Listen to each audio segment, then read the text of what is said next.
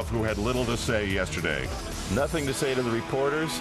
He barely finished the stage. The next day after a big crash is the toughest. The adrenaline has worn off and all the pain sets in. But after that, if you can get through that next day, then you have a chance to start improving and feeling better. I don't think we've seen the last of Vinokourov just yet. So coming into the Alps, Michelob Ultra shows that Fabian Cancellara has the overall lead for the yellow jersey, an honor he's held for the very first day, so he's been in Le Maillot Jaune for a week. Andreas Klöden has a broken bone in his coccyx. He's within striking distance, but his body may not allow that. Cadel Evans, he's a player, so's Denny Menchoff, so's Alejandro Valverde, so is Carlos Sastre.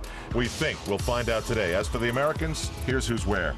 George Hincapie is in sixth, just 43 seconds behind Cancellara. If Cancellara has some difficulty and Klöden has some difficulty, we could see George Hincapie following the wheels to the finish line, get the yellow jersey for the second time in his career. Bob, it was legendary basketball coach Pat Riley who was the first one that I remember saying injury is nothing more than opportunity. And so is Vinokourov's injury a greater opportunity for those who want to win the yellow? I think that at this point, Vinokourov's injuries are so extensive, it's going to be very tough for him to finish. You can see he barely can walk. He had to have his bandages all redone. And when you're pedaling for so many hours and just straining on that, and it just irritates those cuts with the Band-Aids, and it's just very tough way. In the best of circumstances, the Tour de France is the hardest bike race in the world, the toughest athletic contest out there. But when you're cut from head to toe, even his fingertips have been having the skin taken off. That is a hard way to go and a tough man to get through that. Maybe Vinokourov is the only guy that could face that volume of pain. The moment you see the map of the Tour de France, you look to the Alps, or in the case of another year, the Pyrenees. But this year is clockwise, and it means the Alps are first for stages 7, 8, and 9. Here's a preview of the challenge and the history. Where its cousins, the Pyrenees to the southwest, are harsh, menacing, and dangerous, the Alps are better known for their beautiful scenery, which creates a stellar backdrop for some of the Tour's hardest stages. This year, the riders will ease their way into the mountain range, finishing in Le Grand-Bornand. It was here only a short 3 years ago a familiar Texan confirmed his contention in what would become his 6th straight Tour win. Is there any stopping Lance Armstrong in this Tour de France? And the answer is no, there is not. This will be a day for the riders to mark each other, in which to prepare for future attacks. If stage 7 was the appetizer, then stage 8 should be the main course. A 165-kilometer trek up the Cormet de Roseland will help determine who is a true contender in the race. For the first time ever, stage 8 will finish at Tignes, a year-round ski resort town situated in the epicenter of the Alps. Stage 9 will present some of the toughest climbs to the riders yet, including this edition's highest one, the Val d'Isère, over a mile high. It culminates in another beyond-category climb, the Col du Colombière, a treacherous ascent which, due to weather, once canceled the stage in the 1996 Tour de France. The Colombière is steeped in history as well. It has been used in 54 Tours de France. Most notably, Fausto Coppi dominated on the Colombière slopes in 1952. Stage 9 can be an opportunity for a bold rider to make a bold move. Much like Alexander Vinokourov did in 2004, this year's venture into the Alps will be the first test for the general classification riders to prove their contention for the yellow jersey is legit. We talk about history so much, and I know the cyclists don't think about it as often as we do on the roads, but on a day like this, when you're passing some of these monuments, they have to think about it. You have to look at the backdrop also, the most spectacular backdrop in all of cycling in the whole Tour. The Alps are really special. The next 3 stages are going to be absolutely fantastic. This is the Saab Tour pre-race show, getting you set for the first Alpine stage, stage 7. When we come back, Phil Liggett and Paul Sherwen will join us. We'll get their thoughts on what lies ahead in the Tour as we continue on Versus from the Alps. The 2007 Tour de France pre-race on Versus is presented by Saab. Once you've built jets, you don't build just another car. Saab, born from jets.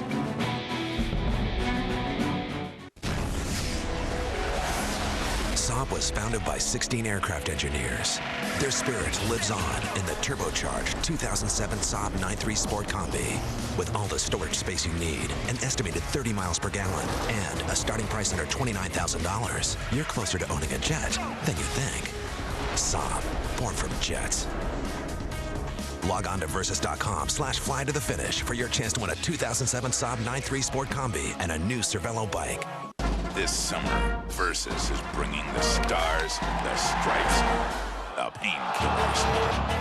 It's gonna be a red, white, black, and blue summer. It's just something that you're either willing to accept or you're not. The toughest athletes are gonna dish it out and take it on the chin. The competition is on, and the cost of victory is paid. The Versus red, white, black, and blue summer. The suffering continues. Pain's a good thing sometimes. All summer long. Crystal clear Alpine views, not a cloud in the sky, but it's nothing beautiful for the cyclists who will ride stage 7 from Bourg-en-Bresse to here, Le Grand-Bornand. The largest challenges of the Tour to date. Al Trautwig with Bob Roll, Phil Liggett, and Paul Sherwen. Explain how the battle for the yellow jersey, Paul, begins actually right today. Well, I think you can put all of the last week behind you now because the riders are heading into the Alps for the first time. Moving away from Bourg-en-Bresse this morning, nothing too magic until they come to the final climb of the day, and the final climb of the day is the Col de la Colombière. In fact, they're going over it in the opposite direction that most of the professional cyclists actually know, and it's going to be very difficult down towards the end. All of the action is going to be in that last 25 kilometers. Bob, how about some facts? Bourg-en-Bresse to Le Grand-Bornand, 198 Ks, a long stage. There's a couple of intermediate sprints out on the way. 1 Cat 4, 2 Cat 3s, but the big obstacle is the Category 1, the Col de Colombière, at 183 kilometers along the race course. It's like Los Angeles to San Diego, but with mountains in between. Okay, Phil, now we've had a very vulnerable peloton. Does that change your expectations for what we might see? Yes, I think it does.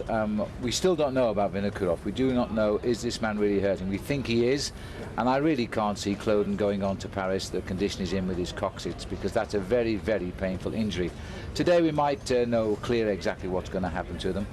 I can expect, though, all of the riders who are really expecting to go well in the Alps, today they won't make a move. They'll go with the bunch, they'll see the bunch split, and they'll come over the top, I expect, more or less together. Hey, Bob, yesterday, George Hincapie told Robbie Ventura he thought the break pack would be like 30 riders. You agree with that?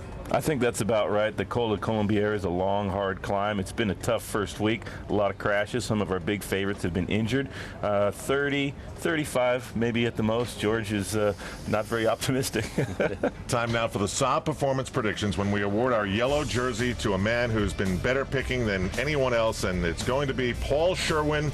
I've got 8, Phil Liggett 5, Bob Roll, and so we make the ceremonial presentation without the lion and the kissing women to you, Paul. Give Bob a kiss. Thank you. Well, Bob's going to start things off. Imagine an absolutely wide open field for Bob to pick from. Who's it going to be? This has been the toughest stage to predict anybody to get any points for us, but I'm going to go with Alejandro Valverde. He won a similar stage in the Alps. Obviously, he loves this terrain, beating none other than Lance Armstrong to Courchevel a couple of years ago. He's had some ups and downs since then, but I think this is a perfect stage for Valverde to get over that climb with the leaders, and he has the fastest sprint of all the climbers. Once again, Phil, you're going across the pond, aren't you? Yeah, I am. What's wrong with you? I'm almost convinced nobody's going to pick the winner today because it is almost unpickable. It's just pure luck today. There's so many combinations. It is Bastille Day. The obvious pick probably is Moreau, but I'm going for Big George Hincapie. He was close the other day when I picked him. He did go for it. I think he's feeling good. And because it's a downhill finish, don't forget, I think he might well come up with the goods, because I don't believe the big names will try to chase a result today. They want to get through today and fight tomorrow. So if Phil has no idea, where the heck does that leave me? I don't know. That's why you'll probably win. I don't know, but I've gone with a man who's won the King of the Mountains jersey the last couple of years. We haven't heard very much from him. This is his chance to shine. We have to believe in his ability.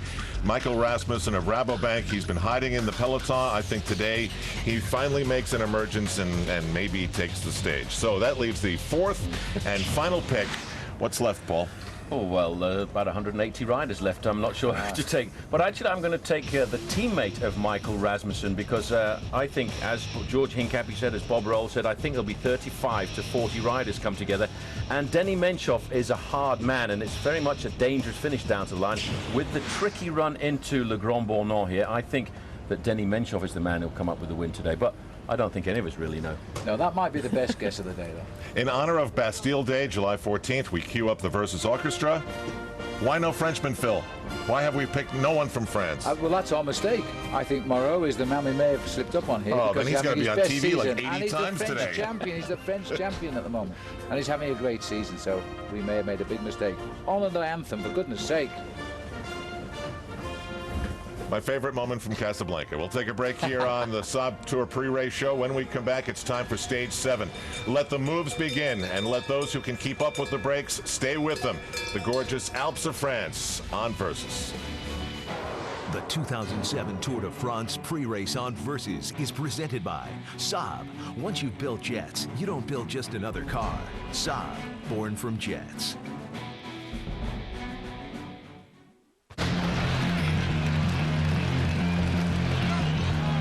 Introducing the biggest stride in sports drinks in over 30 years. New Accelerate with protein. Proven to increase endurance up to 29% over your old sports drink. So while others fade, you can stay strong. Sweat smarter. Don't fade. Accelerate.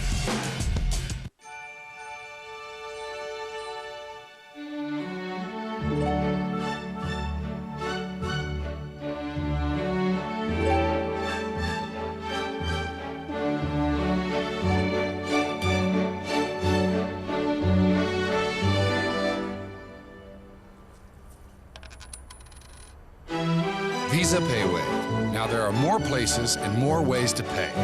Faster. Life takes Visa.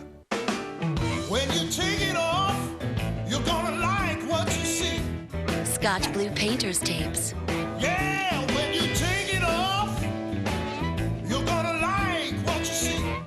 Goes on easy, comes off clean, leaving professional paint lines. Looking good, you got to agree. Scotch Blue Painter's Tapes for delicate or multi-surfaces. Go on, take it off.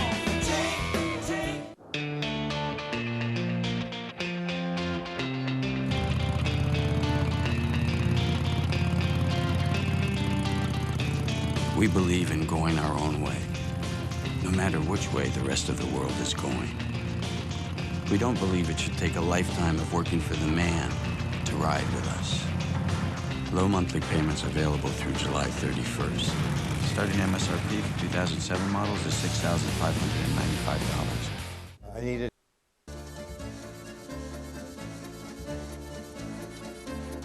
À Paris, quand un amour fleurit, ça fait pendant des semaines, le cœur qui se sourit, tout ça part sur une scène. À Paris, au printemps, sur les toits, les girouettes tombent et font les coquettes. Avec le premier vent, tu passes indifférent, nonchalant, car le vent. Honey, Rock Bottom's Backyard Barbecue, and they're tapping that beer you love. American Dream Ale.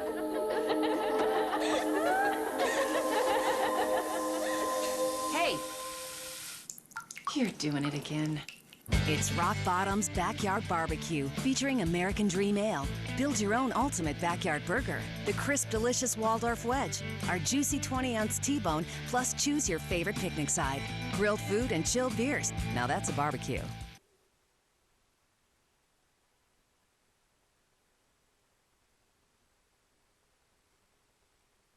The Tour de France with back-breaking pedal strokes and beyond category climbs.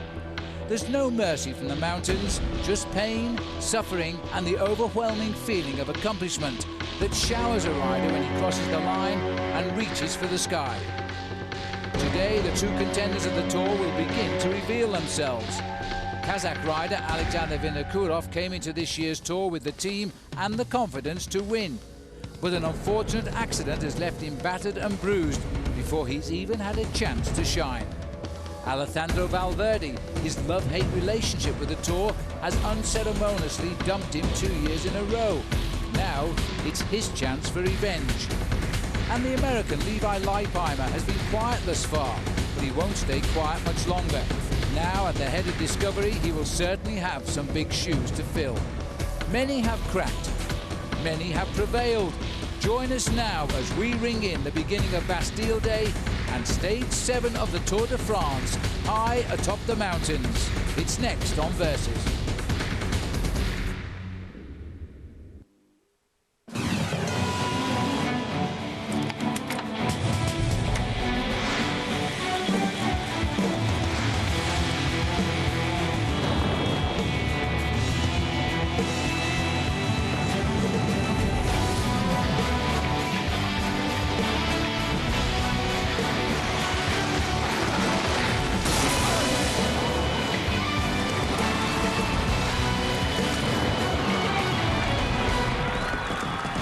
There they are, that's Mont Blanc. There's no road up there, otherwise the Tour de France would climb that as well. But the Alps are around the riders now.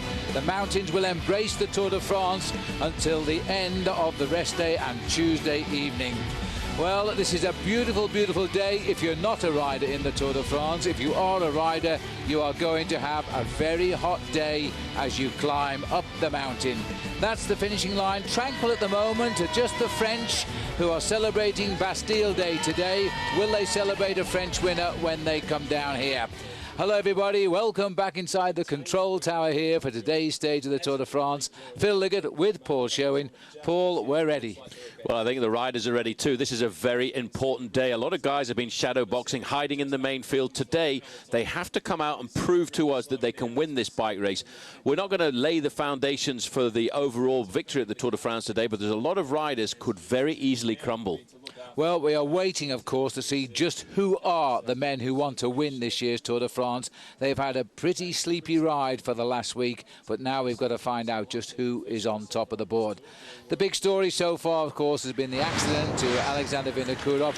These are pictures out on the course here. He's in the peloton. He started. He looks pretty cool. Paul Sherwen thinks he's fine. We're going to find out in the next 3 or 4 hours. Let's have a look then, Paul, at the overall contenders, the men we think should be in the hot seat today. Andreas Kloden goes out in second. He's injured, 33 off Cancellara's yellow jersey. Leipheimer well poised in 22nd, only a minute behind. So too Denny Menchov. Alejandro Valverde just a minute 03. Sastre at 1:16. Vinokourov, he lost that 1 minute 20 when he crashed. He is 2 minutes 10 back, so he's going to have to find somewhere along the way to make it all up. It's all about the climbing today, Paul, and Sylvain Chavanel goes out in the polka dot jersey. Well, he goes out in the polka dot jersey. He got his lead in that competition really on what I would term as the flat stages. But Sylvain Chavanel has got 40 points to Philippe Gilbert's 23. William Bonnet there in third at 15 points. But there's a lot more points available today, Phil. And the big climb down towards the end is a first category climb where the riders can get 15 points for going over there in first place. There are lesser climbs on the day. The fourth category climbs will only give you 3, 2 and 1. The third category climbs of the day will give you 4, 3, 2 and 1. But if you want to win this competition, you've got to concentrate on the big ones.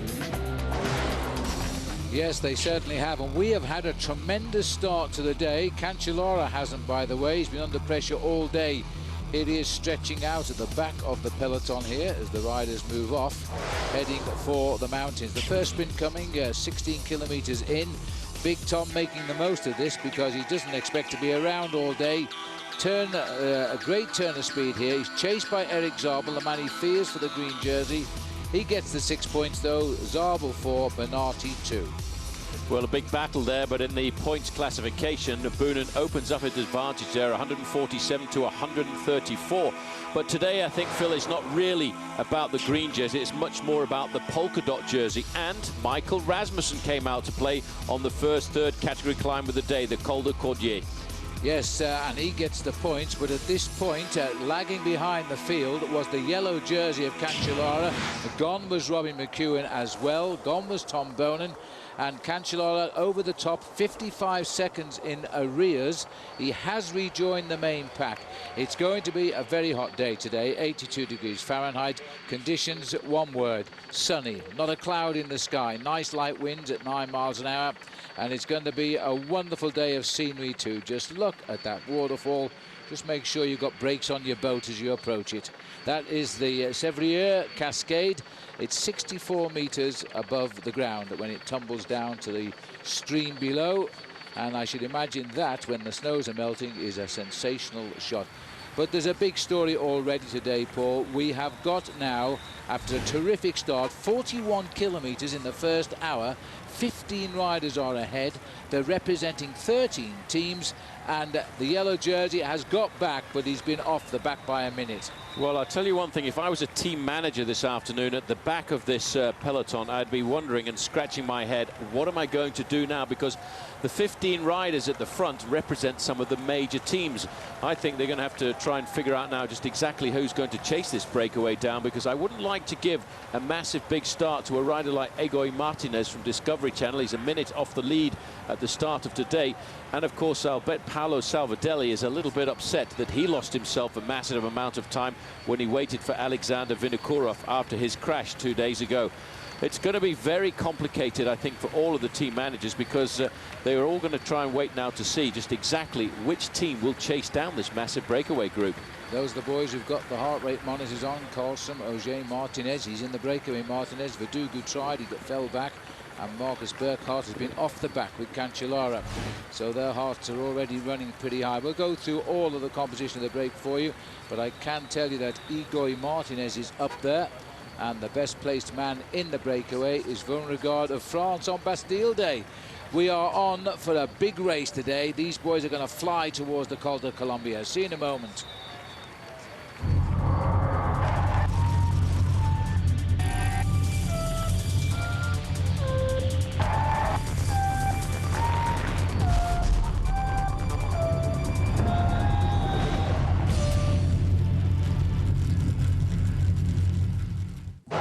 The 2007 Tour de France on Versus is brought to you by Cervelo and by Saab. Once you've built jets, you don't build just another car. Saab, born from jets. And by Michelob Ultra. Live life to the ultra. Saab was founded by 16 aircraft engineers. Their spirit lives on in the turbocharged 2007 Saab 9.3 Sport Combi. With all the storage space you need, an estimated 30 miles per gallon, and a starting price under $29,000, you're closer to owning a jet than you think. Saab, born from jets. Log on to versus.com/fly to the finish for your chance to win a 2007 Saab 9.3 Sport Combi and a new Cervelo bike. Hi, my name is Femi Cancellara, and I told you a little bit something about the R3 bike. I was so happy to have it last year on the race, and it was the first time I had a bike like this. A lot of people, they say it's the best frame in the world. And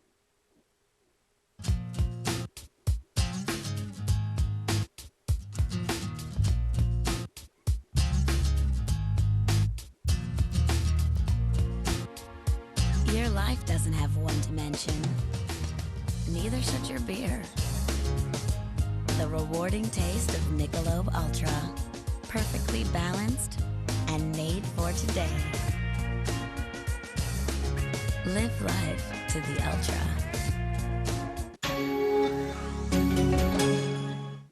My computer and I go everywhere together. I keep all my photos in here. Design ideas are forwarded to me from Paris, Milan, and London. I love taking underwater photos too and emailing them to my friends. With my Happy Hearts Fund, we raise money online to rebuild schools. I feel blessed to have survived the tsunami so I can help others. HP Pavilion DV2000T with Intel Centrino Duo mobile technology. Saving the world from evil is hard. Fortunately, saving time and money on auto insurance can be easy. Quote by print, instantly at eSurance. Take a fresh look at your auto insurance. Visit esurance.com today.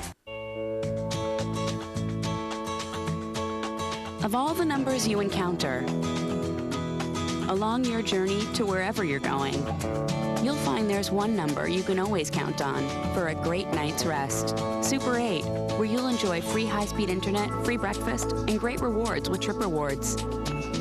Super 8. See you along the way. Play Mystery Hotspot to win a dream vacation, $10,000 and more at super8.com. It was known as the Tour of Chaos. This year, who'll get it back on track? Alexander Vinokourov, the most dangerous, determined, aggressive, and holding a grudge. Alejandro Valverde has all the tools to win it, if he can finish. Dennis Menchov, a good rider needs a great team, and he's got one of the best. Levi Leipheimer, new style, new team, and visions of a ninth straight American victory. The real drama continues. The Tour de France, Stage 8, live tomorrow 7 a.m. on Versus.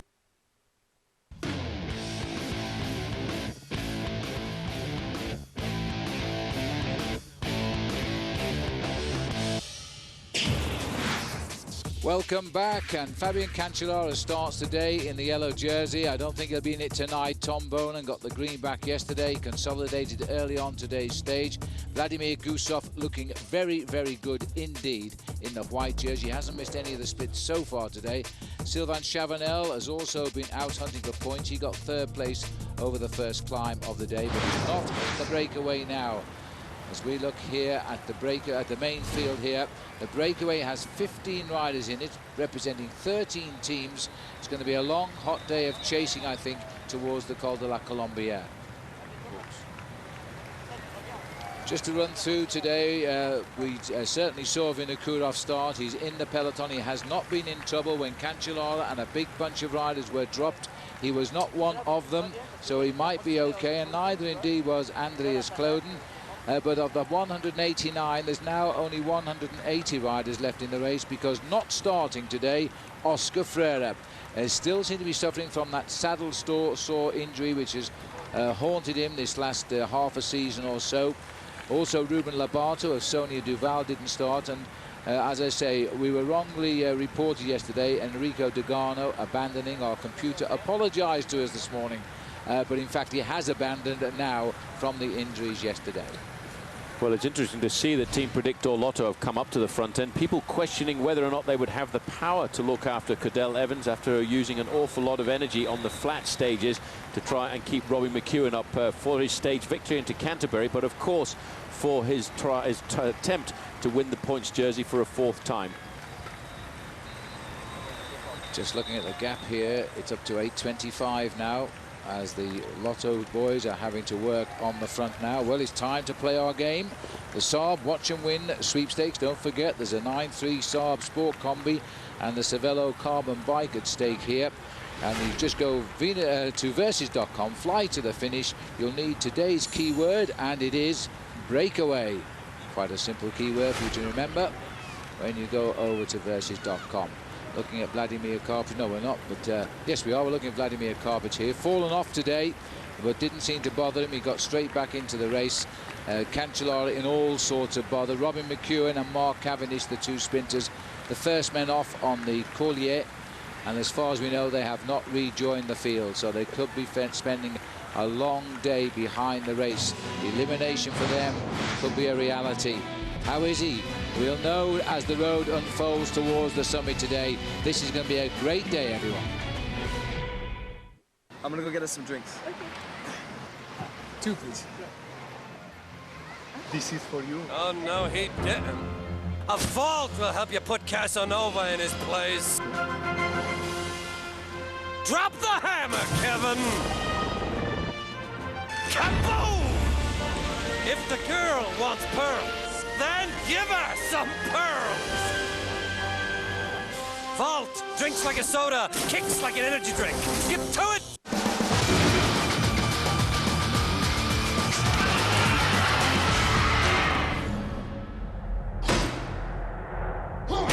Home on.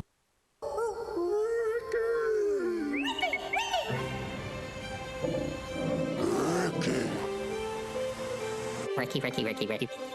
The new Subaru Outback with road-gripping all-wheel drive, low emissions, and a price starting at just $21,995. So anyone hearing the call of the wild can answer. Lease a new 2007 Subaru Outback for $0 down and only $249 a month at Flatiron Subaru in Boulder. While other kids were playing games, Jenny was building sandcastles. No one thought she'd ever live in one, except for Jenny. Go inside the world's most extreme homes. All new series. Mondays at 9 on HGTV. Find exactly what you need at Searchlight 888. Press 888 on your Comcast digital remote and go exactly where you want without leaving your sofa. Make your job search easier with Careers on Searchlight 888.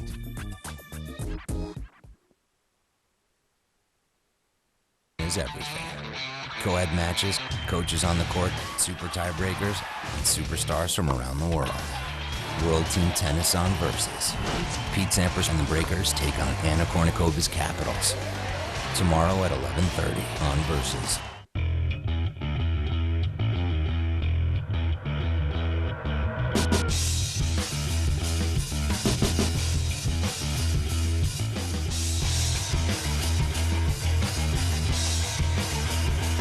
With 18 unique Star motorcycles, there's no limit to how far you can go. We build it. You make it your own. Exclusively at your Yamaha dealer. Now get payments from $69 a month plus up to $1,000 cash back.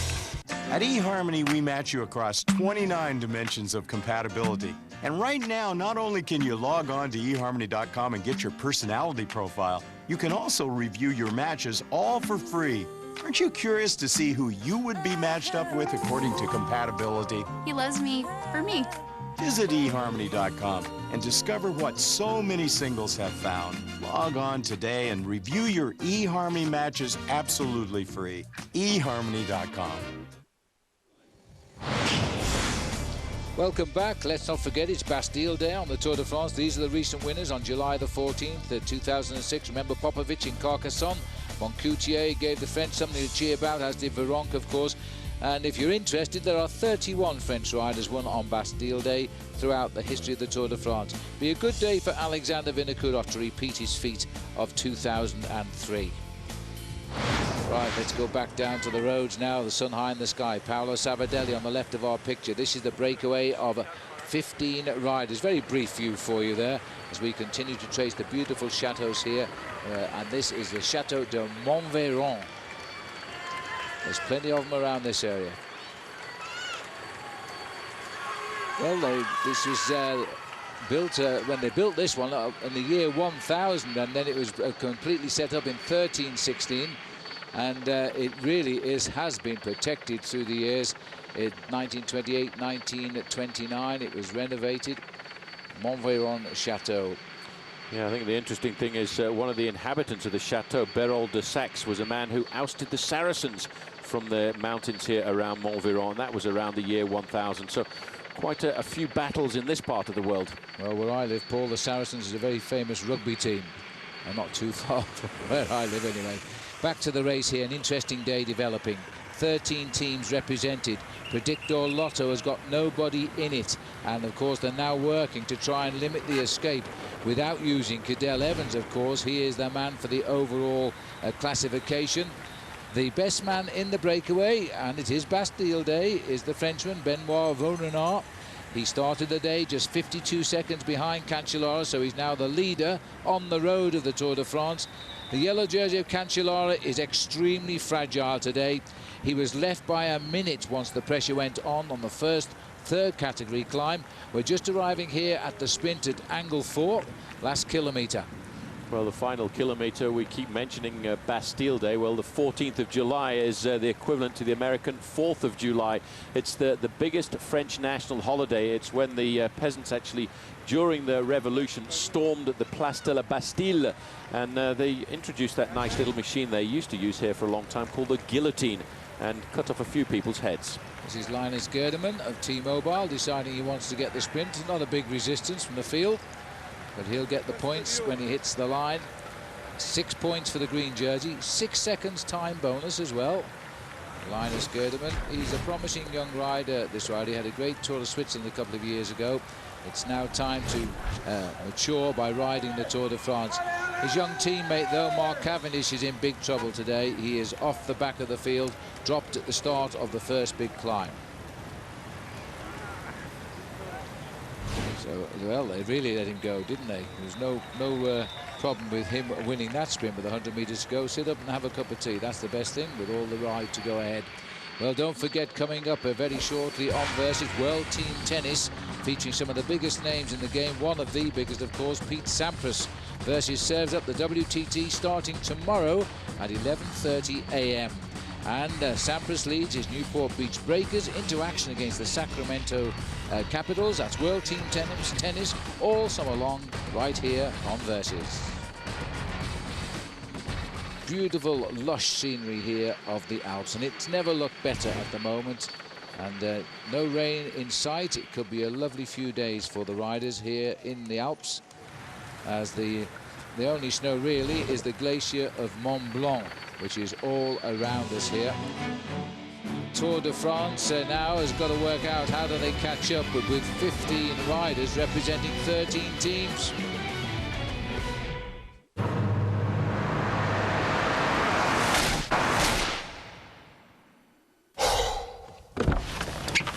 Who wants to be stranded with a flat tire? Changing tires out here could be dangerous, but with these tires, I don't need to worry. Well, I guess I'll be on my way.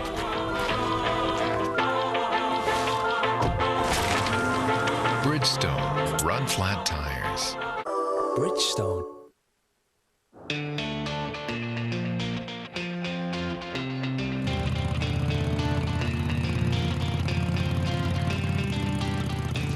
We believe in going our own way, no matter which way the rest of the world is going. We don't believe it should take a lifetime of working for the man to ride with us. Low monthly payments available through July 31st. Starting MSRP for 2007 models is $6,595.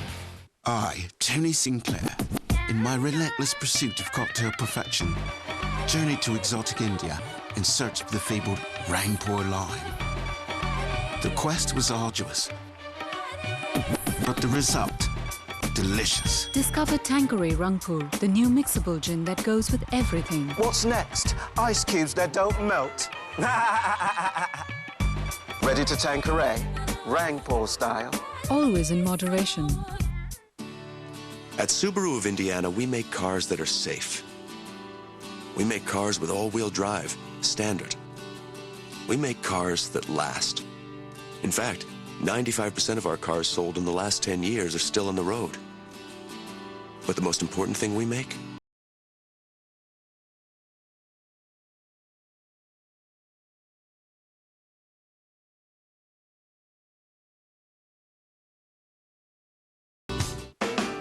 When you take it off, you're gonna like what you see. Scotch Blue Painter's Tapes.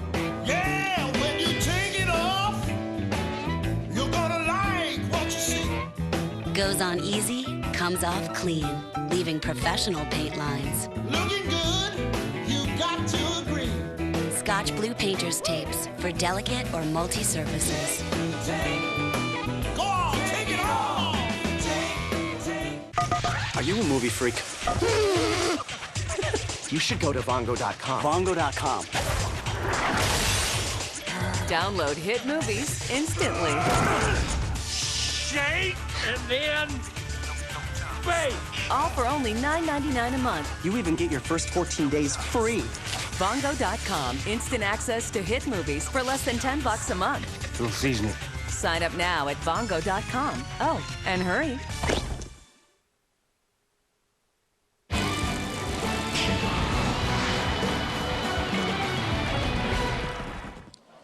Welcome back as we look at the main field in the Tour de France here, and a lot of work being done by Predictor Lotto to try and keep Cadel Evans in range of those leaders. Nobody else interested. Stuart O'Grady and other Australians in there. The gap for 15 riders up the road, 8:23. None of the recognised favourites perhaps, but it is a dangerous move. Well, it was Linus Gerdemann who easily took that sprint, followed by Perez and Tanking. But Paul, this has put an awful lot of unexpected work onto the shoulders of Predictor Lotto now. It's nice to see the other Australian there, Stewie O'Grady, putting in a bit of work for CSC, because they don't have a man in the breakaway either. Peeping through the mountains in the far-off distance, the magnificent backdrop. I think somebody's holding that up, you know, of Mont Blanc. Well, the Alps are really magnificent. I think this is probably the clearest I've ever seen the Alps, Phil, as we move in today. There is not a single cloud in the sky. I think that's going to work against the riders, because that's making this race even more difficult. They haven't had much time to recuperate since they left London. They really have been on the go an awful lot. But I think what it does announce is that Cadel Evans is taking this race very seriously. With the injury to Alexander Vinokourov and Andreas Kloden, most people around the compound here at the finish line are saying the big favourite now is Cadell Evans. But Cadell, for the first time, I think, in his professional career, Phil, is having to assume the role of patron or boss of the main field, and that's why he's got his team on the front chasing. Interesting to see that Stewie, the ever-great workhorse, Stewie O'Grady from Adelaide, up there as well for Team CSC, because they haven't got a man in the leading group, and they have two likely winners of the Tour in Frank Schleck, but in particular Carlos Sastre. And so they can't allow this to go too much. Now, if it runs two to pattern, they're not going to run this group down probably until the climb of the Col de la Colombière, which is a 16-kilometre climb, and takes the riders up to over 1,600 metres, in excess of 5,000 feet. At the moment, we're about midway through, approaching the feeding station. We've had one third category climb and 2 sprints. We've still got another third climb to come, and that will probably split up this breakaway a little bit as we leapfrog onto a smaller 4th category. That might find we've got 1 or 2 passengers in this rather large breakaway. But the strong men will go forward, and one of those strong men, Paul, almost certainly will be Igor Martinez. I think that's why Johan Brunel absolutely made certain they had a Discovery Channel rider in the breakaway this morning. Since they lost Lance Armstrong to retirement, they've had to change their tactics a great deal. And the most important thing is, on a day like this, you have to have a man in the breakaway. And I'm absolutely certain that that's what Johan Brunel said at the team riders meeting this morning. Any break that goes, there has to be a man of Discovery Channel right in there. And what a man to have in a breakaway like this, because Igor Martinez is a very talented athlete. And as you say, he could well be the winner of the stage. I agree. So as we look here at the field, the average covered in the first hour was 41. We went even quicker. 44 it was, I think, in the second hour. Overall average of 43. That's amazing. These boys have really shown an appetite for the mountains today, and former winner of the King of the Mountains in the Giro d'Italia, that white jersey, is Fabien Weckman. He was the last man to catch up, and they're going. So are we, back shortly.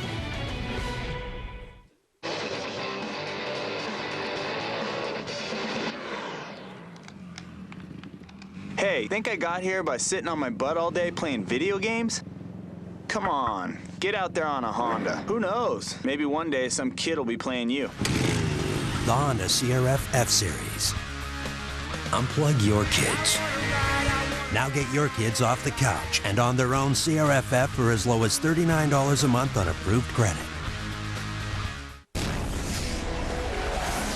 Saab was founded by 16 aircraft engineers. Their spirit lives on in the turbocharged 2007 Saab 9.3 Sport Combi. With all the storage space you need, an estimated 30 miles per gallon, and a starting price under $29,000, you're closer to owning a jet than you think. Saab, born from jets. Log on to Versus.com/fly to the finish for your chance to win a 2007 Saab 9.3 Sport Combi and a new Cervelo bike. How high can a cyclist get? 9,088 feet. The Tour climbs the Alps, ascending 90 miles of pure agony. It's where legends are made and confidence destroyed. More suffering, more pain, more trauma. The Tour de France, Stage 8, live tomorrow, 7 a.m. Only on Versus. Homeowner. Hi, I'm Chef Tony, and now there's a knife so sharp you can cut a pineapple in midair. It's the Miracle Blade 3 Perfection Series. This is my all-purpose slicer, the ultimate in slicing knives. You'll also get Rock and Chop, ripped through ribs. Plus, you'll receive my fillet and boning knife. Fillet fish right down to the skin. And my Chop and Scoop. Chop parsley and fresh herbs in seconds. Watch, flex, and scoop right to your favorite recipe. And you get my paring knife. Curved to peel fruits and veggies. I'll also send you 4 steak knives. Call now and you'll get my Perfection shears and a second Miracle Blade slicer absolutely free. But wait, we'll send you a second complete set of knives free. Just imagine, that's now nearly $500 worth of knives for just one payment of only $39.95. And if you don't think the Miracle Blades are the best knives you've ever used, just return them for a full refund. So call now. Us in the country, searching for the next mixed martial arts badass. All new episodes of the original series, Tap Out, Wednesdays beginning August 1st on Versus.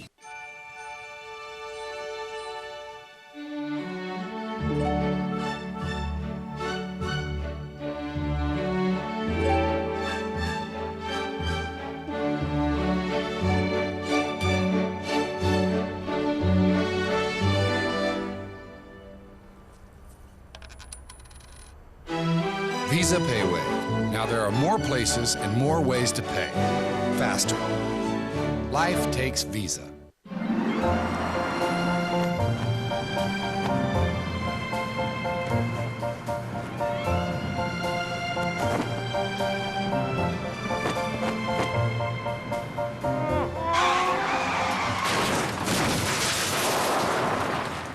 Life comes at you fast. But with Nationwide Blue Ribbon Claim Services, you don't have to worry. That's why 9 out of 10 people who filed a claim with us recommend Nationwide. Nationwide is on your side.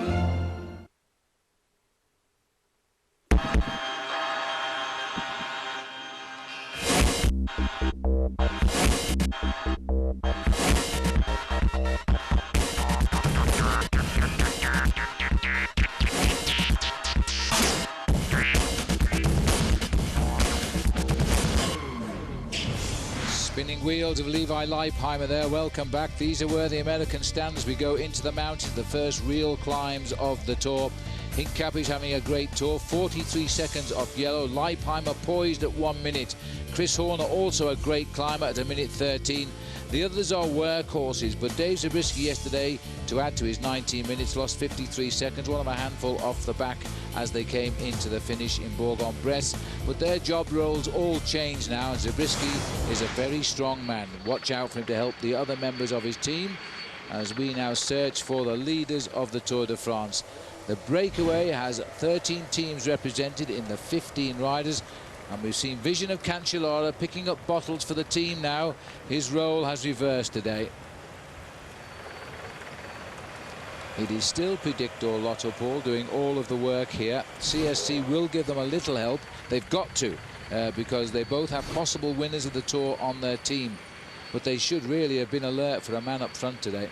Well, they should have been, but even so, even if they'd had a man in the breakaway, it would have been important for them to send to chase down the breakaway group, because they don't really have a man apart from Cadel Evans who can actually ride high in the overall classification. He's the only GC man for Team Predict or Lotto. But I must admit, Phil, some of the other teams are very much in the same situation. At the back of the group, number 31 here is Carlos Sastre. I think he's just going back to the team car for a bit of a chat. He wants to try and figure out with his team managers just exactly what they should do today. And if you're wondering why he's got that yellow number on his back, the reason for that is because they're leading the team classification. So Sastre going back, not quite a routine day for him just yet, but he'll want to be up near the front when they get to the Col de la Colombière and try and see this 8 minutes and 4 seconds as the gap starts to tumble down just a little bit. A lot of tourists in this area now for the next few days for the Tour de France, and many of them arriving last night in the little village of Grand-Bornand, which is where the finish is today. Beautiful, bustling little town, snuggling in the base of the Alps. Everywhere you look around you, there's only one way out, up a mountain.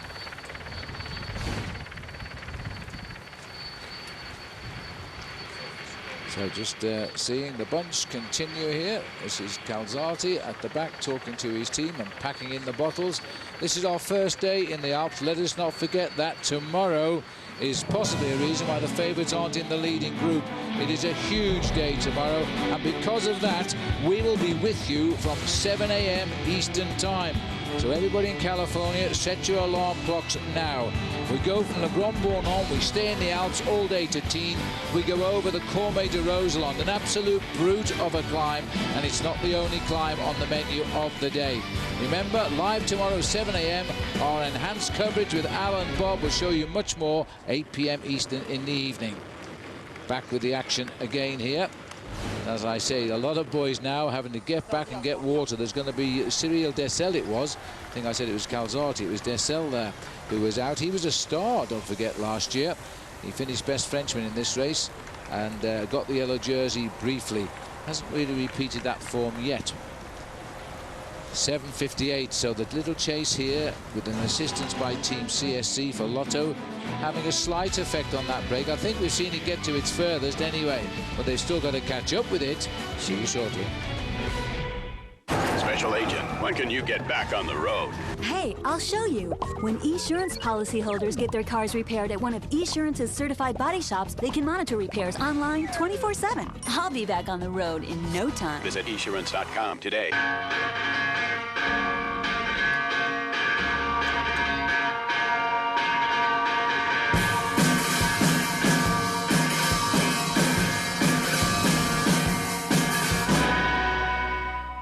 Reggie Bush here with my boy Jared. Subway restaurants are known for tasty low-fat subs, like this 6-inch turkey breast and ham. Order a foot long, and it's still less than half the fat of a Burger King Whopper. And it's a lot more food. Fills me up without slowing me down. Helps me train in the off-season. Well, in my line of work, Reggie, there is no off-season. Yeah, in my line of work, you don't get 10 takes to get something right. It wasn't 10, it was like 8. Actually, it's 36. The delicious turkey breast and ham, half the fat of a Whopper. And a lot more food. Fills me up without slowing me down. Subway. Eat fresh.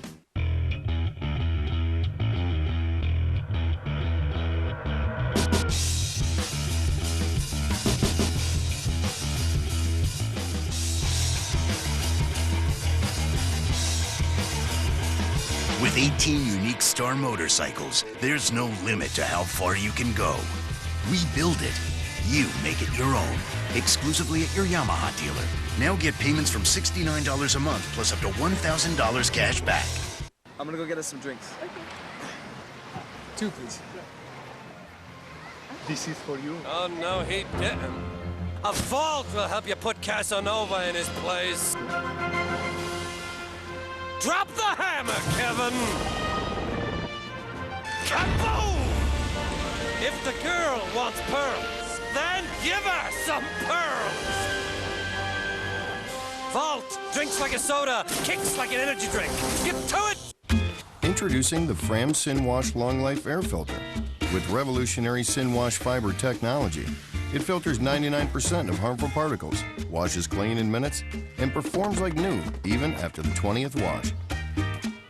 The Fram Sin-Wash Long Life Air Filter lasts so long, you'll probably have to replace a few other parts first. The new Fram Sin-Wash Long Life Air Filter. Quite possibly the last air filter you'll ever have to buy for your car. 189 of the world's greatest cyclists are coming to France for one reason. He's still got fight in him. To sprint. He's taken no chances here. Climb. He blew the race apart. Sweat. Nice show of determination. Bleed. Oh my God. Fight. What a finish! To be the one pure champion. Where does he find the strength from? The real drama continues. The Tour de France. Stage 8, live tomorrow, 7 a.m. on Versus. Give Michael that before the last climb, eh?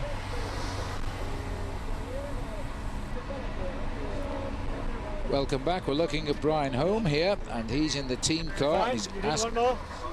you might be able to hear him talking here. He's just asked for a bottle for his boys. And I think the rider taking that is the sprinter Bernard Eisel. His job to carry it back up to the riders. Take a couple of more while you're going.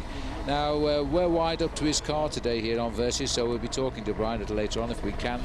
And he's got a big job. He's smiling. Maybe you can hear me. Pay attention, Brian. Looking back here now, this is Robbie McEwen we've picked up here. I've just seen him at the team car, so I've got a feeling he did get back. We were told he was dropped, but we were not told he got back to the bunch. So perhaps McEwen is just about working his way through the peloton here. It could be valuable to get him back up front.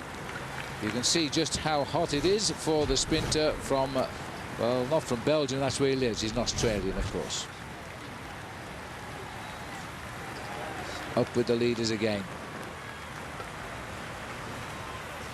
Well, I think a few Australians have breathed relief all round to see Robbie in those pictures, Paul, but we're back up with the front runners again. The hard work by his team, Predictor Lotto, having its effect just a little bit. I think they've controlled it at least, so I don't think it's going to get much further ahead. Well, now they've got it pegged, and now the big game of poker that was going on in the main field before was which team is going to assume responsibility. Will it be Case d'Epargne for Valverde? Will it be Team CSC for Sastre? Well, in fact, it is the team Predictor Lotto. We're looking there at the Seyssel Dam, which is actually a rather unique construction. And in fact, the turbines are located on the right-hand side of that dam there. Its main role is to control the flow rate of the river as it moves downwards. And in fact, of all of the rivers of France, the Rhone has the highest flowing rate. That's right, and for that reason, its hydroelectric power stations are prominent on the River Rhone. It's a beautiful river. And there's the peloton passing those big turbines just behind as we rejoin them on the road here. 7:31, so the chase by Predictor Lotto and by Stewie O'Grady, who's brought a couple of CSC boys into the line as well now. That's their job now. It's going to be a long, hard, hot day for these riders. to try and close down the gap, or at least put it in reaching distance of the big strong Tour riders when they start the climb of the Col de la Colombière. It's 16 kilometers to the top.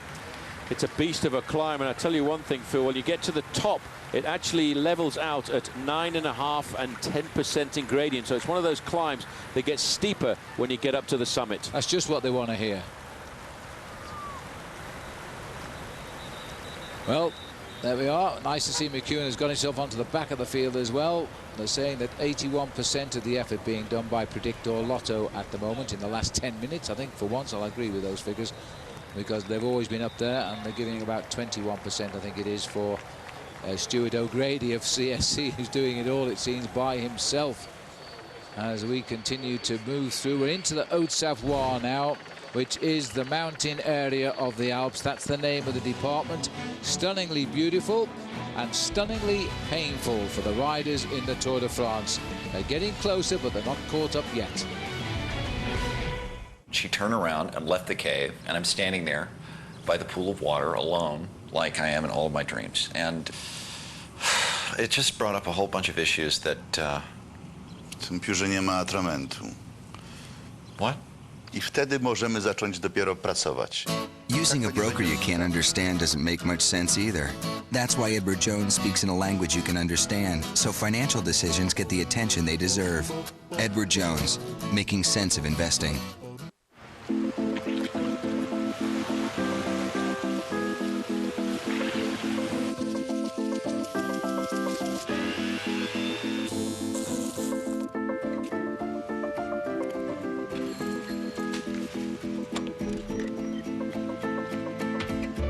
Where will you live after a house fire? One call to Farmers Help Point could fix that. Farmers Help Point. Sanity makes a comeback.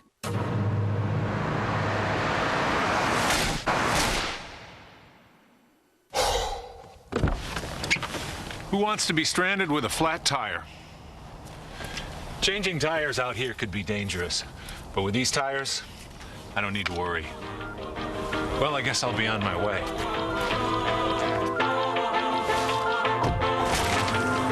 Bridgestone. Run flat tires.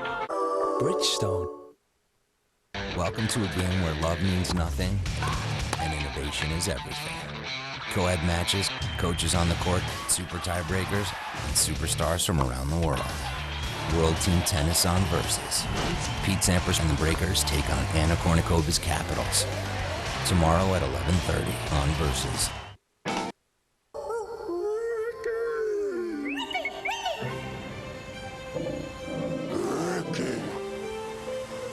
Ricky. The new Subaru Outback with road-gripping all-wheel drive, low emissions, and a price starting at just $21,995. So anyone hearing the call of the wild can answer.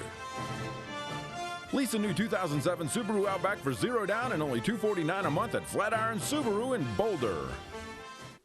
While other kids were playing games, Jenny was building sandcastles. No one thought she'd ever live in one, except for Jenny.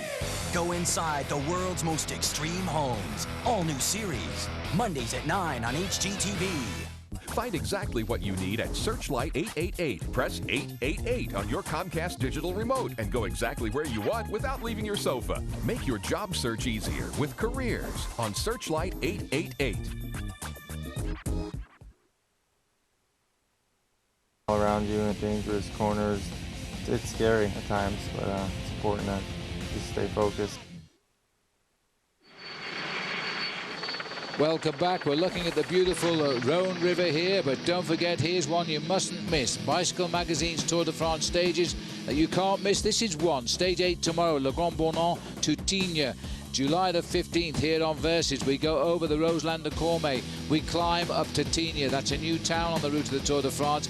It is a very painful day. We will be with you at 7 a.m. Eastern Time on our enhanced program with Bobke and Al at 8 p.m. in the evening, when we can put some more stuff into the show for you then. But right now, these boys preoccupied as Stuart O'Grady takes a shower beneath a very hot sun today. 58 miles to go. It really doesn't sound very far. These boys are flying today. Their average speed, 44 kilometers an hour. They're not waiting for anybody. Well, terrific work. This is the yellow jersey of Cancellara at the team car here now. Completely reversed his roles. The yellow jersey in the lead since we started in London in glorious sunshine exactly 8 days ago, but now into the start of the second week of the Tour. Cancellara has been the only leader, but he's fragile. We saw him dropped immediately. The screws were tightened up just after the start. He lost a minute, but he came back in a big group of riders. He'll probably go off the back again once we get to the Colombière. Well, funny you mentioned that magnificent weather in London over the weekend. My family actually stayed in London to stay over for a holiday after the Tour had departed. And as soon as the Tour left the English shores, the weather went back to normal. It's been raining almost ever since we left. Absolutely amazing. We took the sun with us and we've kept it. Selfish lot we are. And the riders now racing into the Alps with really hot sunny conditions and no forecast threatening any snowstorms. Only a week ago there was snow at Tignes. Here we are a week on, the sun is with us. That's all's well for the future of this next couple of weeks in the Tour de France. Peloton just on 7 minutes now, thanks to the work of Predictor, Lotto and CSC. Two teams who haven't got men in the breakaway. There are 13 riders up front. By the way, if you're only just joining us, a big notable non-starter was Oscar Freire today, still suffering with saddle sore problems. Ruben Lobato also didn't start. And Enrico Degano, we were told, was abandoned yesterday. He managed to finish 16th, but I'm afraid he's abandoned now. Well, that's where the riders are heading to here this afternoon. That's a very important site for many of these riders. They're climbing up into the high Alps, and the pressure of the tempo in the main field, Phil, today means that there's not going to be a lot of chit-chat amongst the riders. You're right. So these beautiful villages here as we continue. This, I think it might be Frangy as we race in. The church of Saint-Aquilin. Just going past, built in 1843. I know many of you like this little history lesson we keep on giving you, so thanks for your comments on that. It's a bit of hard work finding out what all these buildings are, I must confess. Anyway, 7 minutes the gap. We're in the Alps. Come back and join us. The 2007 Tour de France on Versus is brought to you by SRAM Force, official drivetrain of the Saunier Duval Prodier professional cycling team, and by Honda. Free yourself on a Honda Cruiser. Your wings are waiting at cruiser.honda.com.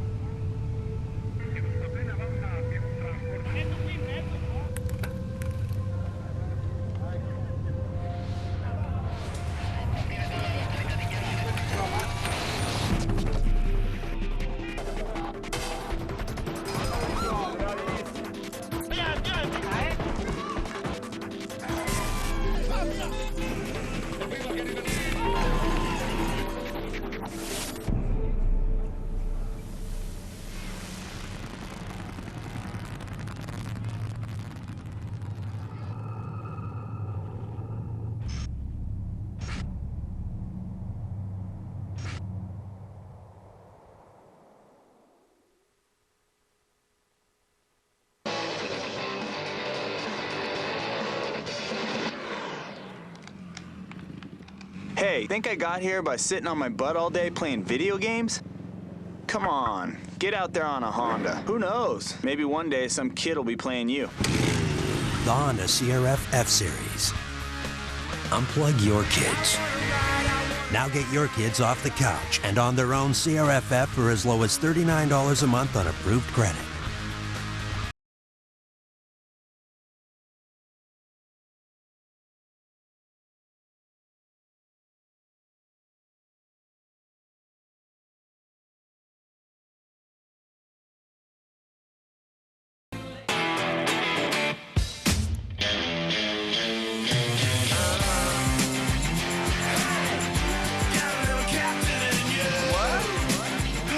Enter the ultimate pose-off at CaptainMorgan.com. Drink responsibly. This summer, get the sunblock that also blocks the bite. Bullfrog Mosquito Coast Sunblock and Repellent. Up to 8-hour protection against harmful rays and pesky bites without the odor. Bullfrog Mosquito Coast. Block the burn and the bite.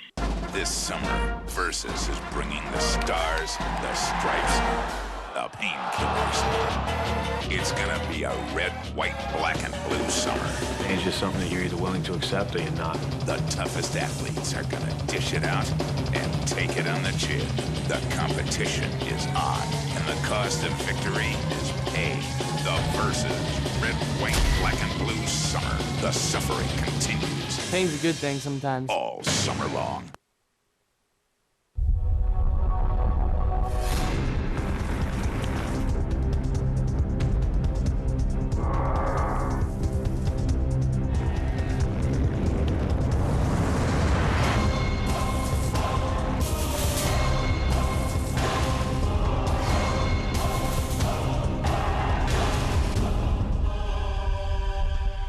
Yes, what a great week for Fabien Cancellara, the man who won 2 stages. He's still the leader of the Tour, the only leader we've had. Here he is, chatting here with Carlos Sastre, making sure now that the man he will probably have to look after today isn't too far away from the action. He, the World Time Trial champion, has proved to be a great road racing cyclist over this last week of the Tour de France. So there he is. Well, I think we can go to Frankie Andreu now, who caught up with him at the start this morning. This should be interesting. Fabien, a lot of riders have said the first week has been pretty tough. How has the first week gone for you? Yellow. No, it was a hard week. I think that the team did a great work, and I defend my best for the jersey, and now today it's going to the mountains, and we see what's happened. You're climbing well. Are you going to change your focus on helping Sastre or Schleck, or are you going to try to keep the yellow jersey today? No, I'm going to help today my teammates. All right, good luck. Thank you. Thanks. Thank you, Fabien. What a gentleman. It's all over for him. He's admitted it. And the team is all for one. They know the only 2 riders on the team who can win the Tour de France in Paris are Carlos Sastre or Frank Schleck. And I think between the two, Sastre is the man that they will concentrate on.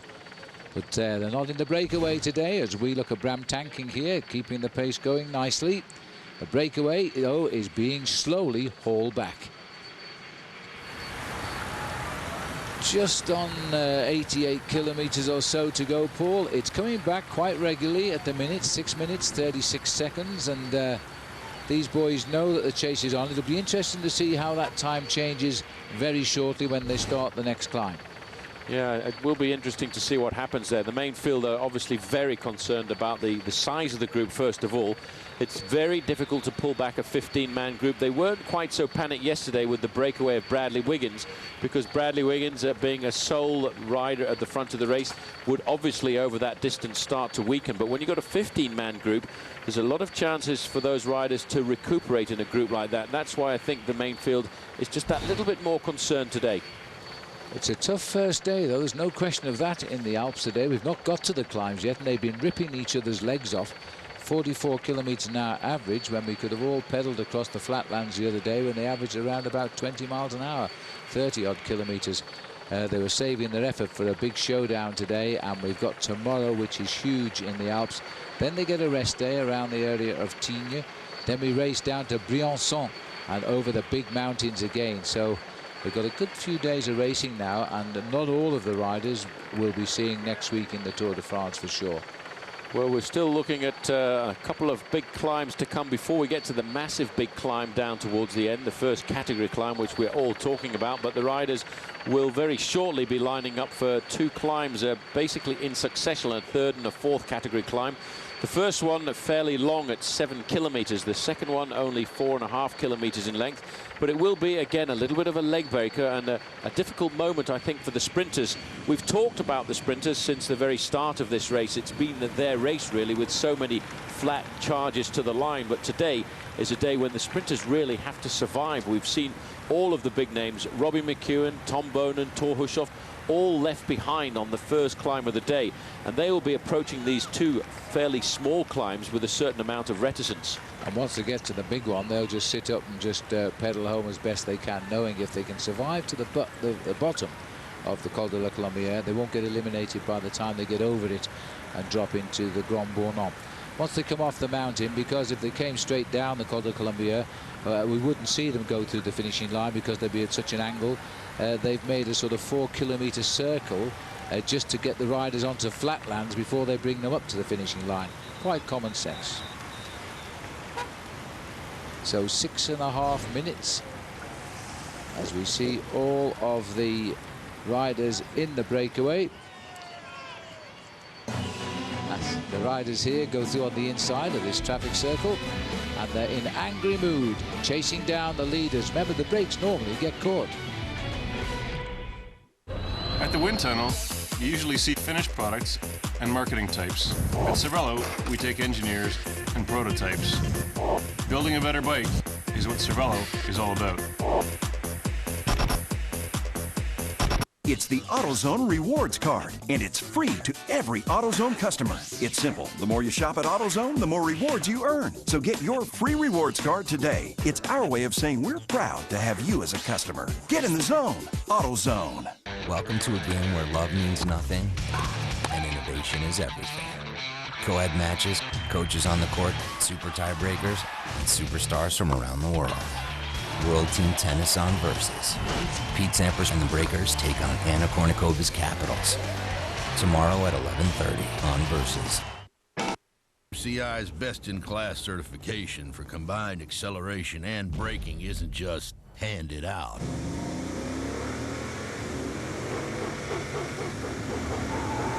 You've got to earn it.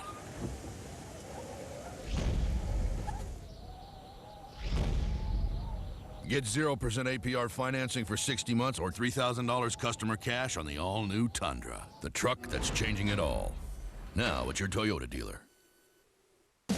Bicycle Village, the ultimate bike shop. Bicycle Village has Colorado's largest selection of bikes, from tandems to trikes to top-end bikes. All the best brands and the largest selection. Over 1,000 bikes set up and ready to ride from the brands you want, like Trek, Specialized, Raleigh, Lightspeed, and more. Only Bicycle Village offers same-day bike service to get you back on your bike quicker. Plus lifetime tunes and an unbeatable performance guarantee on every bike we sell. And we always guarantee the lowest prices. Bicycle Village, the ultimate bike shop. Down. I got really scared, so I just lay down on the ground, lift my arm up. That was a scary moment. We saw more dust in a day than most cars see in a year. The Drive Around the World Expedition, 41,000 miles on just one oil change. We had Mobil 1 products in the engines, the transmissions, and the gears. In laboratory tests, Mobil 1 SuperSyn anti-wear technology provided excellent protection of critical engine parts even after 210,000 miles. But the real test is in the real world. Too bad everything wasn't protected by Mobil 1. Some cars are built on a set of wheels. Ours are built on a set of values. At Subaru, we believe all-wheel drive is a better way to drive, so we make it standard. We believe in longevity. So 95% of our cars sold in the last 10 years are still on the road. And we believe the earth is important too. So every Subaru is built in a plant with zero landfill. Now, is there a place for a set of values in the car industry? There should be.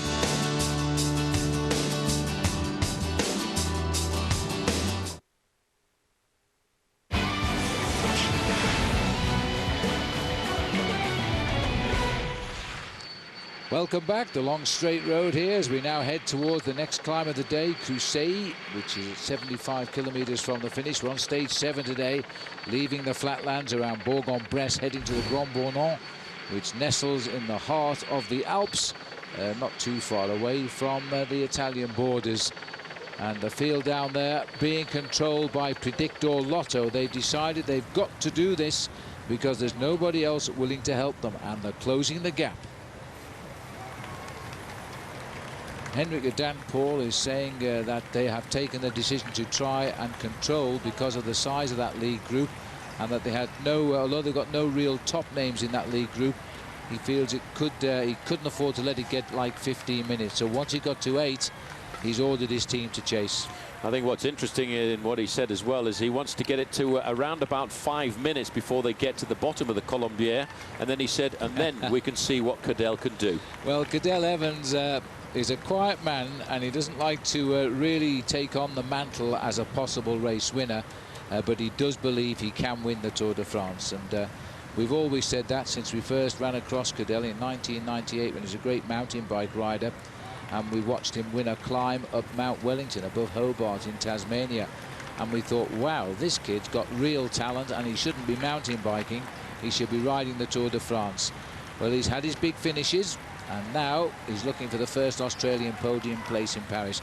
Maybe we'll see him go today. Maybe Hendrik, who was a great cyclist himself before he became a team manager, maybe he knows something, and maybe Cadel is going to try something on the climb today.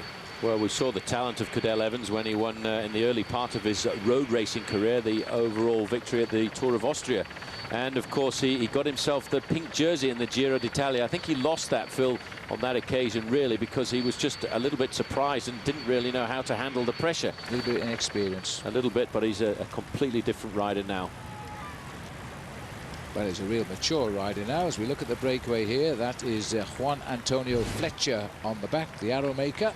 And there's Igor Martinez. Don't forget, keep playing Saab Watch and Win sweepstakes with us. Venus.versus.com.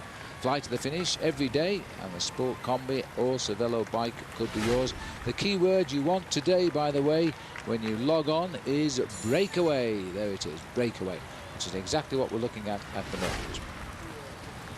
Pace there, that is Jérôme Pinault, and there's a nice piece of artistry. All those bicycles strung up. You know, every year we come on the Tour de France, the French have thought of something different, and that's definitely one we haven't seen before. Absolutely superb. Tour de France coming back home to France today in glorious weather. Well, we've been here a few days now, but back into the Alps for the first time this year. And that breakaway of 15 has got a dangerous rider in it, despite Henrik Dank thinking not all the top riders are there, but Igor Martinez is a good rider. So, as we look down at yet another beautiful little chateau here, let me remind you, we're going for a lot of breaks just now and getting rid of all the commercials so that we can give you the last hour commercial free, so stay with us. Saab was founded by 16 aircraft engineers. Their spirit lives on in the turbocharged 2007 Saab 9.3 Sport Combi. With all the storage space you need, an estimated 30 miles per gallon, and a starting price under $29,000, you're closer to owning a jet than you think. Saab, born from jets. Log on to versus.com/fly to the finish for your chance to win a 2007 Saab 9.3 Sport Combi and a new Cervelo bike. Jared here with home run champ Ryan Howard. Everyone knows Subway restaurants for tasty low-fat subs. Like this 6-cent Subway Club. Make it a foot long, and it's still less than half the fat of a McDonald's Big Mac. But the real surprise, it's got twice the meat. Fills me up so I can hit the long ball. Less fat. More meat. Less fat. More meat. You know, your defense is really underrated. Oh, thank you. But still more meat. The delicious footlong Subway Club. Less than half the fat of a Big Mac. With twice the meat. It's what I call a fit footlong. Subway. Play hard. Eat fresh. That's a terrible toss. When you take it off, you're gonna like what you see. Scotch Blue Painter's Tapes. Yeah, when you take it off, you're gonna like what you see. Goes on easy, comes off clean, leaving professional paint lines. Looking good, you got to agree. Scotch Blue Painter's Tapes for delicate or multi-surfaces. Go on, take it off. It was known as the Tour of Chaos. This year, who'll get it back on track? Alexander Vinokourov, the most dangerous, determined, aggressive, and holding a grudge. Alejandro Valverde has all the tools to win it, if he can finish. Dennis Menchov, a good rider needs a great team, and he's got one of the best. Levi Leipheimer, new style, new team, and visions of a ninth straight American victory. The real drama continues. The Tour de France, Stage 8, live tomorrow 7 a.m. on Versus. Welcome back. We're looking down at the main field here. They're closing in 5.5 minutes behind those 15 front runners now. And down behind that main field, as we look at the back of the pack here, is the T-Mobile team car. I did tell you earlier that we had a microphone in there, and I'm wondering if we can pop inside and just see what Brian Home is saying to the riders. If indeed he's saying anything at all, let's find out.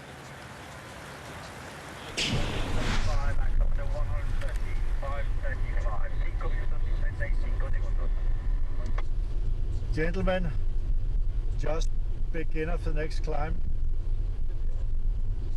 which is gonna start in a few kilometers. We will have some very narrow roads, just begin of the climb, so stay a little bit in the front there. The peloton gonna be lined out, it's gonna be long. So begin of the next climb, around some narrow road. And I noticed that Brian there talks in English to all of his T-Mobile team. That is the language of the team, by the way, and he advised them quite rightly to drink plenty of fluid today. Tempo being done by Predictor Lotto and by CSC. They don't have riders in the break, and he's right about the narrow roads. The field are not quite on the big climb, but the leaders certainly are at the moment. Back up with the leaders here, the pace being set by the Euskaltel Euskadi rider, Ruben Perez. 5 kilometers to go, so they've done 2 kilometers of the climb, and Lando Luz, the other Euskadi rider, sitting near the back here with one Antonio Fletcher. Now it gets a bit ripply now, Paul. We've just got the 3rd and 4th categories.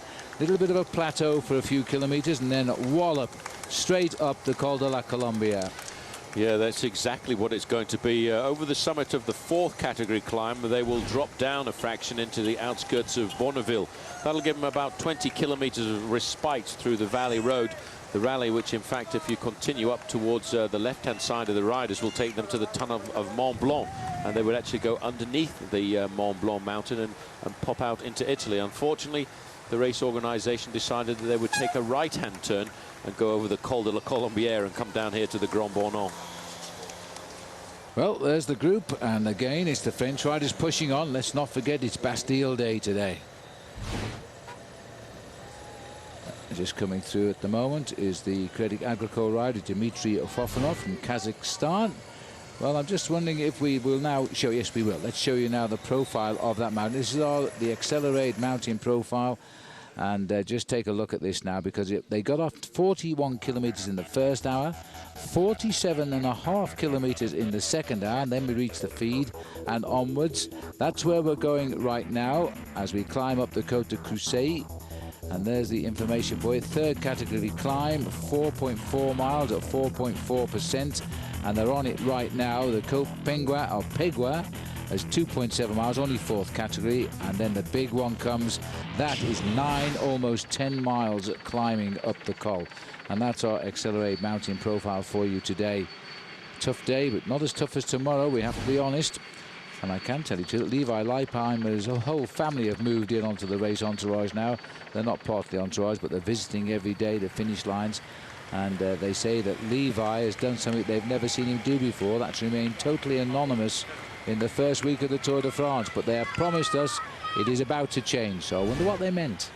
As we look here at the field, heading towards the Col du Colombière. I nearly forgot, didn't I? We'll see you in a moment. Come back.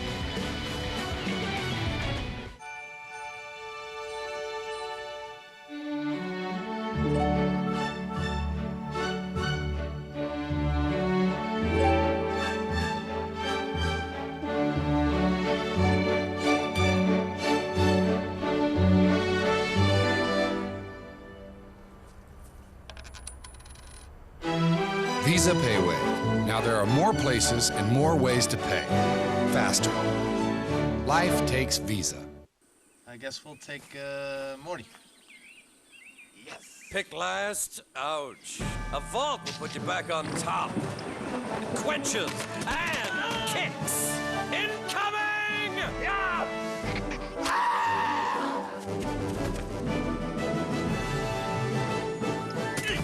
You're a super soda mercenary! Vault! Drinks like a soda, kicks like an energy drink. Get to it! Welcome to a game where love means nothing and innovation is everything. Co-ed matches, coaches on the court, super tiebreakers, and superstars from around the world. World Team Tennis on Versus. Pete Sampras and the Breakers take on Anna Kournikova's Capitals. Tomorrow at 11:30 on Versus. Home on. Bicycle Village, the ultimate bike shop. Bicycle Village has Colorado's largest selection of bikes, from tandems to trikes to top-end bikes. All the best brands and the largest selection. Over 1,000 bikes set up and ready to ride from the brands you want, like Trek, Specialized, Raleigh, Lightspeed, and more. Only Bicycle Village offers same-day bike service to get you back on your bike quicker. Plus lifetime tunes and an unbeatable performance guarantee on every bike we sell. And we always guarantee the lowest prices. Bicycle Village, the ultimate bike shop.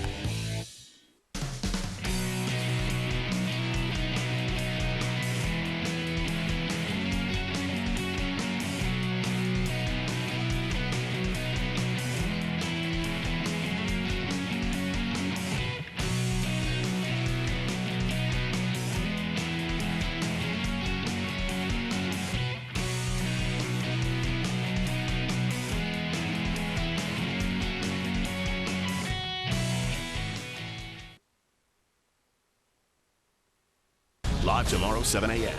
on Versus. The wheel drama continues.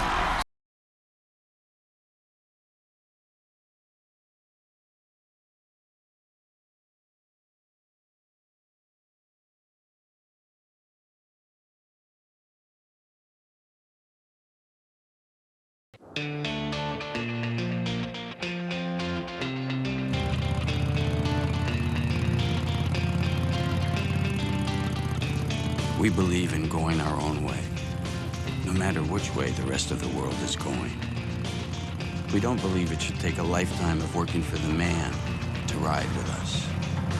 Low monthly payments available through July 31st. Starting MSRP for 2007 models is $6,595. This painting season, you've got a lot of stuff to paint, but not a lot of time. The Wagner Power Painter with innovative lock-and-go cartridges lets you go from staining to painting in a snap. Wagner, paint fast, paint smart.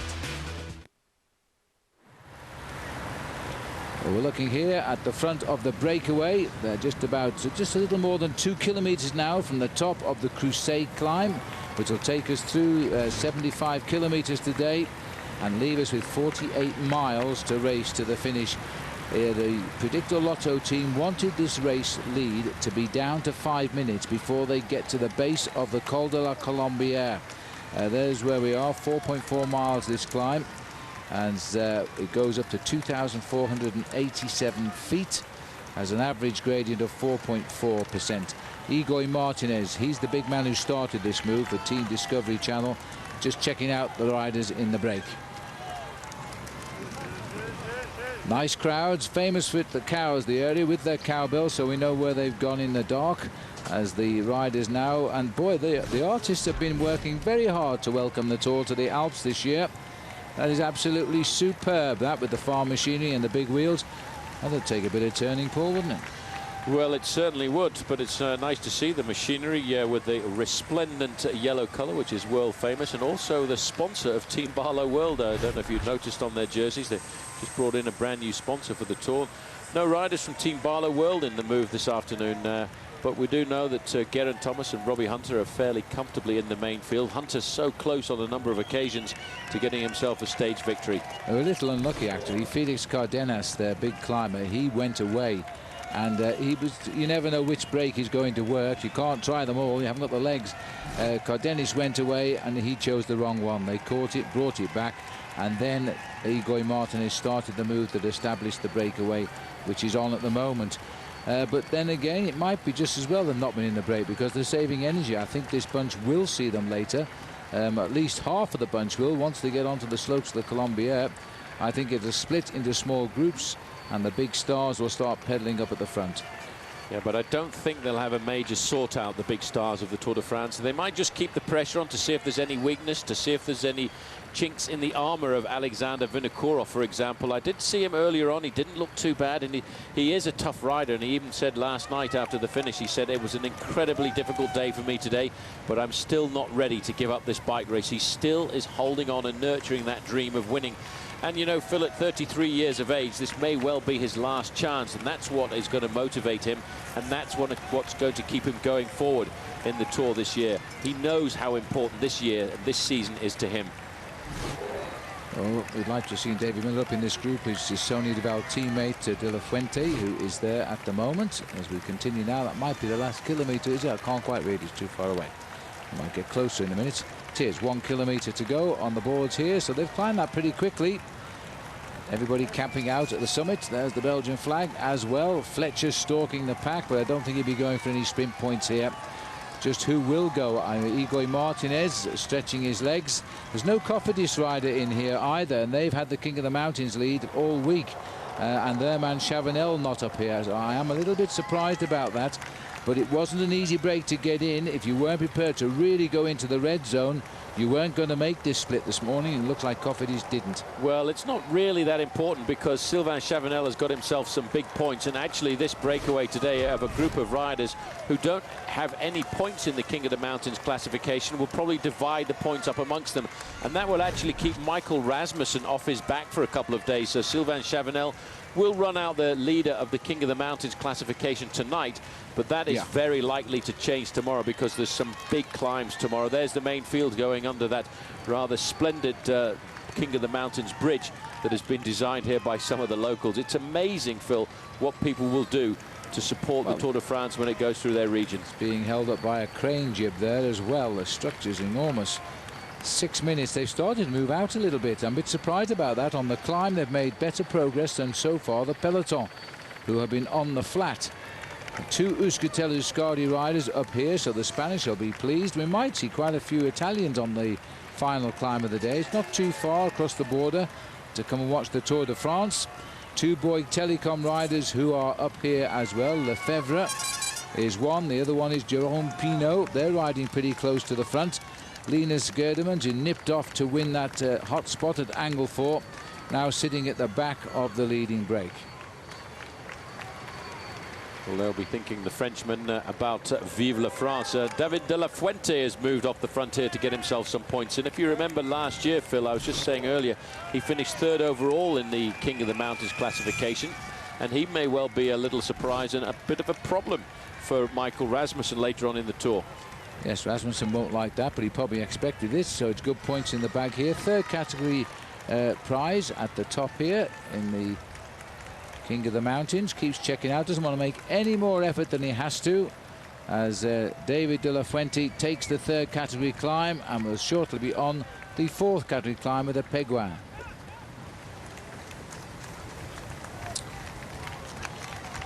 Field now making the way gently over the top of the climb. I'd like to have been the other end to see the sprint, but we didn't get to see that. And De La Fuente just waiting for the field now to catch up again. Well, we're over the top of the Crusade. The next up, the Péguin. That comes with 63 kilometers to go. Copenhagen is where we are right now. The Tour goes on.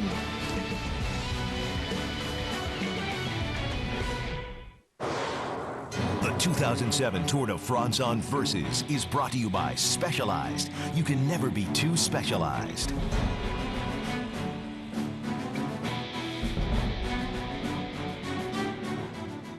The time trial. The clock and road are constant, but this bike cheats the wind.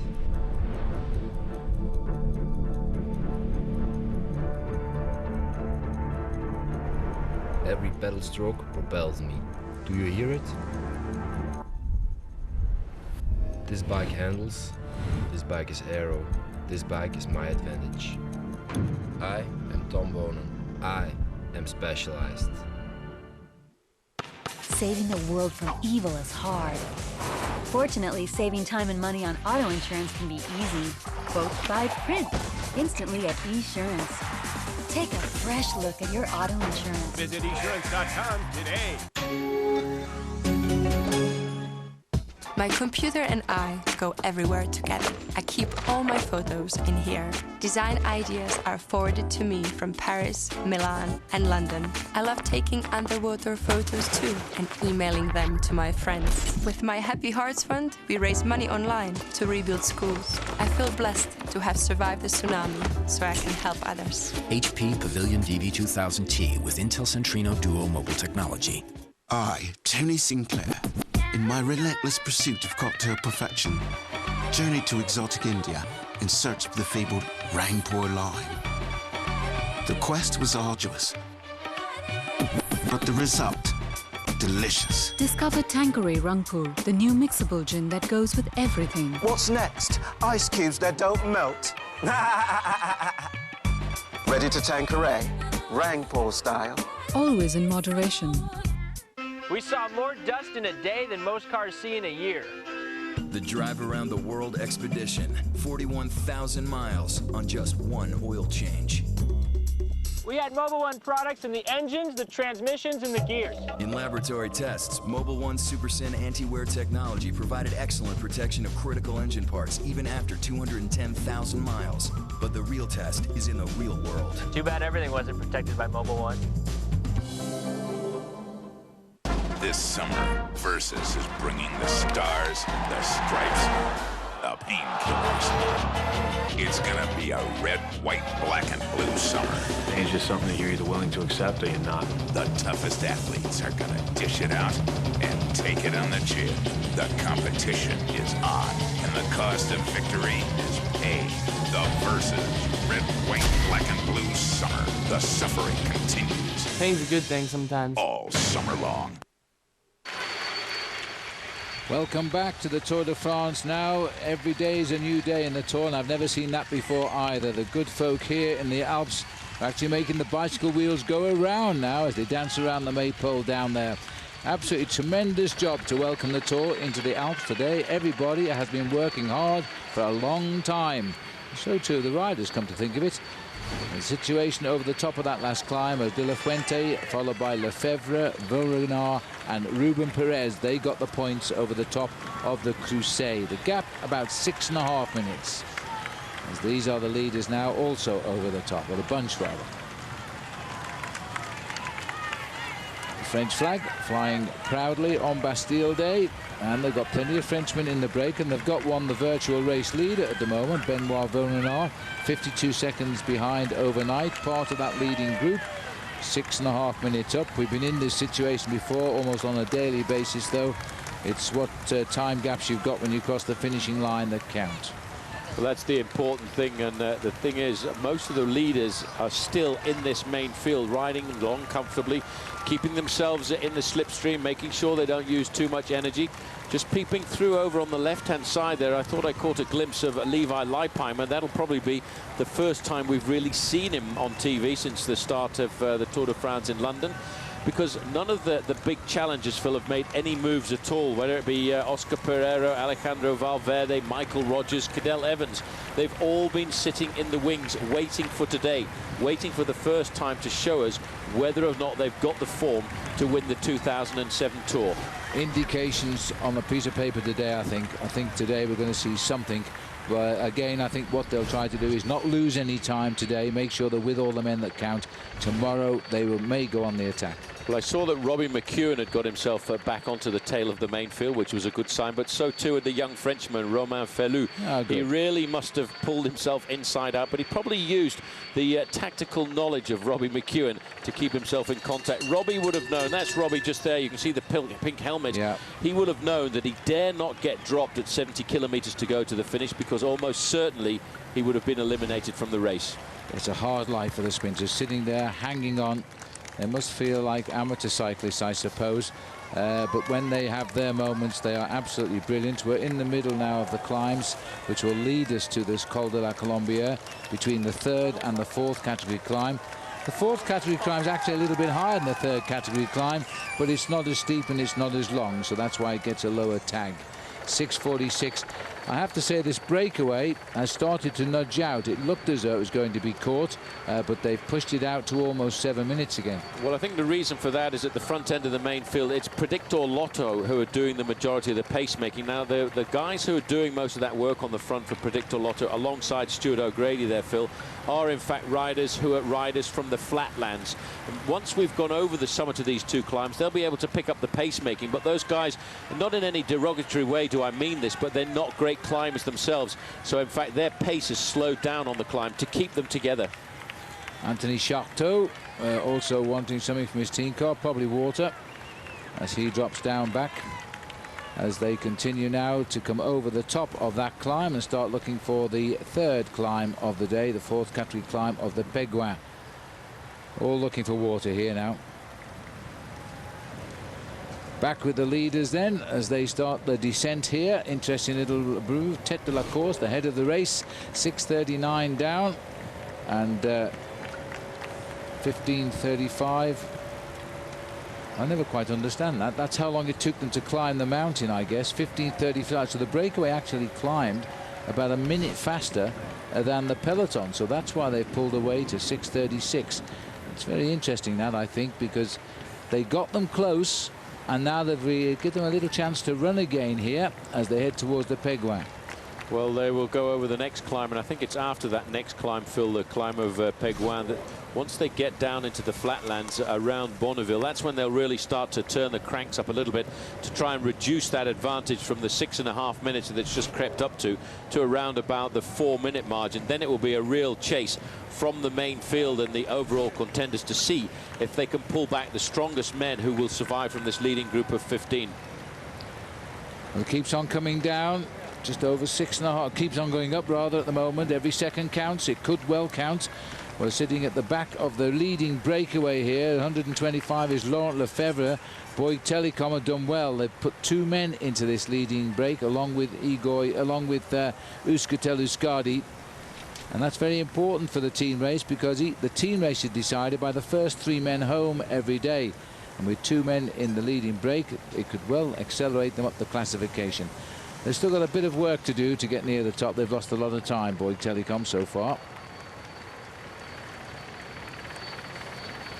Mainfield just going over the summit of the climb, dropping down into the valley before they start that next climb. They're going through the town of Creuset, and I do think that it's that last section of 20 kilometers of flat before they get to the start of the Col de la Colombière that they will really start to turn up the screws. But if you ever look at the length of that main field, you know that Stuart O'Grady on the front end of this group is doing a pretty serious job of work with that Team Predictor Lotto of Cadel Evans to try and make sure that that gap is not too big by the time they get to the Col de la Colombière. There in the distance, once again, you can see the snow-capped peaks of the Alps. And the Alps, really, the area we're in at the moment, are right on the border of 3 different countries, France, Switzerland and Italy. It's absolutely right. And what magnificent weather they're all enjoying in this part of the world just now. And the climbers here from Euskaltel-Euskadi at last will feel that they're getting into their playground now. And the other riders who give them all sorts of pain on the flat road can go in the back and enjoy the pain that they can recreate.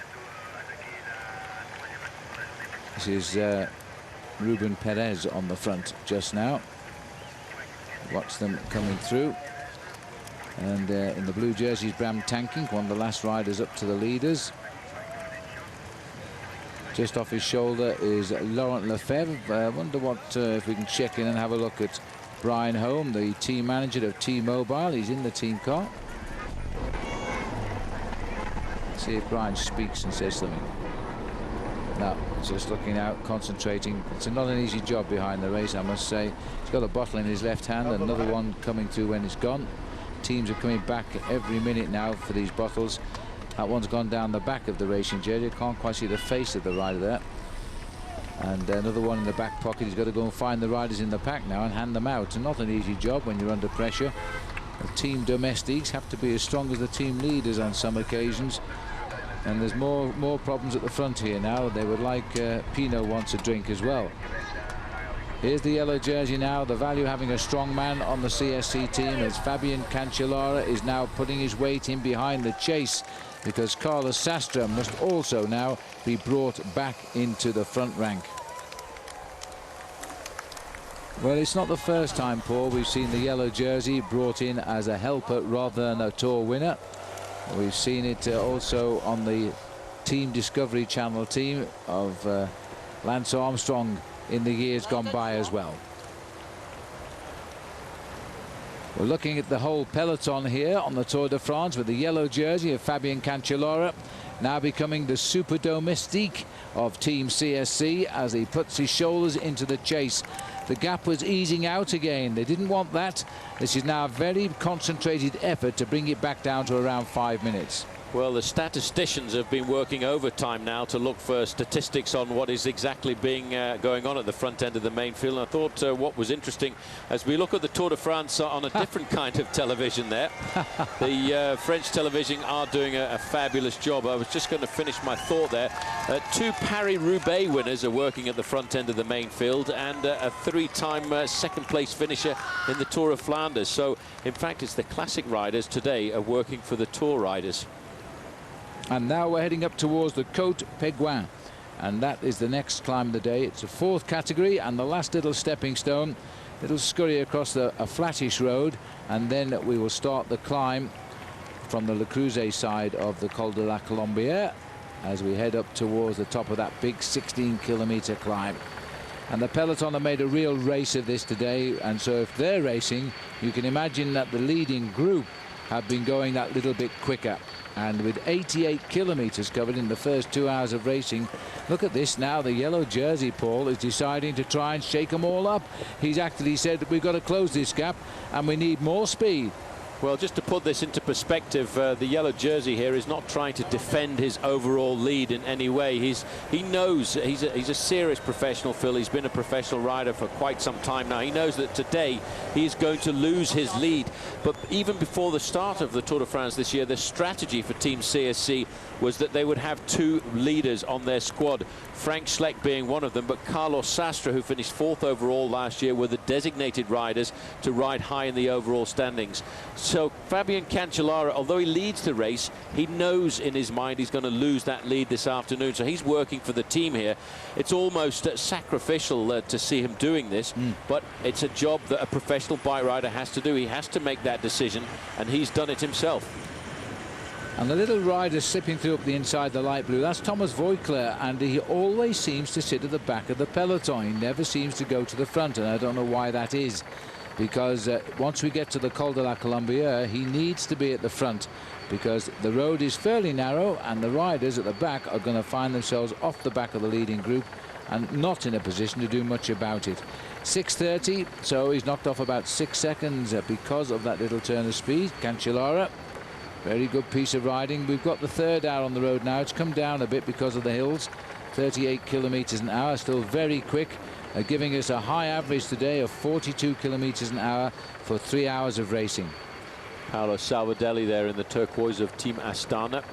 Euskaltel-Euskadi, I think they'll be very happy. This is the kind of terrain that they really enjoy, and this is a team that over the last few years, the men of orange of the Basque lands have certainly always been aggressive and looked for breakaways like this in the mountain stages. They absolutely have no fear at all of a tough mountain climb. Just about 2 kilometers to the Côte Péguin now. 6 minutes and 27 seconds is the gap, so it's coming down again a little bit. Well, let's check out what it's like with our accelerated mountain profile. We're looking now at the Côte Péguin. Very tempted to call it Penguin, but it's Péguin. And it's just about 1.6 kilometers from it. There it is. We've done the third, and we're now onto the 4th one there. 2,867.5 feet the climb today. And as you can see there, it's 2.7 miles long at an average gradient of 4.1%. So it's about the same gradient as the Crusade, but not as hard or as long. So that's why it's only got a 4th category tag. Only the first 3 riders over the top get points. 6 minutes 20, so good work. 17. I think the job done there by Cancellara has caused the interest again in the chase. Just on the kilometer from the climb of the Péguin. We're on the climb now. There it is, 1 kilometer to the summit. It's only a short climb, and meanwhile Wegman here wants more drinks while the pressure stays on at the front. Well, he won't be allowed to actually take a drink on board till he goes over the top. David de la Fuente on the front here, led the King of the Mountains last year in the Tour, and he'll be thinking about trying to pick himself up a few points on this road this afternoon, because he too will try and probably steal over the next couple of days the lead away from Sylvain Chavanel, which should be fairly solid for at least, well, it will be solid for at least today. I'm not sure about tomorrow. It depends on who goes over the top of the big mountain passes in first place. Well, Wegman has gone, in fact, here from the front straight to the back. He was a rider, if you remembered a couple of days ago when we were charging into Auton, he made a massive big attack on the slopes of the final climb of the day, the Croix de la Libération. Then all of a sudden he almost put it into reverse and went straight back through the main field and actually finished with Alexander Vinokourov 1 minute and 20 seconds behind.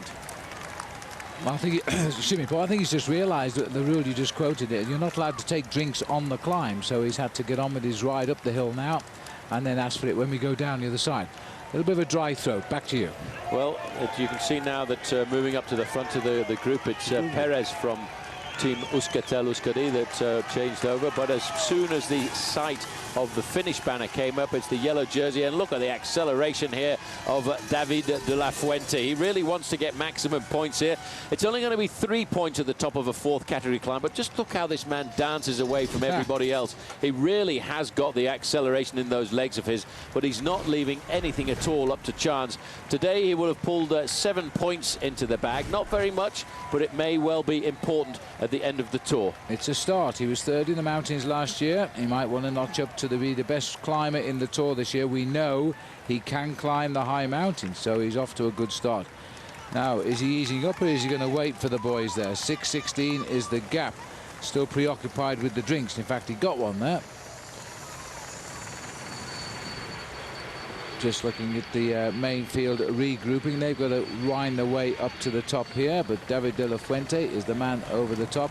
News reaching us that Robbie McEwen has again slipped off the back of the field on this small 4th category climb. So he is having a very rough day at the moment as they continue over the top. They bring all the positions back to after the break.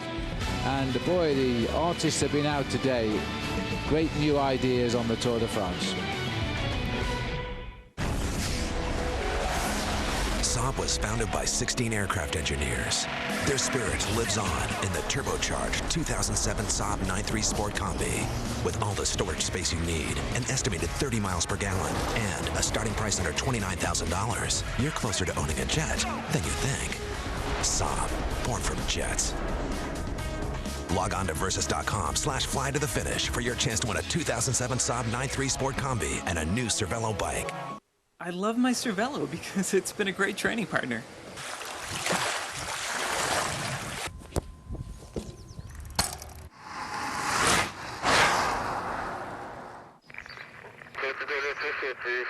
Someone's about to lose their Selling Miller highlight privileges.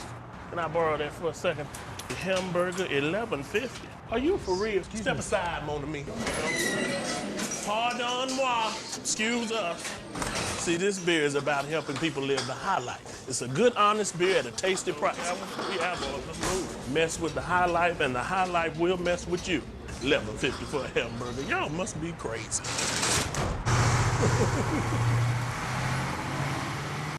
This summer, get the sunblock that also blocks the bite. Bullfrog Mosquito Coast Sunblock and Repellent. Up to 8-hour protection against harmful rays and pesky bites without the odor. Bullfrog Mosquito Coast. Block the burn and the bite. When you take it off, you're gonna like what you see. Scotch Blue Painter's Tapes.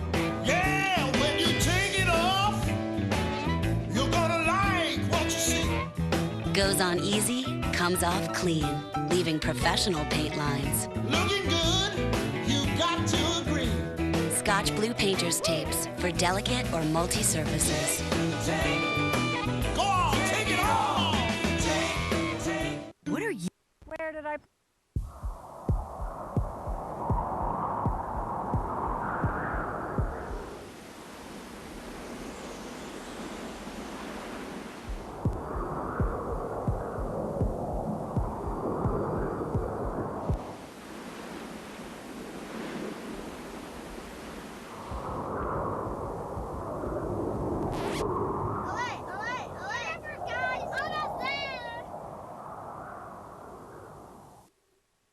Bicycle Village, the ultimate bike shop. Bicycle Village has Colorado's largest selection of bikes, from tandems to trikes to top-end bikes. All the best brands and the largest selection. Over 1,000 bikes set up and ready to ride from the brands you want, like Trek, Specialized, Raleigh, Lightspeed, and more. Only Bicycle Village offers same-day bike service to get you back on your bike quicker. Plus lifetime tunes and an unbeatable performance guarantee on every bike we sell. And we always guarantee the lowest prices. Bicycle Village, the ultimate bike shop. The route of the Tour de France. This is the peloton, high tempo on the climb of the Péguin. The main leading group is over the top. It was De La Fuente, Lefebvre, Fofanov. They're the three riders who are leading this 15-man breakaway. A gap of about 6 minutes and 30 seconds back to the peloton. Now, we've seen Brian Holm, the manager of T-Mobile, working pretty hard out there all day. Well, I'm hoping now, through the magic of technology, we can actually speak with the manager of T-Mobile. Brian, this is Phil Liggett. Can you hear me okay? Yeah, I hear loud and clear. Thanks, Brian. Listen, first of all, personal question about Mark Cavendish. Is he back in the bunch or is he still behind? He's actually back in the bunch now, and it's looking much more better now compared to the first climb of the day where he was actually dropped, but managed to come back, and now he's looking quite all right. Oh, that's great. Now, on a better note, now you've got one rider in the breakaway, Linus Gerdemann. What do you make of this leading group, Brian? How do you think it's going to work out? Actually, from the early morning, I think more or less like all of the team got the same tactic to the breakaways, join the breakaways.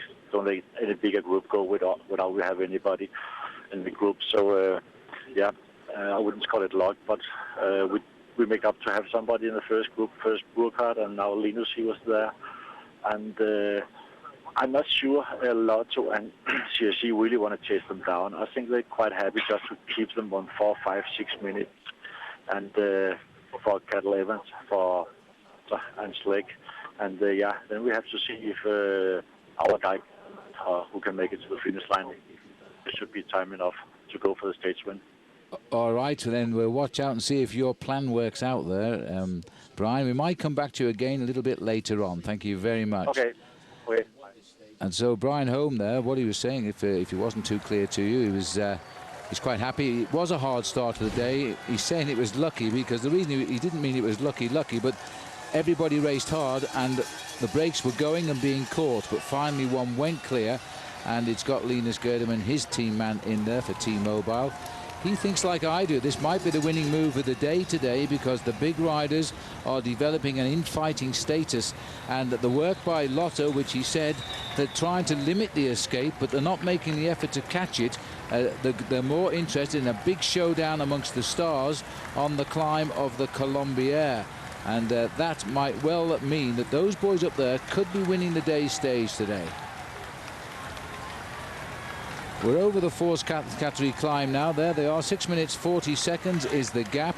It's being a tough day really for CSC now and Team Lotto to limit that escape. But I've got a feeling, Paul, those 15 riders, when they get onto the base of the climb, they might be on a winning move here today. One of the riders may well be. They still need to conserve as much of that advantage as possible, because it will be basically the hound chasing the hares again once we get to the Col de la Colombière. The big climbers will come out to play. They won't battle it out and fight it out, but they don't want to give too much advantage to the man over on the right-hand side there in the dark black Discovery Channel jersey, Egoy Martinez.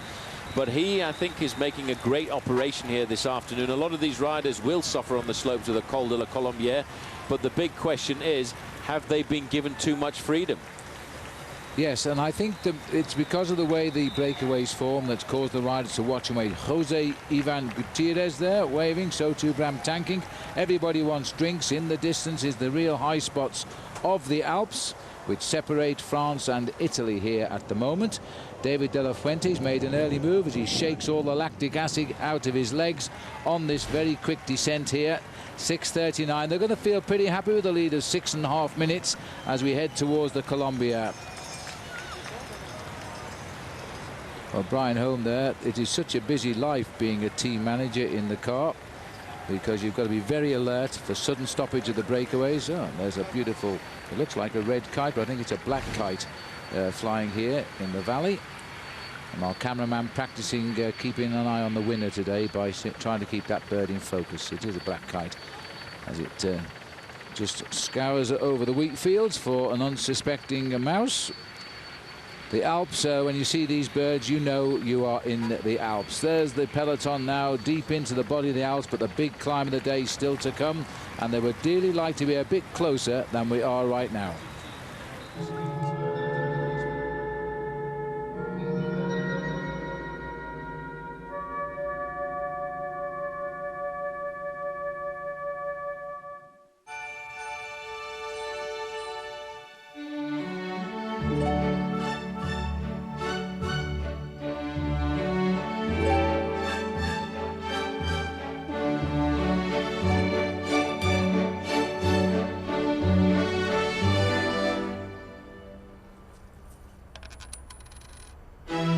Visa Payway. Now there are more places and more ways to pay.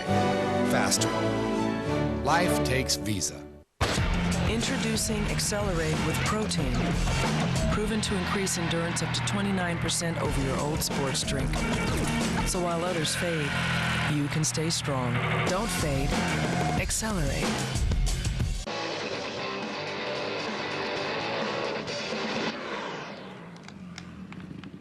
Hey, think I got here by sitting on my butt all day playing video games? Come on, get out there on a Honda. Who knows? Maybe one day some kid will be playing you. The Honda CRF F-Series. Unplug your kids. Now get your kids off the couch and on their own CRF F for as low as $39 a month on approved credit.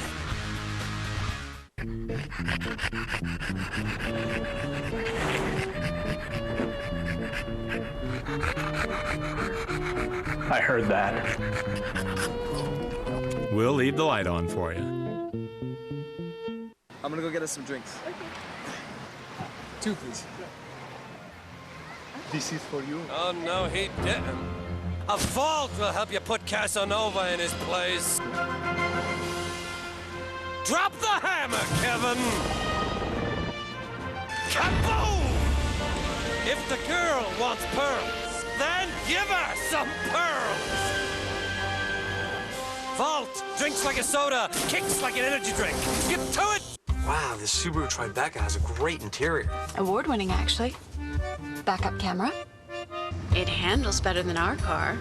But then again, it does have all-wheel drive standard, a 256 horsepower engine, and a top safety pick award, a DVD player, 3rd row seats, and 4 cargo area tie-down hooks. I love it when you talk car. Introducing the all-new Subaru Tribeca. Welcome to a game where love means nothing and innovation is everything. Co-ed matches, coaches on the court, super tiebreakers, and superstars from around the world. World Team Tennis on Versus. Pete Sampras and the Breakers take on Anna Kournikovas Capitals. Tomorrow at 11:30 on Versus. The Tour de France, Stage 8. Live tomorrow, 7 a.m. on Versus. The real drama continues.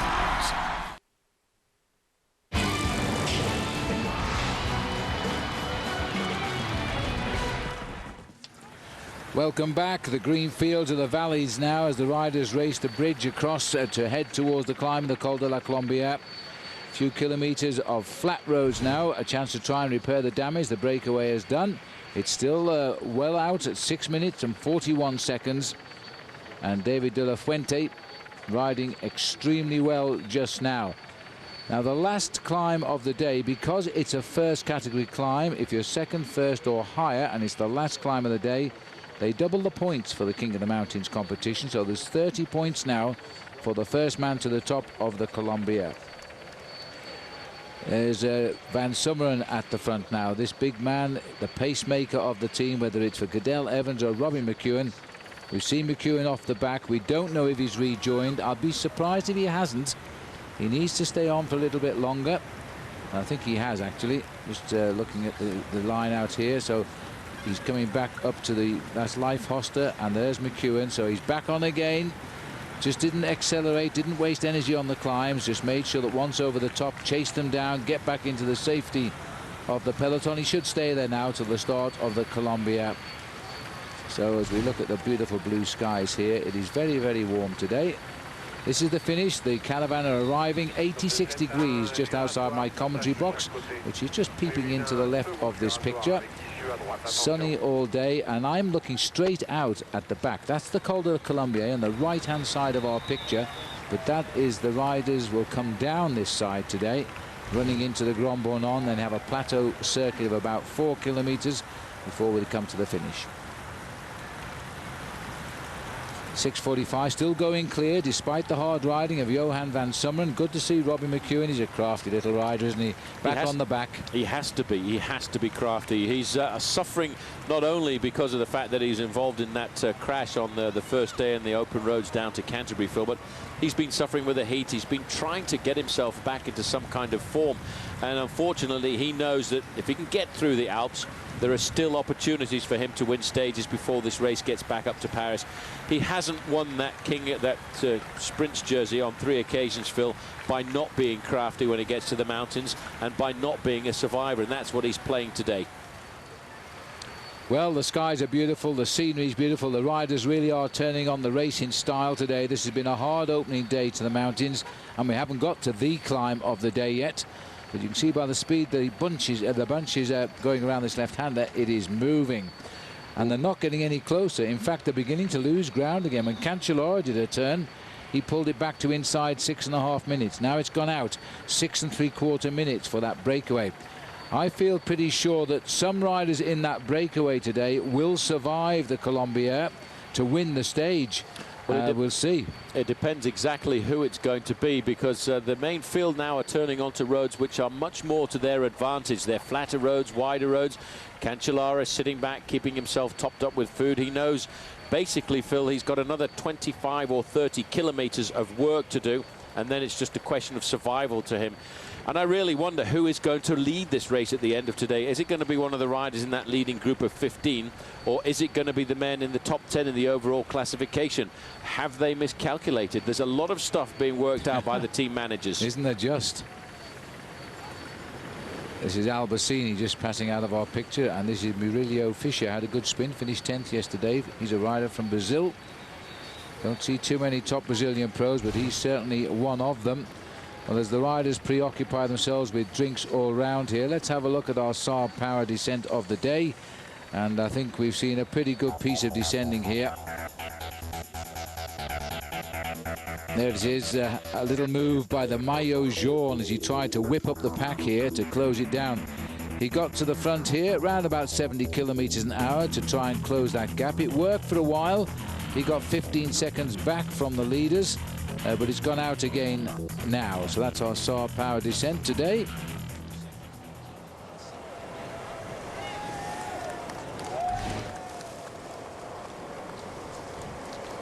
Well, Serrier, 6:44 the gap. Little small hamlet. There's plenty of these here. Wouldn't surprise me, Paul, if they're not snowbound in the winter months, these little hamlets. Well, we're riding around at about 1,000 feet at the moment, not far off 700 or 800 meters.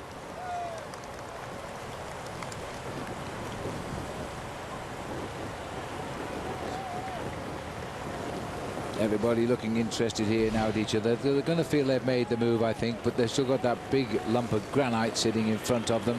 A little bit of movement in the pack here too, as there's a change of order in the middle as the riders try to force their way through. The Col de la Colombière at 60 and 18 meters is next.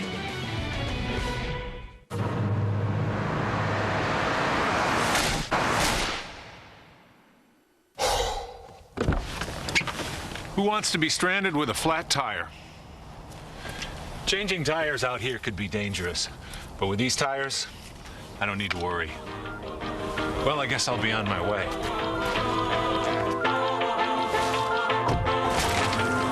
Bridgestone. Run flat tires. Bridgestone. How high can a cyclist get? 9,088 feet. The Tour climbs the Alps, ascending 90 miles of pure agony. It's where legends are made and confidence destroyed. More suffering, more pain, more drama. The Tour de France, Stage 8, live tomorrow, 7 a.m. Only on Versus.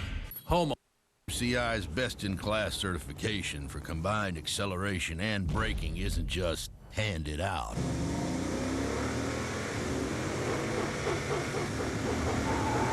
You've got to earn it.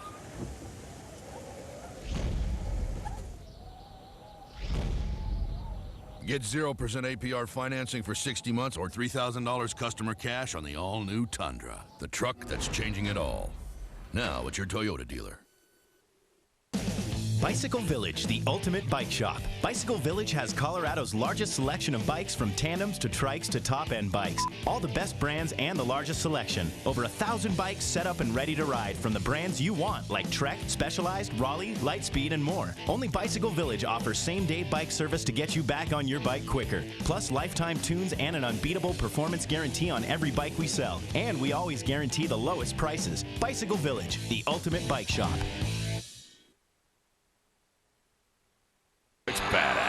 all new episodes of the original series Tap Out. Wednesdays beginning August 1st on Versus. Prices they got in here. $8 candy bar, $11 for a can or two. Now, it's prices like these that's keeping folks from living the high life. Sir, where's your beer section? Thank you. A good, honest beer at a tasty price. That's what we stand for. Clean up on aisle common sense. Hey, let me grab this. That's how we do it. Get in and out, boy. You just lost your right to sell Miller High Life is what you did. Somewhere between two highways, there was a really good station. Somewhere between breakfast and lunch, there was a roadblock. Somewhere between the kids and the grandkids, there was a second childhood. And somewhere between where you are and where you're going, there's a Super 8. See you along the way. Get more rewards with Trip Rewards at Super 8. Play Mystery Hotspot to win a dream vacation, $10,000 and more at super8.com. Welcome back at the Tour de France, heading towards the big mountain now. And don't forget, if you miss any of the live action tonight, you can have all you want about Stage 7 with a lot more in our prime-time coverage with Al and Bob. That comes to you at 8 p.m. Eastern Time tonight. Well, the peloton is now very much in angry mood here, and the gap has suddenly come down to 6 minutes and 19 seconds.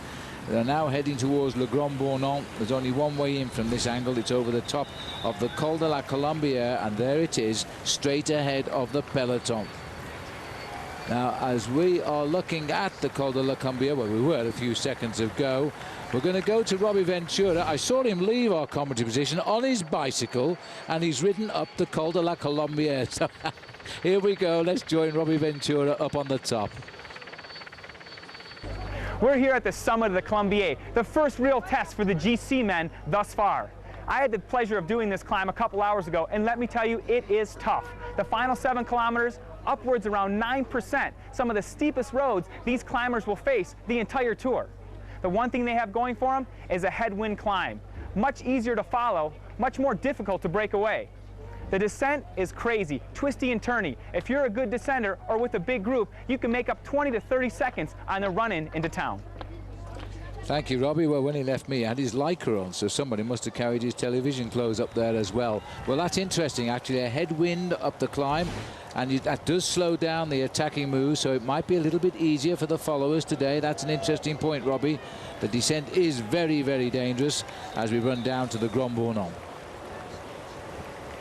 6:19. That peloton has really livened itself up. I really think, Paul, they want a gap of no more than 5 minutes by this time they start the climb. Well, that's what all of the team managers said, Phil, before the start. Once this breakaway got clear, they wanted to peg it at that 4 to 5 minute mark. I think the way the main field is charging along here, they will do that because they really are charging in earnest. They've got Team CSC, Team Predictor Lotto giving everything on the front end of the main field. So I really believe that we will start the Col de la Colombière with a roundabout a 3.5 to 4 minute advantage.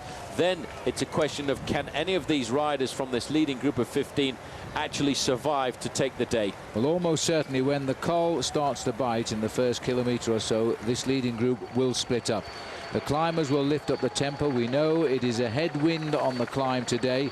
It does twist around a little bit, and so the non-climbers in this breakaway, I think, will just resign themselves to falling back and hope that they can survive without being caught to the finish. 6 minutes 17, and the breakaway has been a very good breakaway because as far as I can see, everybody is working in this breakaway today, and that's a good sign as they approach the climb. Well, we haven't seen much of Alexander Vinokourov with his bandaged knees yesterday, but we will be talking about him when we come back after this break because he's still the favourite to win the Tour de France despite his injuries, his stitched kneecaps and his stitched elbow. He's a pretty tough guy. More on him when we come back after the break.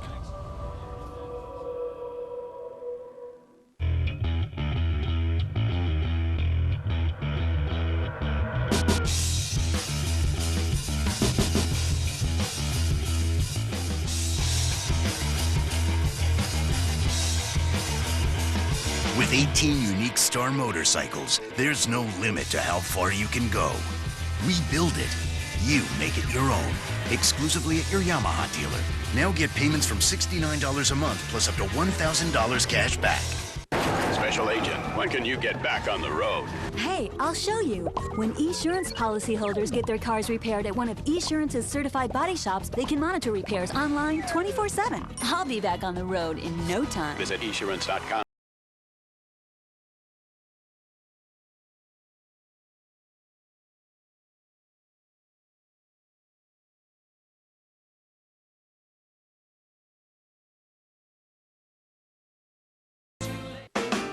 When you take it off, you're gonna like what you see.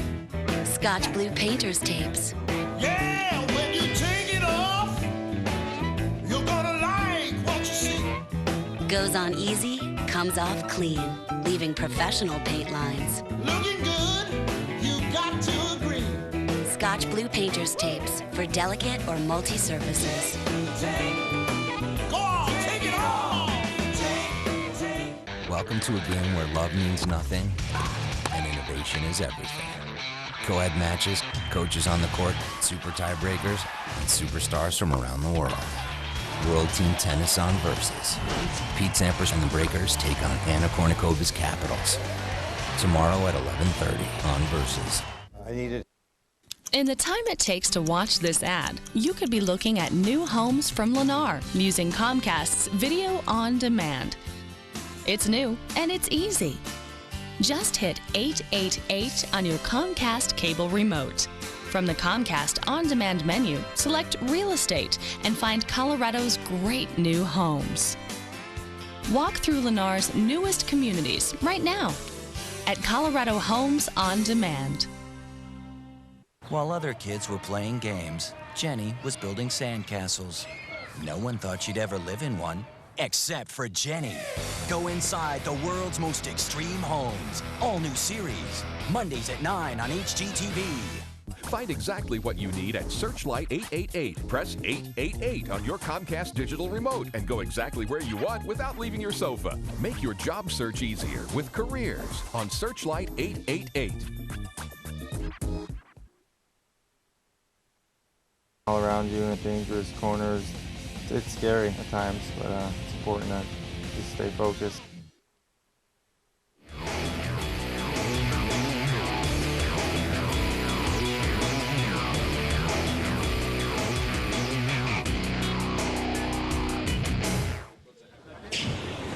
Yes, not a happy 2 days for Alexander Vinokurov. These are the pictures this morning. Of course, all the press around expecting him to say, I'm not riding. Well, there was a shock because there he is, his bandaged knees. He actually popped the stitches out of his knee. Let's learn more of him.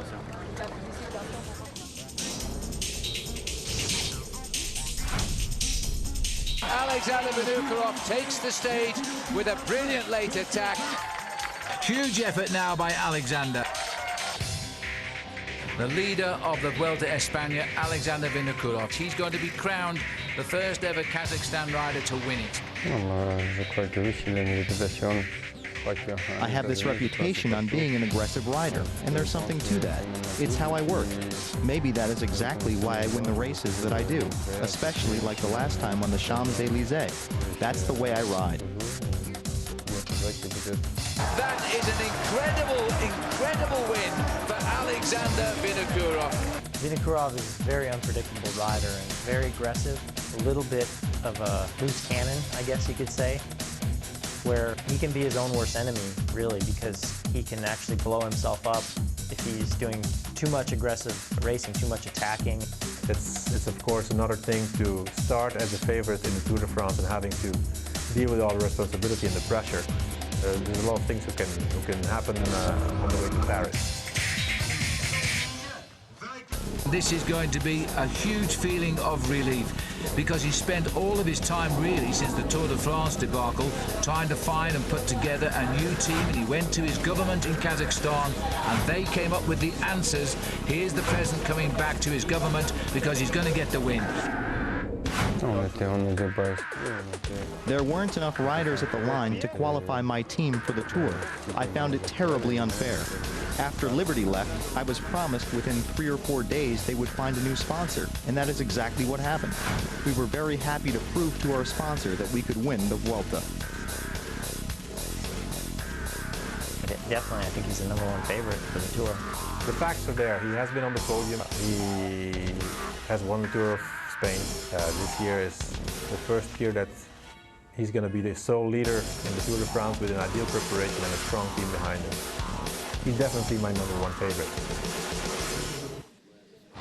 Well, Johan Brunel should know he trained Lance Armstrong to 7 wins in the Tour de France. There's some more on him, 33 years of age now.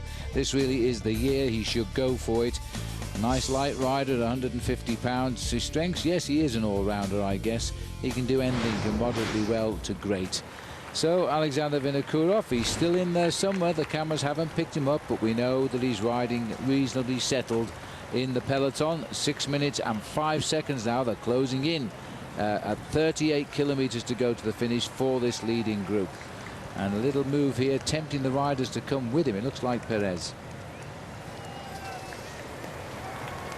Well, I think they're getting a bit twitchy in this breakaway, Paul, because the gap is coming down now, and shortly we're going to be inside the 6-minute mark. Well, they're all starting to worry a fraction. They will have been receiving information from their team managers that the main field is absolutely flying along in very angry mood.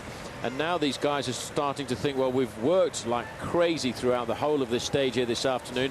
What we've got in front of us is a 10-mile, 16-kilometer climb, and they're all thinking, oh, I wonder if I've worked just a little bit too hard in this group this afternoon. Maybe I need to rest for the next kilometer or so. Well, a lot of chats going on here. Juan Antonio Fletcher wants something from the car, but decided I better get on with this because there's suddenly been an acceleration in the breakaway, and he's been caught just off the back. 6 minutes, 5 seconds. And this is a bit of a serious move here because he's tempting. Nobody expected this on the flat roads, because the idea here, and it is Ruben Perez who's made the move, the idea was to go all as a group of 15 to the Col de Colombière, but he's decided on these roller coasters to just try and see just how strong some of those riders sitting around the back really are. He put Fletcher in more than a spot of bother just then. Fletcher wanted a drink and thought better of it. And they're having to haul him back in here. That's Fletcher just behind number 55. Bourg-en-Bresse, the leader in the breakaway, best placed overall this morning. He's the yellow jersey elect at this minute. 6 minutes and 6 seconds. So this little reaction here by Perez has been a good move, because he started to hold the gap again. That's Bram Tankink jumping off the front, and that's how he reached the breakaway. Now, I'm not too sure why our French television decided we wanted to look at the Alps Mahai just as we get a little sprint off the front of the breakaway. But that is I think the E40 motorway then. Well, as we've left the breakaway, and we have no control over that, we'll just remind you we are heading now for the Col de la Colombière. We'll take another break, but once we get onto the climb, we will give you commercial free all the way to the top.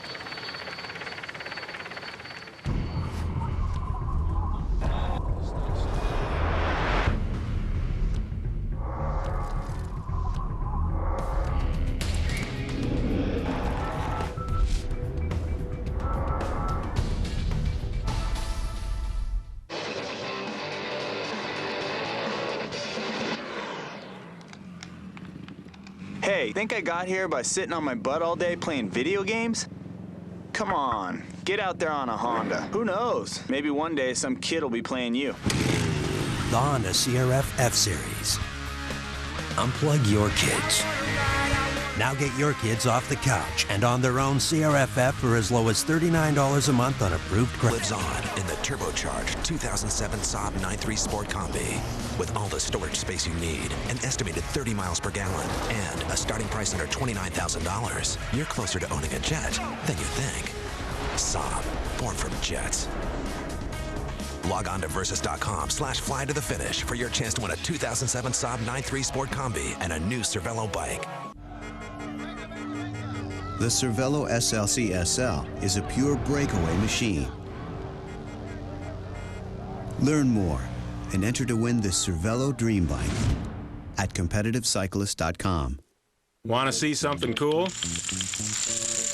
Motel6.com is the easiest place to book a great room online. See, when you start in the right spot, everything else just kind of falls into place. We'll leave the light on for you. I, Tony Sinclair, in my relentless pursuit of cocktail perfection, journeyed to exotic India in search of the fabled Rangpur lime. The quest was arduous, but the result, delicious. Discover Tanqueray Rangpur, the new mixable gin that goes with everything. What's next? Ice cubes that don't melt. Ready to Tanqueray, Rangpur style. Always in moderation. We saw more dust in a day than most cars see in a year. The Drive Around the World Expedition, 41,000 miles on just one oil change. We had Mobil 1 products in the engines, the transmissions, and the gears. In laboratory tests, Mobil 1 SuperSyn anti-wear technology provided excellent protection of critical engine parts even after 210,000 miles. But the real test is in the real world. Too bad everything wasn't protected by Mobil 1.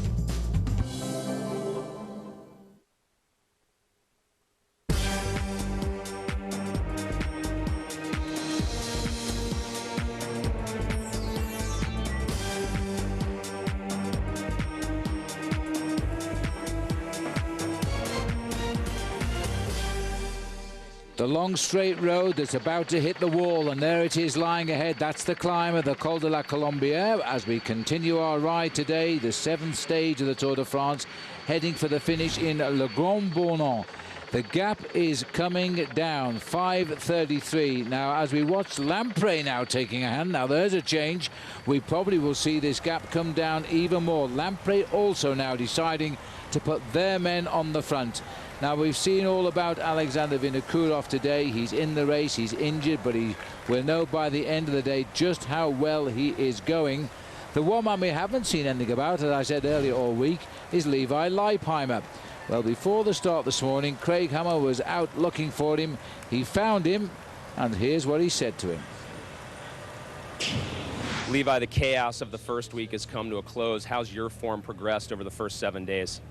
I've definitely gotten better, feeling better every day, and that's the way I was hoping it would be. So far, it's gone to plan.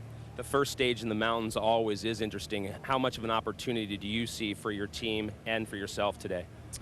Well, today's a big question mark. I think it's going to be the first day to really determine who's good and who's not, and who's going to have to take responsibility in this race. So I think for us, it's mostly going to be wait and see and you know, look for that opportunity, but we're not going to go into it with a very aggressive plan, let's say that. Taking that a step further, though, obviously a couple of the GC contenders, Kloden as well as Vinokourov, have been banged up the past couple of days. What have you, Johan, and the team talked about in terms of attacking them?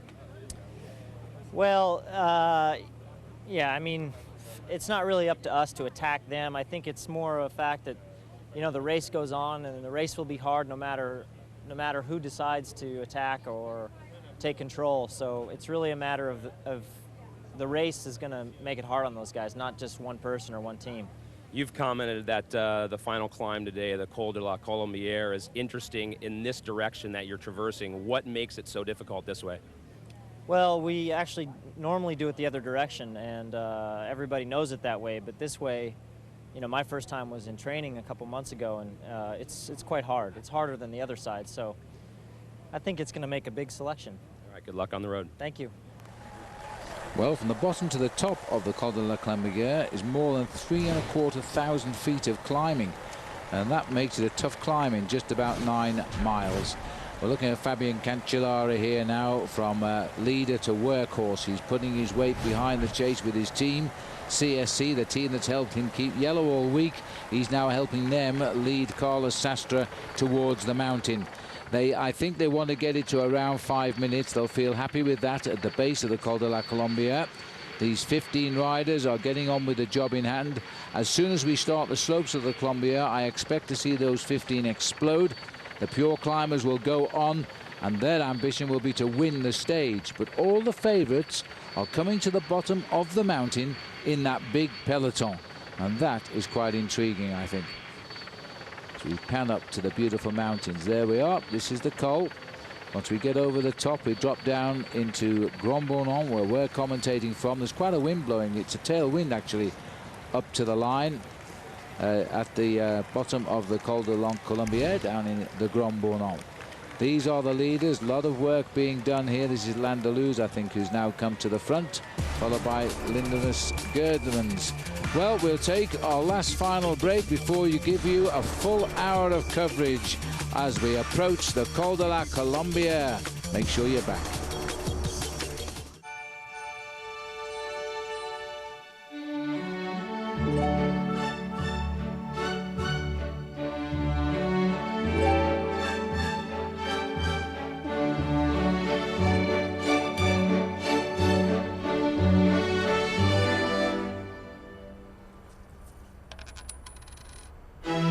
Visa Payway. Now there are more places and more ways to pay. Faster. Life takes Visa. Sono Paolo Bettini, sono campione del mondo e campione olimpico. Chiedo il massimo dalla mia bicicletta. Voglio che sia rigida, leggera, bella e precisa, ma più di tutto che sia veloce.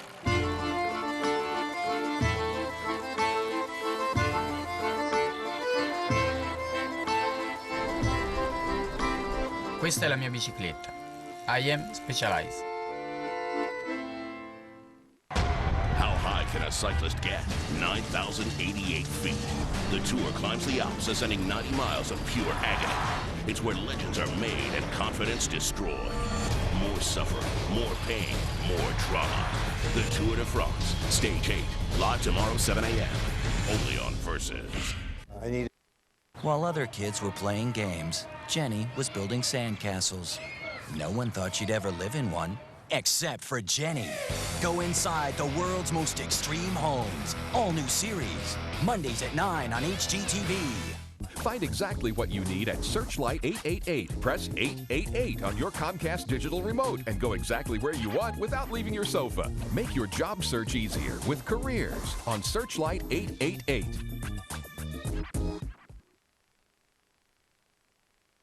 Full-size bottle of Focus Factor, a $75 value, absolutely free. You simply provide $4.95 to help cover the cost of shipping. They let you try it free? It must be good. You know, I've been taking Focus Factor since we introduced it over 2.5 years ago, and I wouldn't work a day without it. To get your free Focus Factor, call 1-800-832-2604. 1-800-832-2604.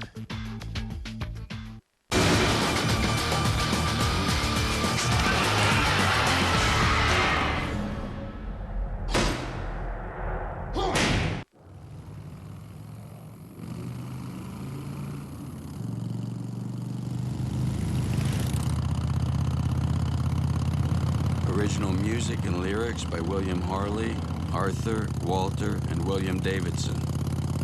You can enjoy today's performance for less per month than you might think. Low monthly payments available through July 31st. Starting MSRP for 2007 models is $6,595. We saw more dust in a day than most cars see in a year. The Drive Around the World Expedition, 41,000 miles on just one oil change. We had Mobil 1 products in the engines, the transmissions, and the gears. In laboratory tests, Mobil 1 SuperSyn anti-wear technology provided excellent protection of critical engine parts even after 210,000 miles. But the real test is in the real world. Too bad everything wasn't protected by Mobil 1.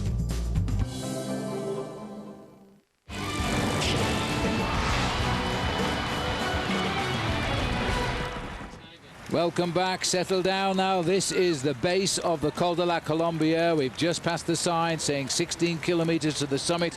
Literally just off to the right of our camera it is. And the leaders are ahead by around 4.5 minutes. Look at this now. The maillot jaune for a week.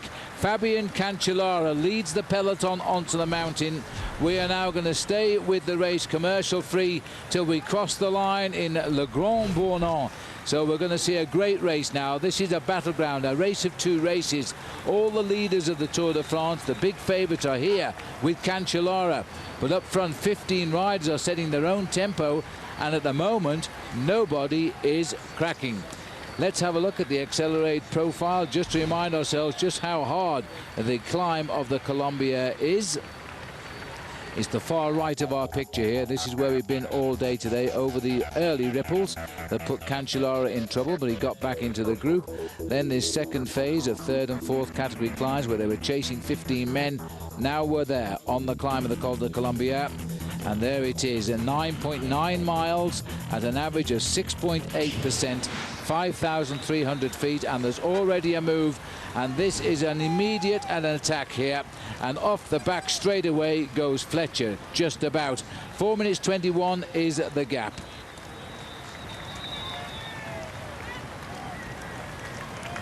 Well, as we see the attack at the front, Paul, I noticed also at the back there that Perez had done an awful lot of work in this group.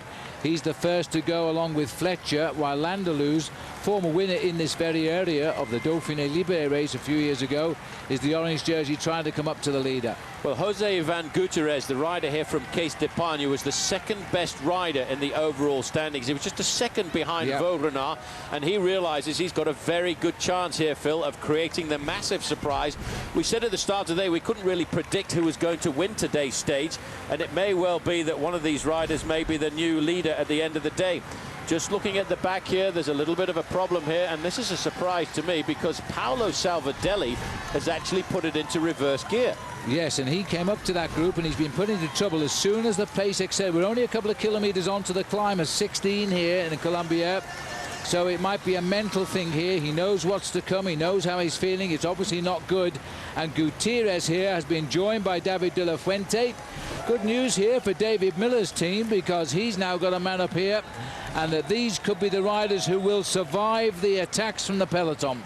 Well, David de la Fuente is looking a lot further down the road. Salvadelli not enjoying the climb here. Let's not forget he rode the Giro d'Italia early on in the season.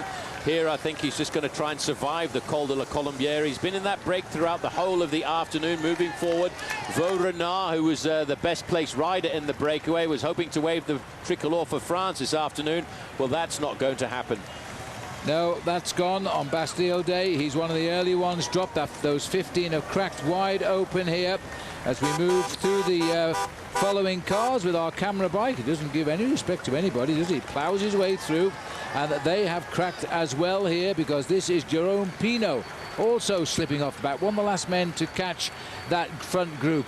We're looking at the peloton here now, getting a little bit irritated, shall we say.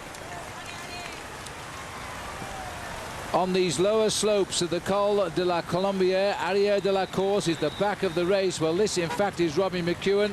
Well, he's not going to get mixed up with the carnage up the road now. He's just going to want to get to the finish. Significantly, though, Gutierrez and De La Fuente have got clear of the front group.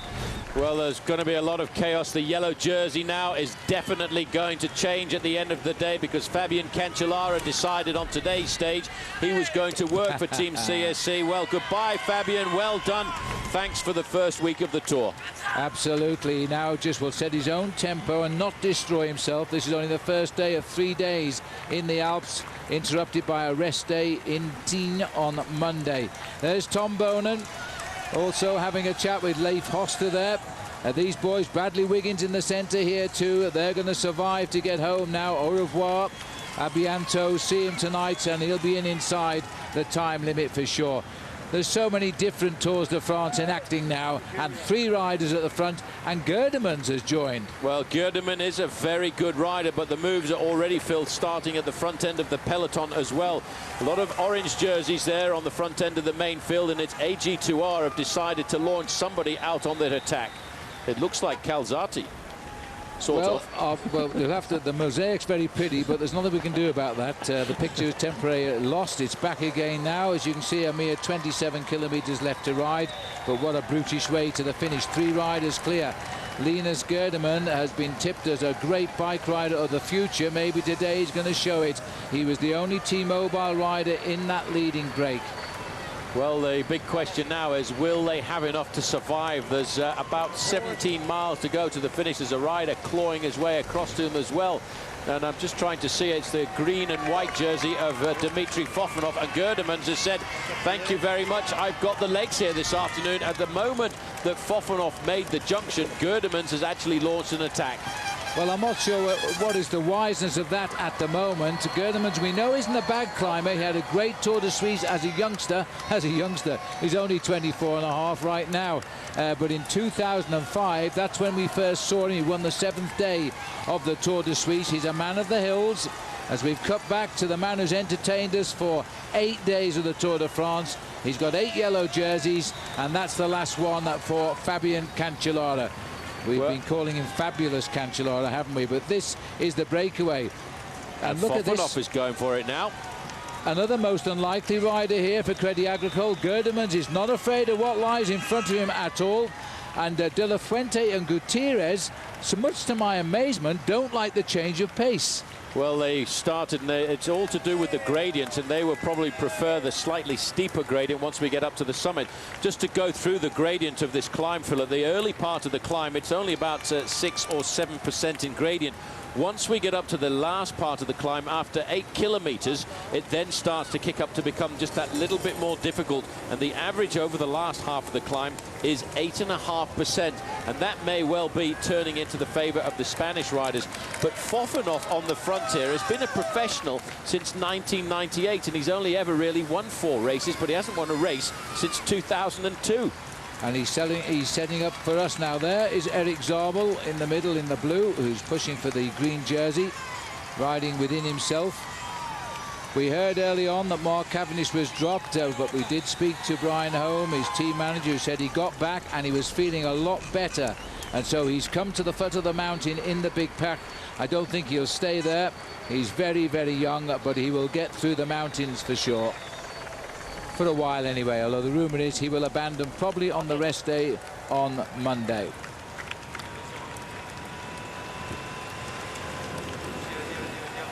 This is life at the back of the peloton, and we've only just started the climb here of the Col de la Colombière. Gone from the group is Fabian Cancellara. He waved at the cameras and said au revoir for the moment. We haven't seen Mark Cavendish, but he got back after he was dropped early on, and his team manager said he was feeling a lot stronger. But I think common sense will say he will drop out of this big peloton as we go higher up the mountain. We're climbing now from an elevation of over 3,000 feet. Well, the numbers of riders in this group have already been reduced quite dramatically. Sad to see Fabian Cancellara disappear from the group, Phil, but at least at the end of the day, he gave us a great first week of racing. This is a move now coming off the front from Team Barlow World. No main reaction at the front end of the group. You can see over to the right-hand side that Rabobank are doing a great job, and they are probably looking after Michael Rasmussen and Denny Menchov. All of the main contenders like Levi Leipheimer and the rest of the men who think they can win this race after 3 weeks are still sitting in the main field, because I think, Phil, they realize how difficult this climb is going to be in the last 8 kilometers. And also a huge day tomorrow here, as the rider from Barlow World, the South African team, there's only one South African actually on it, that is Robbie Hunter. But even so, this is a South African team, the first time ever in the Tour de France. They got a wild card entry, and they've been quite prominent, especially with the huge efforts of Hunter. Well, this is the front of the race now. We're looking at Dmitry Fofanov on the left-hand side. On his wheel is Gerdemann. Gerdemann, in fact, I thought would be the weakest rider when it came up to here, but in the past he's been tipped for great stardom, this young man. A very young T-Mobile squad brought into the Tour de France this year, mainly in support of Michael Rogers. Michael Rogers is still locked at the front end of the main field. He too is a rider who's got to show us what he's got in those legs today, if he's going to be a serious challenger to win this bike race after 3 weeks. I don't think anybody expected this, but the average speed, Phil, on this climb is hovering out at about 15 kilometers an hour. That gives you just an indication of how difficult this slope is. Well, with 14 kilometers to go, the lead is 5 minutes. If they keep it up, they might go over the top with a 2-minute advantage. That's what that graphic is meant to us, Paul, but it's a very complicated one. Computers can only work on speeds at the moment, of course. The body has another idea. 25 kilometers to the summit. Fofanov has made an early move here. Obviously, I'm a bit surprised they pushed on quite so early. I thought that they would have actually kept going, as these two riders are moving clear of the field. I thought they would have waited for those two Spanish guys, but no, Now, this is a sign you don't want to see. 25 kilometres, but at least that's where the finishing line is waiting for them. Well, they've still got a long way to go to the summit. Once they get to the summit, they've got 14.5 kilometres to plunge down through the Chinaillon, through the Grand-Bornand before they get down to the finishing line. And of those 14 kilometres, 10 of them are completely downhill at breakneck speeds. And it's the man who goes downhill the fastest this afternoon may well come up with the win. We're looking at about 10 kilometres still to get to the summit of the climb. And Rabobank are now driving on the front. The right-hand rider is Michael Bogart as they try, and David Miller peeping into the picture on the left here. David Miller might be on a great Tour de France this year. He's had a good solid first week. Well, I tell you what, Fabian Cancellara has disappeared from the group. If Andreas Kloden and Filippo Pozzato disappear from the group and David Miller can stay in contact, he will be the new leader of this bike race this afternoon. If George Hincapie, your tip for the day, doesn't cross the line in first place and get the time bonus, because in that case, George Hincapie would be the new leader. It is so difficult to try and figure out who's going to lead this race this afternoon. Well, maybe the next 14 kilometres will give us a good indication here. The 15 riders are split up. Our cameras are committed all over the Colombière, so we can't show you everything, but we can show you now the face here of Dimitri Fofanov. Alongside him, Linus Gerdemann of T-Mobile and Crédit Agricole. 9.94 kilometres still to go to the top of this climb. They have attacked right from the bottom. They've blown the 15 men away, and they're planning on making it to the top without any people up there with them. Well, Gerdemann of these two riders is the best rider in the overall classification. He started the day just 58 seconds in arrears, so he also is looking at the possibility of a yellow jersey at the end of the day. Rabobank, on the other hand, are thinking long-term here. They're thinking of their man, Denis Menchov. Menchov has got a very good chance of winning the Tour de France this year. He's a serious contender, and I think that is why they've now decided to take control of the front end of the main field. And, of course, they'll be looking after the man they call Chicken Legs as well, who is in fourth place there, Michael Rasmussen. Rasmussen has already won the King of the Mountains title on 2 occasions, and I think he'd like to make it title number 3 this year. Quite a compact little peloton which is forming there, looking from the helicopters. Not a lot of riders at all. Norwegian flag flying, and I noticed that Vinokourov, he's just about passed over to the left of our picture. That light, there he is in the light jersey. He's in the centre of that group and looking as though he's not having any problems here. So this is becoming a very select peloton on the lower slopes of the Colombière. Not a big one at all, but Rabobank are taking control. They must fancy Denis Menchov today, as well as Rasmussen. Oh, what about Thomas Dekker? Because it's Thomas Dekker over there on the left-hand side as well, getting his first taste of the Tour de France. Yes, a young man who could run out the winner today. Such an aggressive young rider. He won the Tour of Romandy this year, and he won the Tirreno Adriatico last year. He's only 22.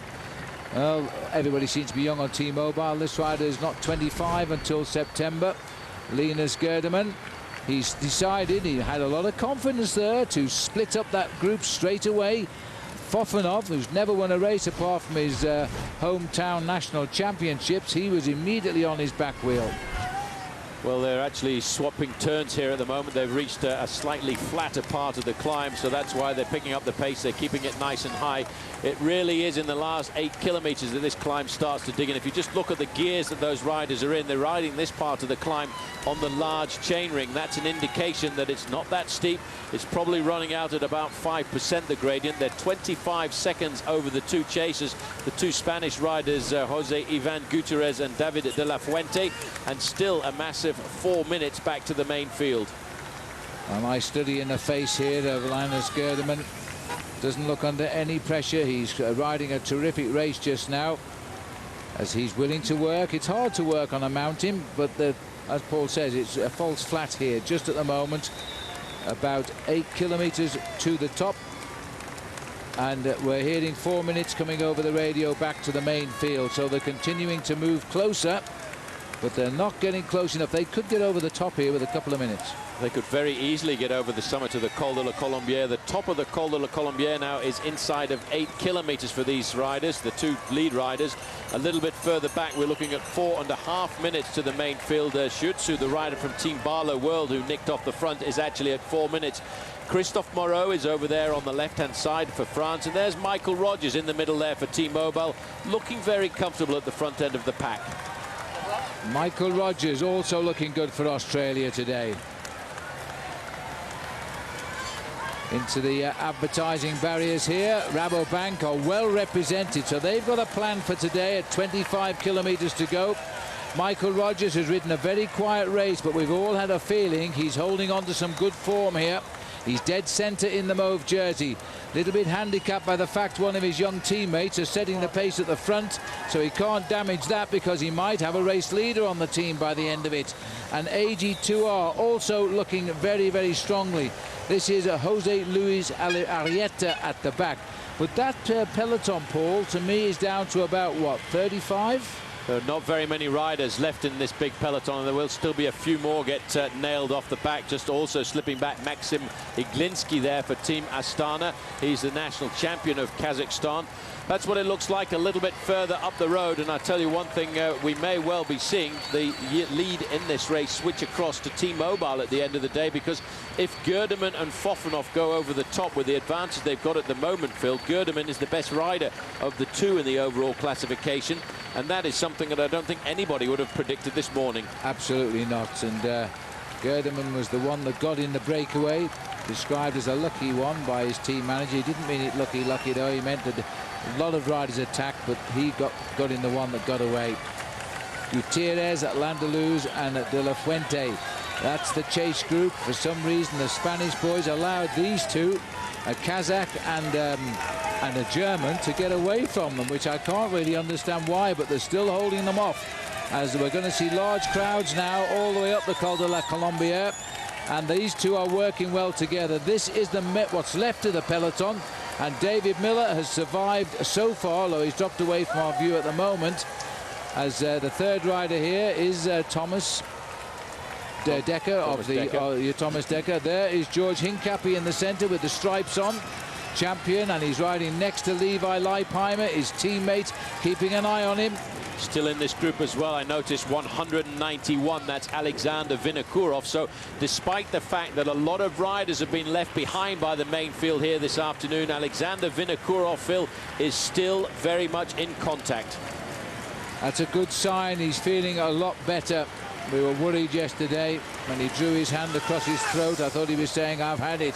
Well, not so at 20.7 kilometers from the finish, as we now continue to climb quite a tempo up the Col de la Colombière.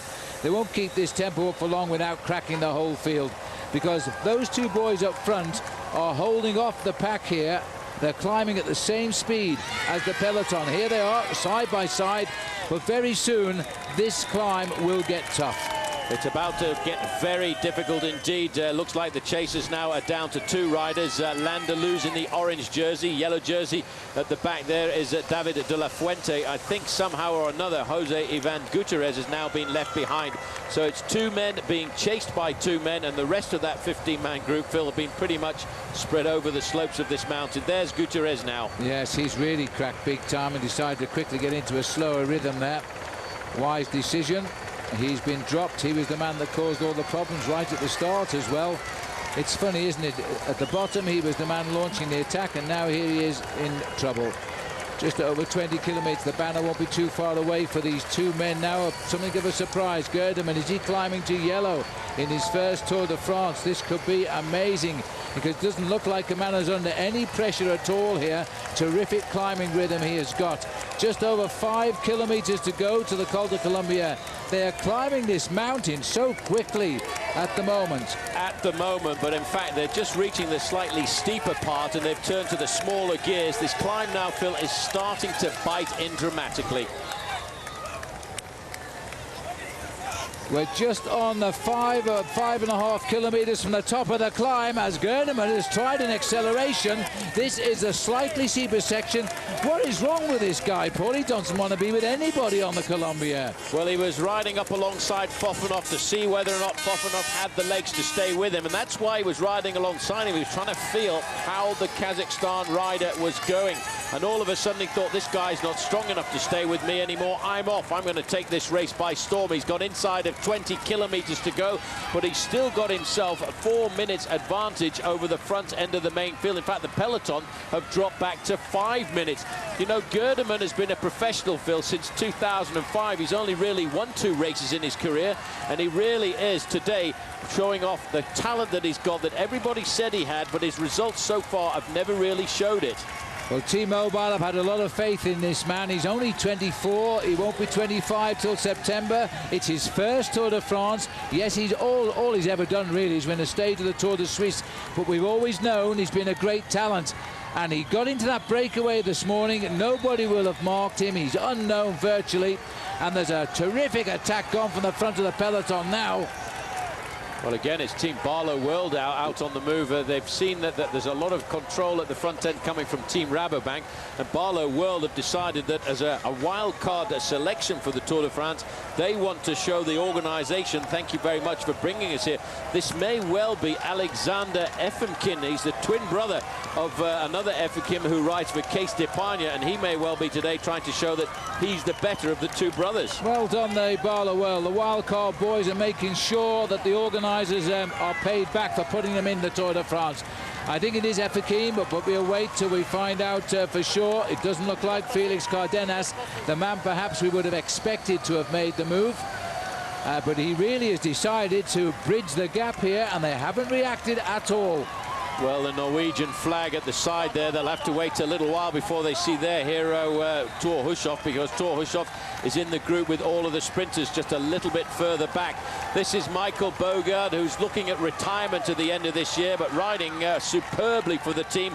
Michael Rasmussen is there in 3rd position. Mick Rogers moving up to the front end of the main field, not too far away from him. But this is turning out to be a rather strange day on the first attempt at the mountains, and it looks as if David Miller now is about to call it a day too. Well, that's sad. In front of him is Patrice Algon, himself a former leader of the King of the Mountains, as indeed David Miller is now. There's Algon as our motorbike picks through the debris at the back. That acceleration hurt an awful lot of riders there. The other rider going out is Jens Voigt, the hero of the team, who has done very, very well in keeping them in touch with the leaders, and it's hurt a lot of Team CSC. This is Kurt Attel Arvesen also now, another workhorse. He's dropping off. This peloton is getting smaller, but none of the favourites are coming back. Inigo Cuesta, oldest man in the race for CSC. He too is about to unhitch at the back. Well, that's an indication of the pressure now starting to bite in this group, and the pressure today is being dictated by the men of orange, the Dutchmen on the front end for Team Rabobank, who really are hammering out an infernal pace, and they're reducing the number of riders. I tell you one thing, that man at the front there, Michael Bogard, is doing a phenomenal job, and this is the damage, Phil, that is being done at the back. Well, the leader of the Française des Jeux, Cassard, is in trouble too here, in the white jersey there. The line at the back now is getting very, very ragged indeed. There is Sandy Cassard. He really is a man that should be at the front. Look at this now. This is Michael Bogard here. Done a lot of hard riding at the front. And, well, sorry, this is the return of Fletcher. We've just cut back to the first man of the breakaway. He's even got water for his boys. They had a plan today. There's no doubt about that. And he's giving the leaders of his team water as well.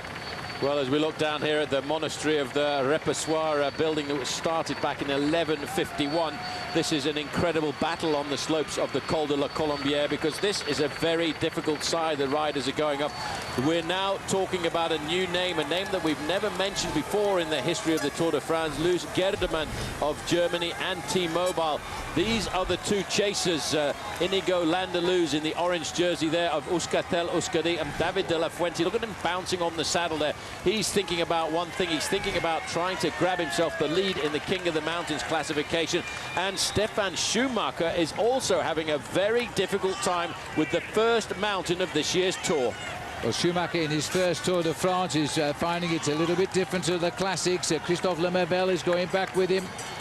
Sitting back here too is now the leader of Baller World. That is Alexander Efekim, so the breakaway rider isn't him because he's sliding off the back, and our computer's not giving us any help at the moment as these riders crack. And Sylvain Chavanel, the leader of the King of the Mountains, as he passes under the flag of the US of A, he also is going off the back at 20 kilometers to go, and it's all being caused, all of the pain in the peloton, by Rabobank. Phil, there are not very many riders left in this group. It's a big surprise, I think, to everybody, the severity of the chase.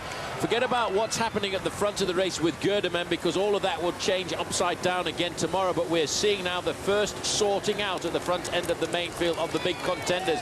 And the big, strong team in the peloton is turning out to be Team Rabobank, and that is a bit of a surprise to me. You can see now these two riders are trying to pull themselves back in. Just around the corner, they will probably come up to there. You can see Dmitry Fofanov around the corner. In front of him at about 20 seconds is the man who is setting this race on fire, Gerdemann of T-Mobile. Well, we're hearing that the Maillot Jaune is now 5 minutes behind the action here. This is Dmitry Fofanov, who has just been shed by his erstwhile breakaway partner up front. It will now be Landaluz and De La Fuente who are possibly the bad threats as we get up near the top. This is Vladimir Karpit, I think, who is falling back into the group. Almost wait. No, this will be the. This is Salvadelli, is it? Didn't recognise his little bit of beard there. As he's, it just shows you how long he was out front. He grew a little goatee beard there. He grew a little beard. Back into the pack for him. And sitting here at the back of the race too is Juan Miquel Mercado, 131, but he's still in with the peloton. The flag of Australia flies proudly, and still in there is Cadel Evans, and following, look at the face of the great Michael Bogart. Still in there as well on the right-hand side, thank you very much, is Andreas Kloden. So those two riders from Team Astana, Andreas Kloden and Alexander Vinokourov, were able to ride through their injuries yesterday, and they're riding themselves back into the Tour de France. Everybody wrote them off after that accident. Fofanov now has been joined by the two Spanish riders, Inigo Landaluz in the orange, David De La Fuente in the yellow.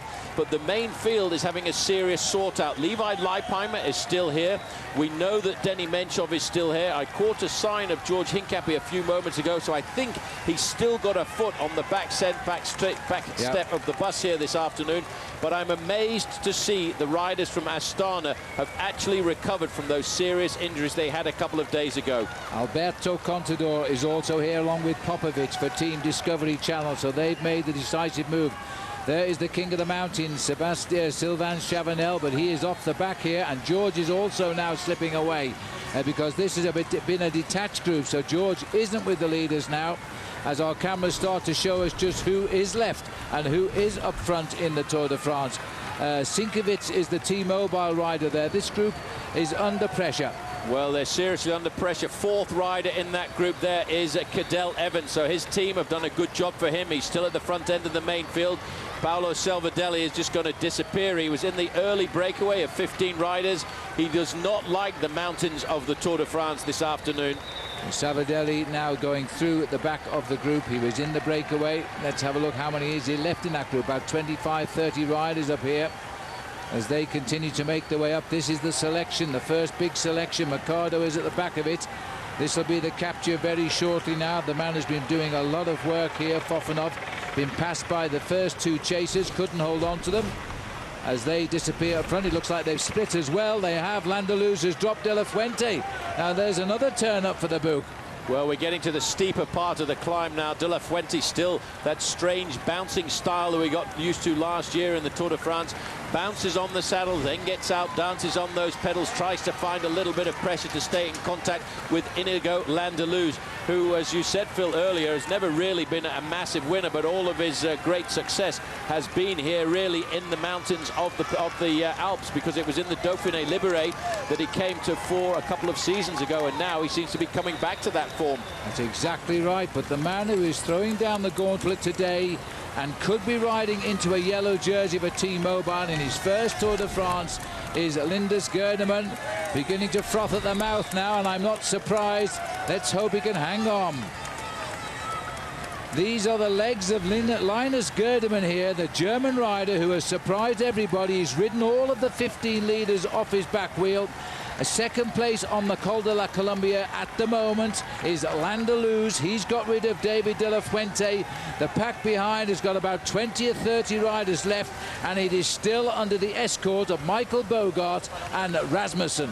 Well, Michael Bogart is doing a phenomenal job. There's Levi Leipheimer over on the left-hand side of the road. You just saw he had his jersey completely wide open. Fourth position in that group is Cadel Evans, the Australian. Behind him, the French national champion is there as well, Christophe Moreau. Most of the big pre-race favourites are still very comfortably riding in this group. Poor old Paolo Salvadelli saying, what am I doing at the Tour de France again? Why don't I stick to the Giro d'Italia, where I've had much more success in the past? But of course, he was in that breakaway of 15 riders. He's been dropped and he's away off the group of leaders now. Yes, done for the day. He was the Astana representative in the breakaway. He's gone straight through now and will just ride home. His Tour de France as a likely winner over. As Cadel Evans peeps into our picture, far left in that pink jersey, just watching the riders at the front. And those riders at the front include Michael Rasmussen in second wheel, who says this year, I don't want to just win the King of the Mountains for the third time, I want to win the Tour de France. Well, as we look here at Gerdemann just a few moments ago, I also saw in that group of the big names of the main field, Alejandro Valverde was there, Oscar Pereira was there, so we're still looking at the majority of the contenders. That's a sore sight, isn't it, when you're at the front of the bike race, because that little gap in the hills there is where he's aiming for, and he's still got inside of 2.5 kilometers to go to the summit, but he's got enough advantage to stay away from the main field. But does he have enough power to stay away from Inigo Landaluze, who is only 42 seconds behind him? Landaluze riding, I must say, like we haven't seen him ride for a long, long time. And he's felt strong enough to shed himself of the other climbers. And as we get towards the summit, it gets steeper. He may be able to claw back a little bit on Linus Gerdemann.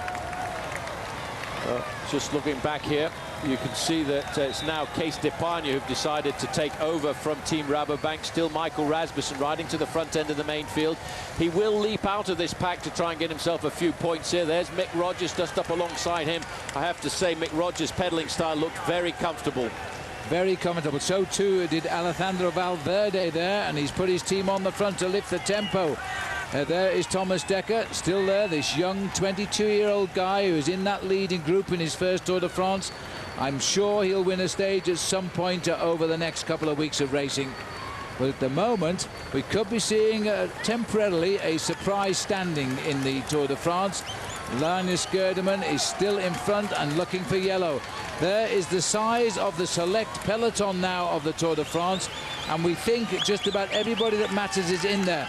Vladimir Gusev wears 113. He's not so superstitious, he says. Is in there as well for Team Discovery Channel. Well, it's nice to be able to wave the British flag for a change, because also I noticed just sitting on the back of that group was number 158, and that happens to be Charlie Wegelius. Yes. Riding his first Tour de France, and he's sitting on the back there of that group for Team Liquigas. He's a great climber, Charlie. He won't hold any fears, but he's never had a shot at the Tour de France before. He's normally on the Liquigas team to help his teammates. Well, maybe now he's going to be one of the leaders of the team. These are the scenes here, the dizzy heights. Oh dear, isn't it a dizzy height? As you look over the shoulder of Gerdemann down the mountain there. This is the Col de Colombière. A little bit of a traffic block, but they are quite a way in front of the T-Mobile rider as he cuts a lone trail. But look at that, Paul. Landaluze is closing in. Well, Landaluze is a very seasoned professional, so too David de la Fuente hasn't given up yet. Look at the way he's bouncing all over that machine. He's riding now on sheer courage, the man in third position on the road. He knows that if he can get over the top of this climb within 30 seconds of the two men in front of him, the descent down from the summit of the Col de Colombière through Chinaillon means he should be able to make the contact with them again. Maxim Iglinski has not given up hope yet. He's trying to hang on and keep this group in sight. Another youngster of the future, because there's a lot of new young riders in the Tour this year, and they're all finding what a different race this is to all the other races they ride every year. There's a group of 40 approximately in the group here now, and the Cees d'Epargne squad of Alejandro Valverde now setting the pace. Oscar Pereiro there in second position, looking very comfortable. Valverde there in third. Rasmussen, Mick Rogers, they're all moving to the front there. There is Alberto Contador over on the left-hand side. You know, Team Discovery Channel have got 3 men in there with his jersey right open there. You can see Levi Leipheimer. I also noticed that Jaroslav Popovic was in the group as well for Team Discovery Channel. George Hincapie has been left behind. He's in the second group on the road, and unfortunately he's not been able to stay on the back step of the bus here this afternoon, suffering I think a little bit with the heat this afternoon, and of course with the speed of this first ascent of the first mountain of the Tour this year. I must say, Valverde there, just in our picture, looking very, very strong, as though he's very happy with the situation right now. There's a lovely shot of Leipheimer as well, and there is Kashikin is also there for Astana in that light turquoise jersey. These boys are concentrating. There is Vino, looking good. Doesn't look in any difficulty at all at the moment. He's riding on the wheel of Tadej Valjevic, the champion of Slovenia. Well, these boys Gusev are looking pretty settled right now. Gusev, he could be the big surprise of this Tour de France. He is such a talent as well. Well, he's the leader of the white jersey classification. I'm very impressed with the man just in front of him, though, because Alexander Vinokourov rode through yesterday on complete and utter courage. It was a crusade for him yesterday, I think, to get himself through that stage. He knows this is his last real chance of a crack at the Tour de France. There's Denny Menchoff looking comfortable there in the Group 2. This is really the first decanting we've had, Phil. Poor old Gerdemann's at the front now, has all of a sudden found out just how difficult these final kilometres are of the Col de la Colombière. He attacked early on, I think, on youthful enthusiasm. Now he's got to try and keep that going to the summit of the climb. He's being chased by 2 seriously talented Spanish climbers. He's looking over his shoulder saying, I wonder where they are. Well, there is Landerloos. As Landerloos is still slowly closing in on him here as the flag of Norway waves on. But he's nearly at the top now, and then he might take 1 or 2 risks. He won't really want the company of the Spanish riders, although he might, if he's not too tired, be the quickest of the sprinters if all 3 get together. 15 kilometres to go, almost to the finish here, but we've got to get to the top of this climb, and then the descent will start. I don't think there's any chance they will be caught before the finish, but they want time as well, especially if Gerdemann is going to pull on the leader's yellow jersey, and what an achievement that would be today. But tomorrow is a huge day, and he may be selling his energy out today. Well, it doesn't matter. If he's got a chance of getting himself the yellow jersey on his shoulders for just 1 time in his career, and he can do that today, well, go for it. This is John Gadre at the back here, number 66. We've seen him ride a lot in the Giro d'Italia. We figured this guy was going to be a great climber of the future, but he too is unable to take in the first major climb of the Tour. We're having a serious sorting out on this climb. It is always difficult, the first mounting of the Tour, because you've been riding on the flat using a different kind of gears. The Tricolore, the champion of France, looks very comfortable. He's not too worried about the situation. He looks good today. We are having a lot of riders shot off the back, but we're having none of the fancied men. They are riding to the top as a group here, and all of them are looking very, very comfortable. Iban Mayo is here, Leipheimer is here, Cadel Evans, Michael Rogers. They are all here. They're not in difficulty as we pick off the riders now. This is Pinot being swept up by the tempo of the Caisse d'Epargne. They've got their 2 top men, Pereiro and Valverde. Menchoff is here for Rabobank, and Rasmussen. I can't think of anybody who is fancied to win this Tour being left behind at the day. Possibly the one man I haven't seen, but I'm sure he's there, is Carlos Sastre. Well, I was just thinking exactly the same thing. I was looking down that group to see if I could see any riders from Team CSC, and I didn't really, so far, identify Carlos Sastre or Frank Schleck. But we only get a chance to see the front of the main field and the back of the main field. He could very well be comfortably sitting right in the middle. Here's one of the riders who was in that early breakaway. Jérôme Pinot has gone straight through. He can't get onto the back step of the bus either this afternoon, but after all, he put an awful lot of energy into the breakaway. 15 kilometers to go to the finish. He's almost to the top of the climb as well, so he'll be having a high finish today.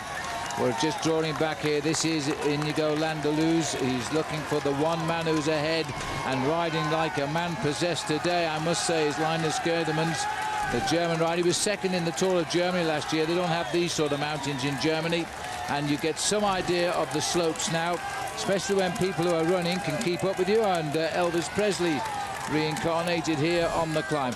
The peloton have made an impression, but not really a great deal. They've probably put back a minute on this rider on the whole thing. Oh, dear me, that was a bit close. Well, that wasn't actually the motorbike rider's fault. I think Gerdemann now is going through a very nasty zone. He's just got to get himself to the top of the climb. Spanish supporters there, I think, a little bit partisan. That is totally illegal. And in fact, you'll get him disqualified if you do that. And he'll get penalised, even though he never solicited the help. So you've got to watch out for these Spanish riders. But, you know, it was a little bit of a lucky swoop there. I think you're right about Gerdemann. He is getting tired. Motorbikes have got to be careful where they stop, though, because these boys are under full cry as they go round that motorbike. And I think, and I hope, the motorbike learned a lesson. Well, you don't take the rider's line on a bend. Well, this man is in a complete and utter zone. He's just trying to survive. He's probably never suffered like this in his life before. He's just begging this climb to be finished, to beg this climb to go over. Yeah, Bram Tanking is back. There is Carlos Sastre over on the left-hand side, so he is in the group. He was obviously hiding away from the front end of the peloton. 1 kilometre to go for the big contenders of this year's Tour de France, and very shortly they will be plunging down towards the finish. I think that's Jose Ivan Gutierrez as well, about to be picked up by the rest. So he's lost 5 minutes on this climb since he cracked big time. 1 kilometre to go for Valverde's bunch of pacemakers.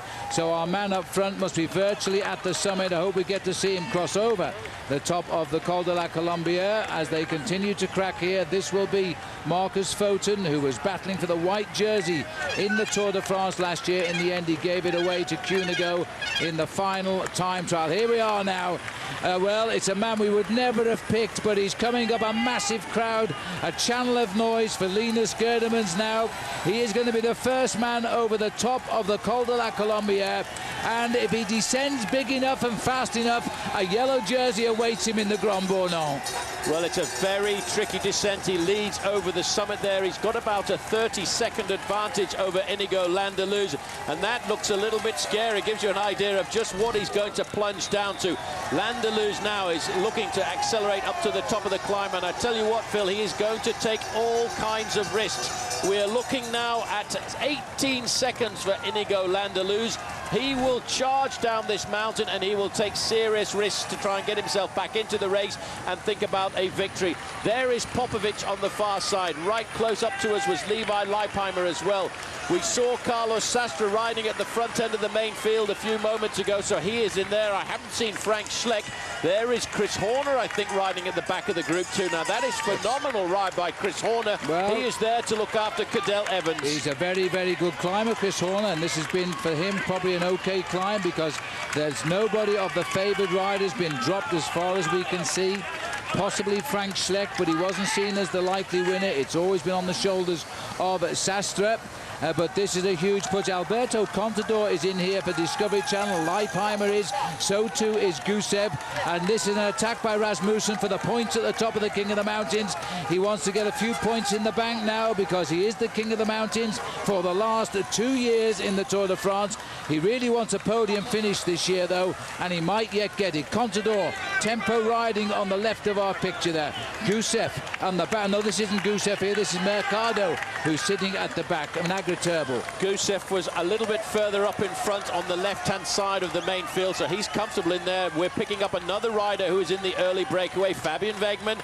The man who's riding away here, the Michael Rasmussen, he really is becoming the new king of the mountains in the Tour de France. He won't be in the leader's jersey at the end of today, but I think the way he's jumping out of the pack there, Phil, he probably will be tomorrow. Cadel Evans, Carlos Sastre trying to hang on behind Alberto Contador there. This rider, every man he picks off, of course, he gets more points at the top of the climb. Double points today, as is the rule. If the category of the climb, the last climb of the day, is second, first, or all category, they double the points. So there's 30 for the winner. That's gone. Gerdemanns has got that. Landeluz is second. De La Fuente is over in third. 12 kilometres to the finish now, as the riders in the Tour de France have really found out what this race is all about. Mikel Astroloza dropping back. You can see these riders are dropping off the back end of the group. That's Charlie Wagale slipping back now with Juan Miguel Mercado. Also, I don't think we will see Michael Rasmussen getting enough points today to get himself the lead in the King of the Mountains classification, because Sylvain Chevron what's going on here? This is a blockage at the front. What is going on here? That team car is in, it's an AG2R's team car as well. Completely blocked the road there. He should have gone forward, but Rasmussen is through, safe and over the top. I'm not sure what position he's gone over, because I don't know how many of that breakaway still exist. Well, he was just catching up there with Martin Elmiger, who's in the leading breakaway, and if the car hadn't have been there, he may well have pulled himself back into the wheel there of Elmiger. But he's just ahead of nearly all of the major favourites of the Tour. We have had a decanting. We'll have a completely different overall classification. 3 minutes and 20 seconds is the deficit of the main field, and now, Phil, it is going to be a massive charge down to the line. They've got a 10-kilometre descent here, and it's a rip-roaring technical descent. I've just got my fingers crossed that everybody gets down safely. Well, the seconds that counts. Gerdemann is on his way down. He's being chased by Landaluz, who's only just behind him. De La Fuente is back at a minute, and there's the rider at the front now, and he is the revelation of the day. Chavanel will keep his lead tonight in the King of the Mountains with his 42 points, but it's getting less and less. Looking at the ascent there, 46 minutes it took the rider Linus Gerdemann to climb the mountain today. Now he's going to fly. He's sensing the greatest moment of his career, and Landaluz is having a terrific job, but I don't know whether he can get back onto him. Well, we're celebrating there. You just saw the fireworks at the side of the road, celebrating the passage of the Tour, and of course the 14th of July, French Bastille Day. Not much for the French to cheer about just yet, because it looks as if it's going to go to either the Germans or the Spaniards. Landaluz will take a lot of risks on this descent. It's a real technical descent. You can see this as we swing around the corner here. It gets a little bit easier once you go through the town of Chinaillon, but it's still a rapid charge down to the finish. The long line now, you've got to stay alert. Those fingers will always be near the brake pads, but you'll try not to use them. You'll watch for anybody altering the line. You've got to rely a lot on the boy in front, not making a mistake. At the moment, it's pretty routine and it's very quick. It's not like this all the way down the col, though. It gets tighter at the bottom as we'll go round sharp hairpin bends. From what we have seen of Linus Gerdemann's, Paul, he's relishing the race down to the Grand-Bornand. Well, he's got a big advantage. He's not got to worry at all about the main field. He's only really got to worry about one man, and the one man is just behind him, and that is Inigo Landaluz. We're getting time checks popping through that it's around about 24 seconds his advantage. On this part of the course, he won't lose very much at all. It's very straight. He's getting down into a very precarious, low-profile skiing-type aerodynamic position. I hope he doesn't hit a bum like that, because that would be rather sore. Yeah. It does get technical, though, once he goes through the town here of Chinaillon, and this is where he's starting to come into, and that's when we start to go into the zigzags, which will take him down into the valley floor.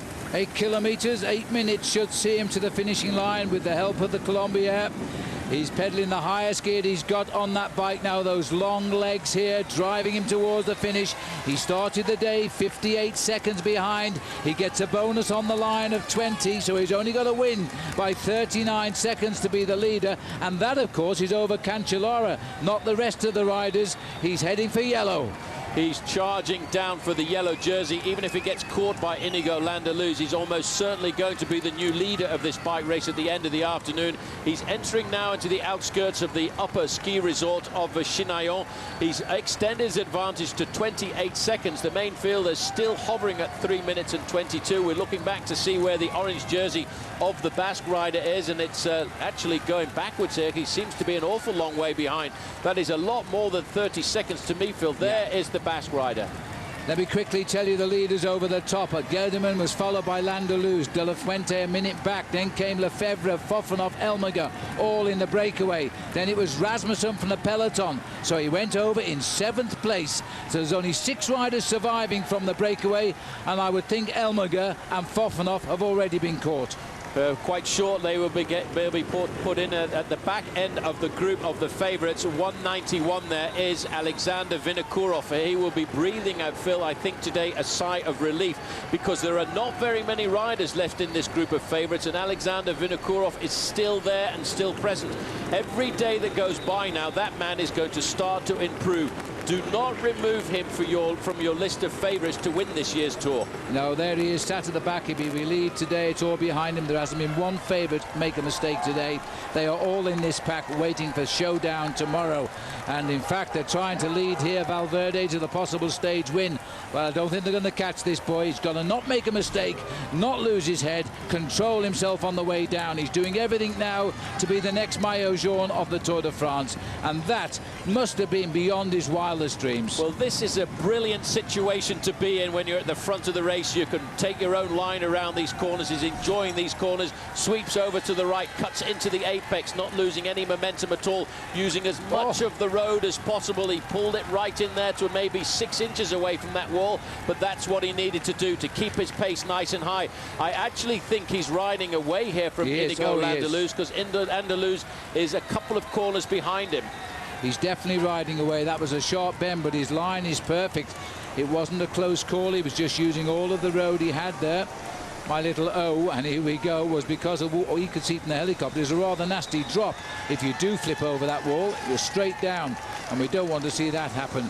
And so he's riding, I think, absolutely superbly. He's showing terrific descending skills. Well, there is the man who was just in front. That was Elmiger. Rasmussen has also now been pulled back into the fold. Rasmussen only went off the front of the group there, Phil, to get himself those points. He will come out and play it again tomorrow. Alejandro Valverde is riding now like a serious challenger, but at the back, Alexander Vinokourov, despite all the bandages, despite all the covering of the wounds on his body, is still there. Yes, yes, we know, Alexander, it's been a tough day, but mate, you're still there. He's still there and he's cool.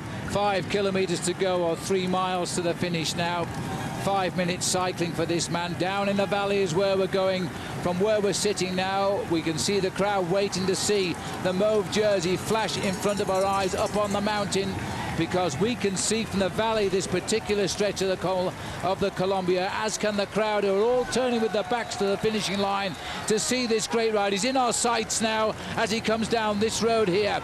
They can see now that it is Gerdemann who's leading. He got into the breakaway. He not only survived it, he made the story of the day here. Well, it was 22 seconds at the top of the climb. It's now 32 seconds, the advantage of Linus Gerdemann, as we see now the remnants of riders trying to stay in contact. There is Fofanov, so he too has been picked up.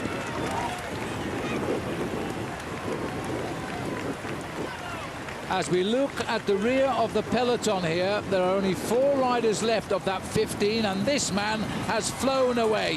4 kilometers to go for Linus Gerdemann. He is now clear of the field. He can see the Grand-Bornand off his left shoulder. He's shortly going to be down there, and he has been such a sensation today. He started the day, Paul, 58 seconds off yellow.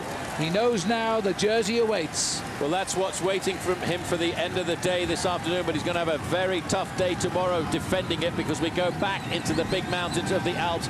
The straight road now, he gets down into that skiing position, keeping his pace as high as possible, as Landaluz now goes under 4 kilometers to go. So we are looking here at Landaluz here now, continuing down the mountain, but he's not going to get on time, I don't think. This rider has flown the coupe. He's the best placed overall, and he's going to head now into the leader's yellow jersey. Another tight turn using the full road. There is the team car, and I should imagine that Brian Holm cannot believe what's happening now, because he better get the iron out for the yellow jersey tonight, and he's very tense. You can see now he just wants it all to be confirmed. Tight bend here in this lovely town. Round the hairpins, they've arranged this special plateau so we can approach the line without shooting straight through it and off the mountain. We're onto the flat roads now to circumnavigate the town of the Grand-Bornand. There you can see him using all of the road. This has to be an incredible moment in the life of Linus Gerdemann here, Paul. He's going to be yellow now. Well, I'll tell you one thing. This man now all of a sudden is not feeling any more pain of the day. He's starting to feel the elation of victory. He can find that little bit more. He can accept the pain more now because he knows this pain is going to pay at the end of the day. He realizes that he's only got that final bend. I hope he looked at the race book last night to realize there's a very sharp left-hander. Then he will line up. Strangely enough, the last time the Tour came here in 2004, it was a German rider who was second on the stage, beaten by Lance Armstrong. That was Andreas Kloden. This time history has changed the books because it's going to be a German rider who wins the stage and takes the yellow jersey. And in theory it should have been Kloden. He started the day in second place, 33 seconds off, but he's in that back group as far as we know, although we haven't seen him in that chase group of the big pack. Here comes the charge now. They're sweeping up virtually everyone, and it's all Case Depon, Valverde and Pereiro who are leading the charge into town. They're sweeping up, as far as I can work out, there's probably 4 riders from the break left in front. And those 4 riders will be hoping they will survive to get some recompense for the work they've done. Here is the left-hand bend, the sweeper now, and he will start to slowly climb up towards the finish line. He should as well, Phil, get a 2-pronged attack here, because not only the win of the stage, the yellow jersey, but he'll also take over the lead in the white jersey competition as well. So what a day for this young man, and what a day really for T-Mobile, who've put this structure together, because at the end of the day, Bob Stapleton brought a very young team to the Tour de France this year, and they're starting to reap the benefits. Let's not forget, though, Mick Rogers is still the man for the overall win if they can keep it all together. 36 seconds over Laneluz. He can start to enjoy this. Yes, at the end of the day, this will be seen as a diversion. Of course it will, because Rogers will be their man to try and carry the flag tomorrow, because the strength that this man has left on the Alps, I don't think he can produce it again tomorrow.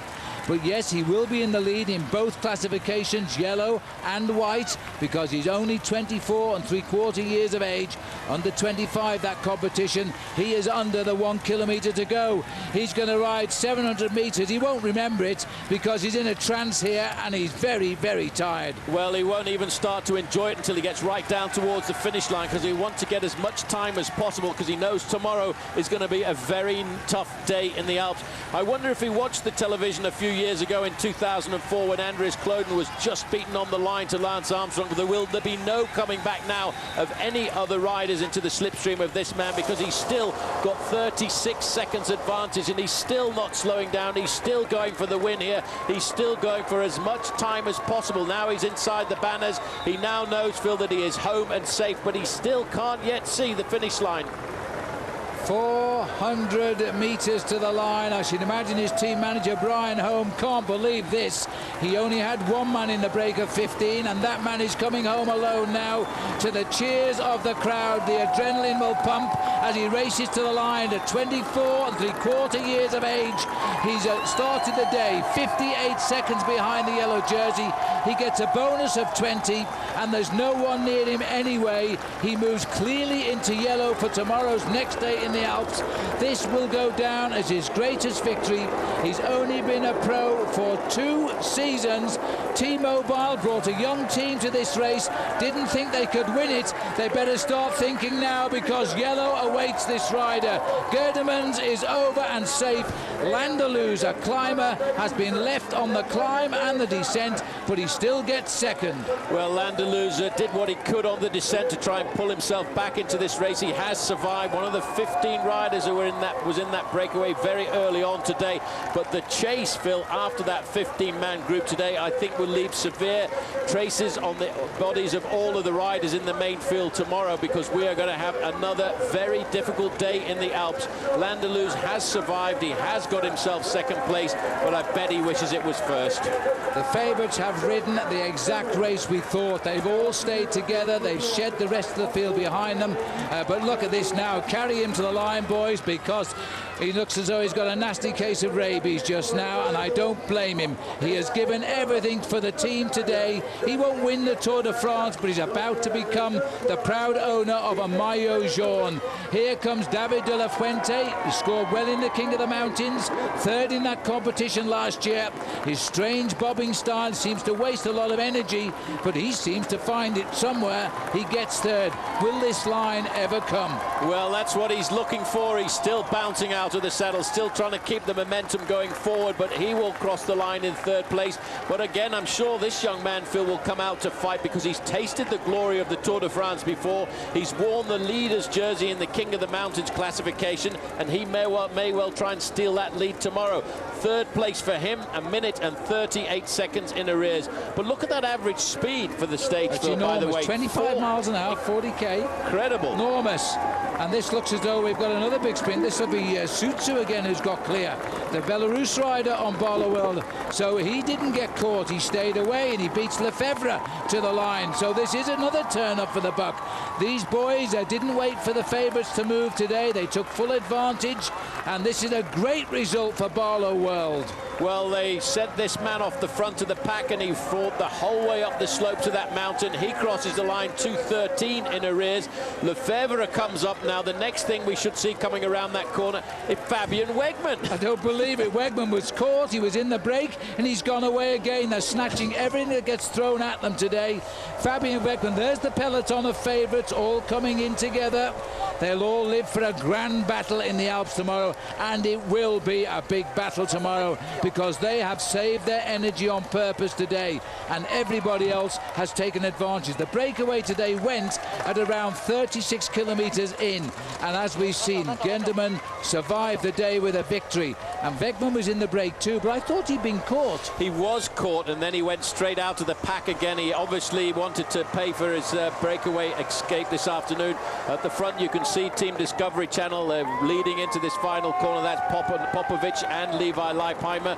I did see Carlos Sastre. I'm not sure if we will see whether or not Frank Schleck is in there, but this man, one of the 15-man breakaway, wants to get his place in the top 10 at the end of the day, and strangely enough wearing the German national champions jersey as Andreas Kloden was when he finished second here back in 2004. Oh, he keeps closing his eyes and hoping he opens them, and he's under the banner because the fielder, yes, and I make it 6th place for Wegman, but who knows.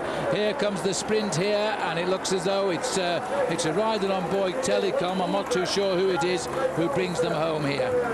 The other rider in there from Quick Step was Garati, who was coming across the line. There's Charlie Wegelius coming up too. He had a big charge down the line, so nice to see Charlie there in the lime green jersey of Team Liquigas, and another rider coming up from Case d'Epargne. By the way, Case d'Epargne had 3 serious contenders in that group, because not only did they have Oscar Pereiro, Alejandro Valverde, but also Vladimir Karpets. Well, that's the main field coming in. They all get the same time, around about nearly 4 minutes behind Gerdemann. He's going to have a big lead tonight, and he may hang on to it tomorrow, who knows. But the big favourites are all together, and their time gaps will stay the same, and that's what's important to them.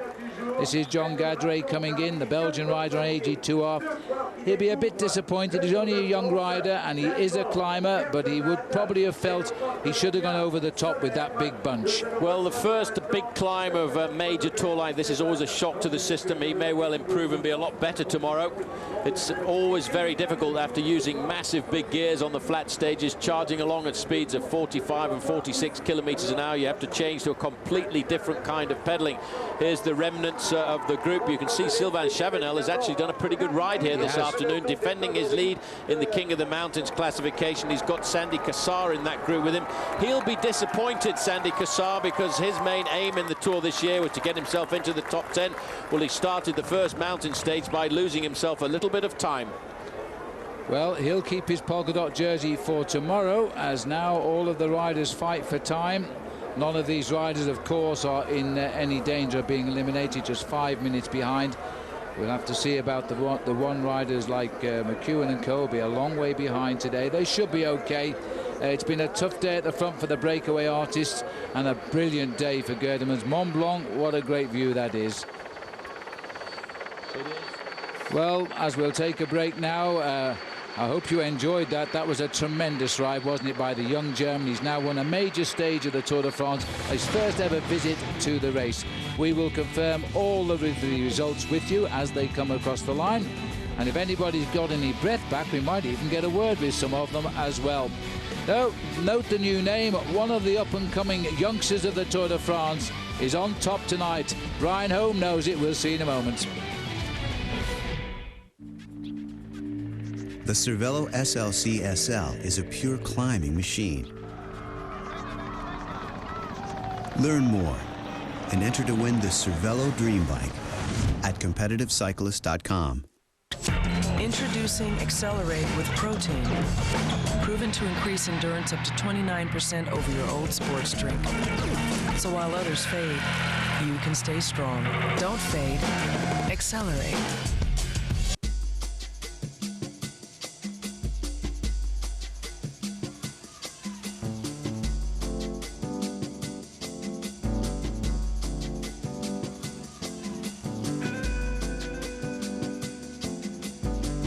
Your life doesn't have one dimension. Neither should your beer. Michelob Ultra. Rewarding taste that's made for the way you play. Live life to the ultra. When you take it off, you're gonna like what you see. Scotch Blue Painter's Tape. Goes on easy, comes off clean, leaving professional paint lines. Scotch Blue Painter's Tape. This summer, get the sunblock that also blocks the bite. Bullfrog Mosquito Coast Sunblock and Repellent. Up to 8-hour protection against harmful rays and pesky bites without the odor. Bullfrog Mosquito Coast. Block the burn and the bite. World Team Tennis on Versus. This week, Pete Sampras and the Breakers take on Anna Kournikovas Capitals. Tomorrow at 11:30 on Versus. What are you? Look, honey. Rock Bottom's Backyard Barbecue, and they're tapping that beer you love. American Dream Ale.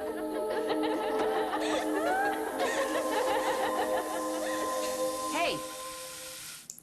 You're doing it again. It's Rock Bottom's Backyard Barbecue, featuring American Dream Ale. Build your own ultimate backyard burger. The crisp, delicious Waldorf Wedge. Our juicy 20-ounce T-bone, plus choose your favorite picnic side. Grilled food and chilled beers. Now that's a barbecue. CI's best-in-class certification for combined acceleration and braking isn't just handed out.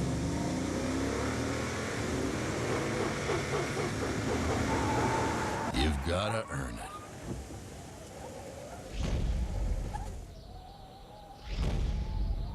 Get 0% APR financing for 60 months or $3,000 customer cash on the all-new Tundra, the truck that's changing it all. Now at your Toyota dealer. 88 feet.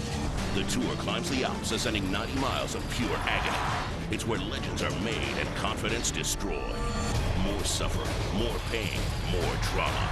The Tour de France, Stage 8, live tomorrow, 7 a.m. Only on Versus. MMA can be extremely artful, it can be scientific, it can be a chess match, or it can be a brutal, quick knockout that nobody ever expected it. And that's what's great about the sport, it's just you never know what's going to happen. I don't believe in like the fairy tale endings when somebody harnesses their inner spirit to overcome something that they haven't, that they haven't prepared for. I get more hurt in training than I do in a fight. Because when I train hard, and that's where I get hurt most of the time. I train for pain, I train hard. I'm up in the morning early to get to the gym. I'm the first one in, usually the last one out. I train like this is a warfare. Like I don't plan on coming back. I refuse to lose, When I step in there, you gotta kill me. I just keep coming, keep coming. I'm trying to finish you. I might go out there and I'm trying to hit you with everything I have and just keep going. You inflicted damage on me, I'm gonna give it back to you tenfold. I'm gonna make you wish you never even hit me. It's not fun and games in there, it's intense, and fear is not an option. It's just an attitude of just go until you can't go anymore. It's just getting in my head and flipping that switch. And once I flip that switch, it's showtime.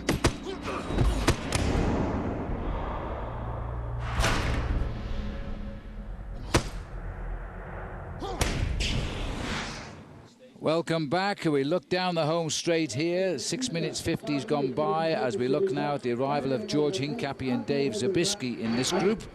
A pretty solid ride at the end of the day. They lost contact midway up the Col de la Colombière, and they're going to come in just over 7 minutes behind Gerdemann today as he crosses the line. There is the valley. That's where we are, down on the right-hand side of your picture. Now let's see if we can have a look at that great victory there by Linus Gerdemann today. It's a fabulous ride. As he comes down up the Col, first of all, the crowd parting the ways for the German cyclist in charge of the Tour de France on this particular stage. Confident from the start when he went in the breakaway. He then launched the attack decisive on the Col de Colombière. He then parted company with Dmitry Fofanov because he wasn't strong enough, and he went for gold on his own. And then he flew down the mountain inside of our commentary box here. And then he came down to visit us. As he looked over his shoulder, he's actually just said on German television, the last kilometre was like 2 hours. And there the congratulations to Brian Holm. They have a stage win they never expected, and the lead in the 2 classifications, the white jersey and the yellow jersey. These are the Honda ATV results. Linus Gerdemann, the winner in 4:53, an average speed of 26 miles an hour. Landaluz in second place, 40 seconds back. De La Fuente third at 1:39. Mauricio Sola it was on Barlow World, another newcomer on that team from Colombia, 2:14. Laurent Lefebvre up there as well. Lefebvre, a survivor from the original breakaway, as was Wegman. He got caught and went away again and got 6th place. Juan Melgarati 7th. Xavier Florencio 8th. Christophe Moreau, we fancied him to win today on Bastille Day. Top Frenchman in 9th. And Alejandro Valverde, his team rode really hard in the last half of the race, got in the top 10. Oscar Pereiro 11th here. Jaroslav Popovic, they're all in the group that matters all the same time. Leipheimer's there. Martin Elmiger hung on even though he was in the break and got caught. Good result for him. I wonder if we can show you anymore. Yes, we can. An old friend Beltran now on liquid gas was there. Mayo was there, watch out for him. Contador, Frank Schleck was there, we didn't see him. Michael Bogart, Rabobank, he did a lot of work. He was there, which means Menchop will have finished up here somewhere. Kim Kirken, another man to watch out for on T-Mobile. Evans, all same time. That's all they wanted today. Vladimir Gusov, he'll probably drop to 2nd in the white jersey. He'll wear it again tomorrow because the leader is in yellow. He finished in 25th place. And that's about all we can show you at the moment on that as we gaze out across the top of the Col de la Colombière. Well, as we look out across the Alps here, Robbie Ventura has bust through the crowd. He's found Levi Leipheimer. Let's find out what sort of day he had.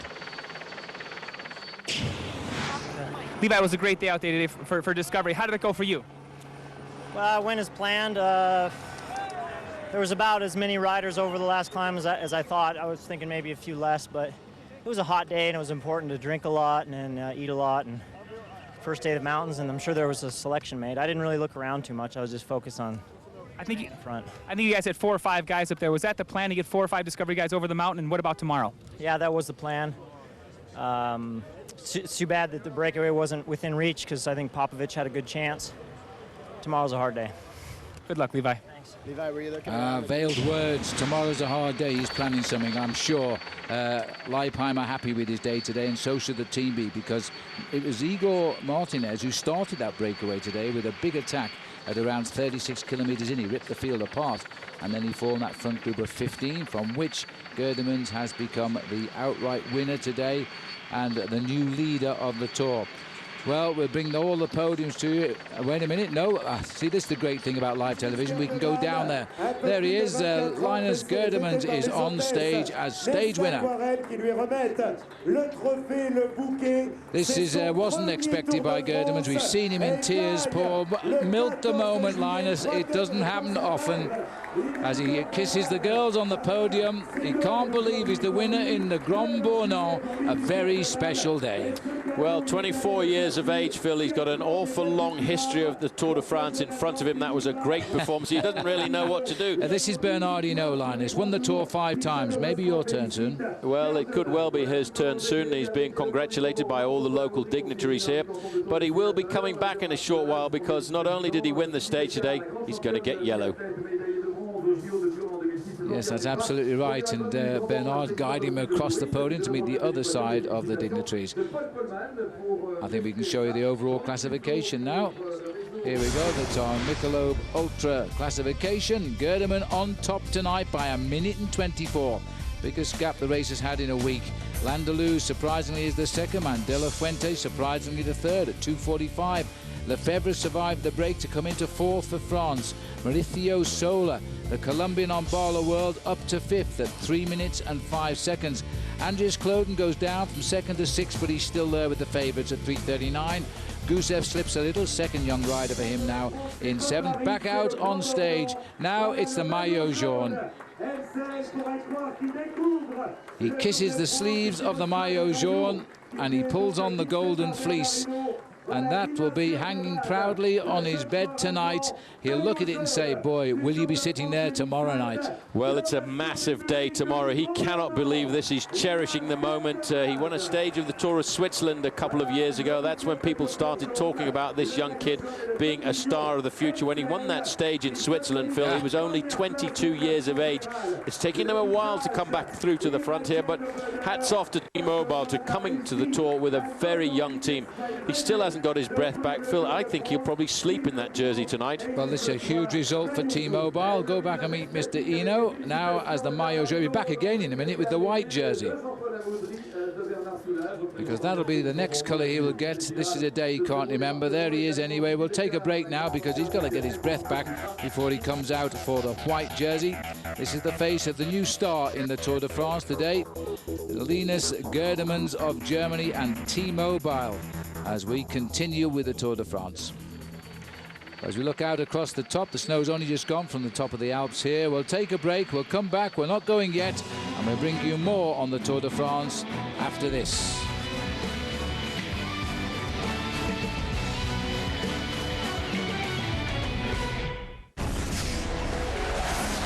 Saab was founded by 16 aircraft engineers. Their spirit lives on in the turbocharged 2007 Saab 9.3 Sport Combi. With all the storage space you need, an estimated 30 miles per gallon, and a starting price under $29,000, you're closer to owning a jet than you think. Saab, born from jets. Log on to Versus.com/fly to the finish for your chance to win a 2007 Saab 9.3 Sport Combi and a new Cervelo bike.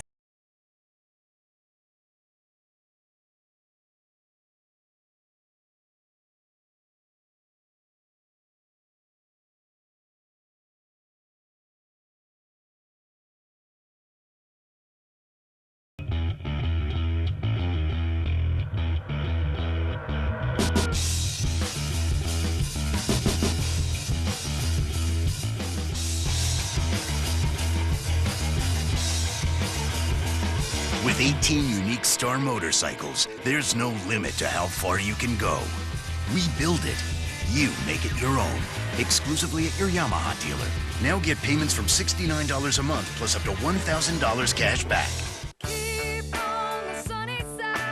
Our days, it was great. The pool was great. The pool was fun. Bed was really comfortable. Pillows were soft. I slept like a baby. Keep on the sunny side of life. It was known as the Tour of Chaos. This year, who'll get it back on track? Alexander Vinokourov, the most dangerous, determined, aggressive, and holding a grudge. Alejandro Valverde has all the tools to win it, if he can finish. Dennis Menchov, a good rider needs a great team, and he's got one of the best. Levi Leipheimer, new style, new team, and visions of a ninth straight American victory. The real drama continues. The Tour de France, Stage 7, enhanced, tonight at 8 on Versus. Hey.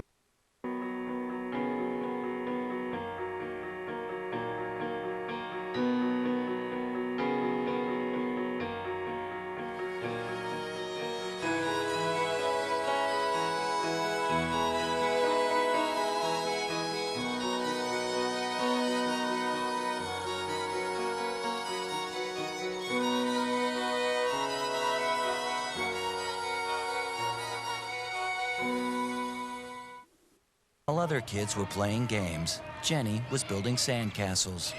No one thought she'd ever live in one, except for Jenny.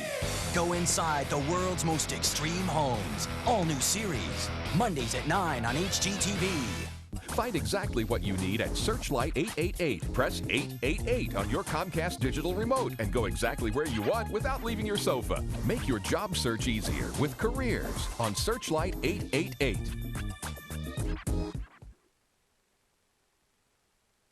On Versus is brought to you by Cervelo.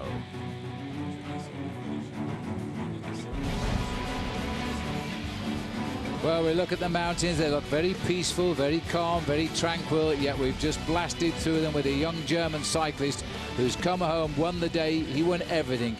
The best young rider, he won the stage, he got the yellow jersey, and not surprisingly, he's also become the best, most combative rider, the most aggressive rider of the day. What a ride. What an incredible ride by that young man. But I think at the end of the day, Phil, it was a fairly standard day, the day that we kind of expected, because all of the big contenders, the men who are really dreaming about winning this race after 3 weeks, not having a little bit of glory in the yellow jersey, those guys all pretty much finished together, and it's not really a major surprise. All right, well, let's have a little bit of a look at how the day went, because it was a great battle even so. But you're right, the big favourites didn't lose any time. I think they're all planning a huge assault tomorrow.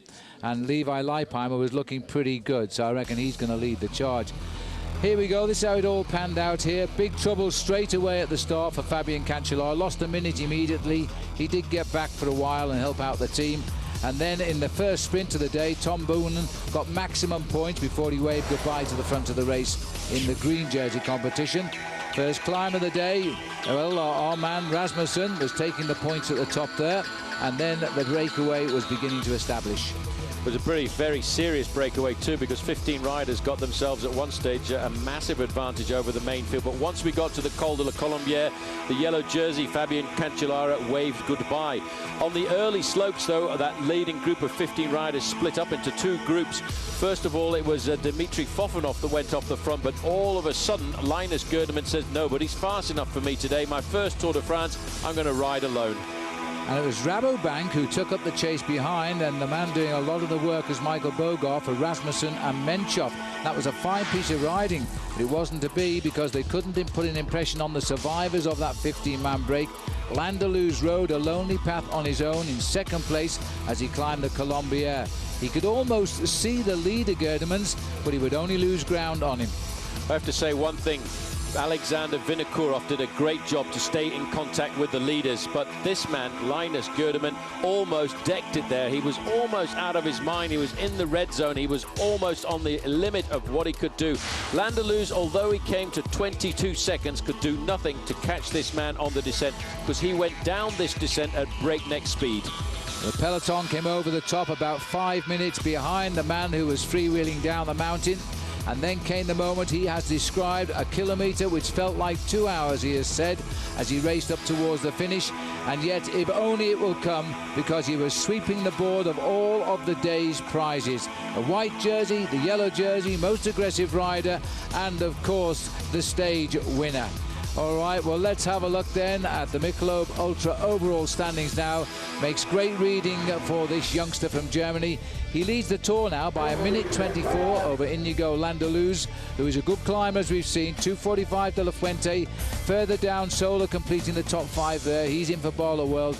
Cloden drops second down to 6, but keeps his mark on the big favourites here. Gusev slips, but he holds his position as well. Contador's had a great ride today. We expected. He sits 11th. Cadel Evans sits 13th. The other Australian 14th. Oscar Pereira 15th. Levi Leipheimer, his time of 4:06 is based on the winner, don't forget. He's in 16th place, and I think is sitting on some tremendous form. Tomorrow, Paul, it's another day and a tough one. Another massive day in the mountains. Will Alexander Vinokourov come out and play? Because as we move away from the Grand-Bornand in the morning, we are going to have a very difficult day in the Alps. It stays in the Alps for the whole of the stage. The riders moving away from the Grand-Bornand. 3 small climbs as an hors d'oeuvre, but then it's the massive climbs to finish off with. Once they've gone through Beaufort, they go over the Colmé de Roseland, 1,967 meters. Then the Montée de Hauteville, a very difficult climb at 1,600 meters. But the finish, 2,000 meters in altitude at the summit of the ski resort in Tignes. Ouch, that is going to be a big day. Yes, the finish only just below the level of the Col de Tourmalet in the Pyrenees, and we will be there, of course, and you should be there with us. We're going to come to you at the very special time tomorrow, 7 a.m. Sorry about you guys in California, but set your alarm clocks. It's going to be a wonderful day in the Alps as we thank Gerdemann for providing us with our clothes.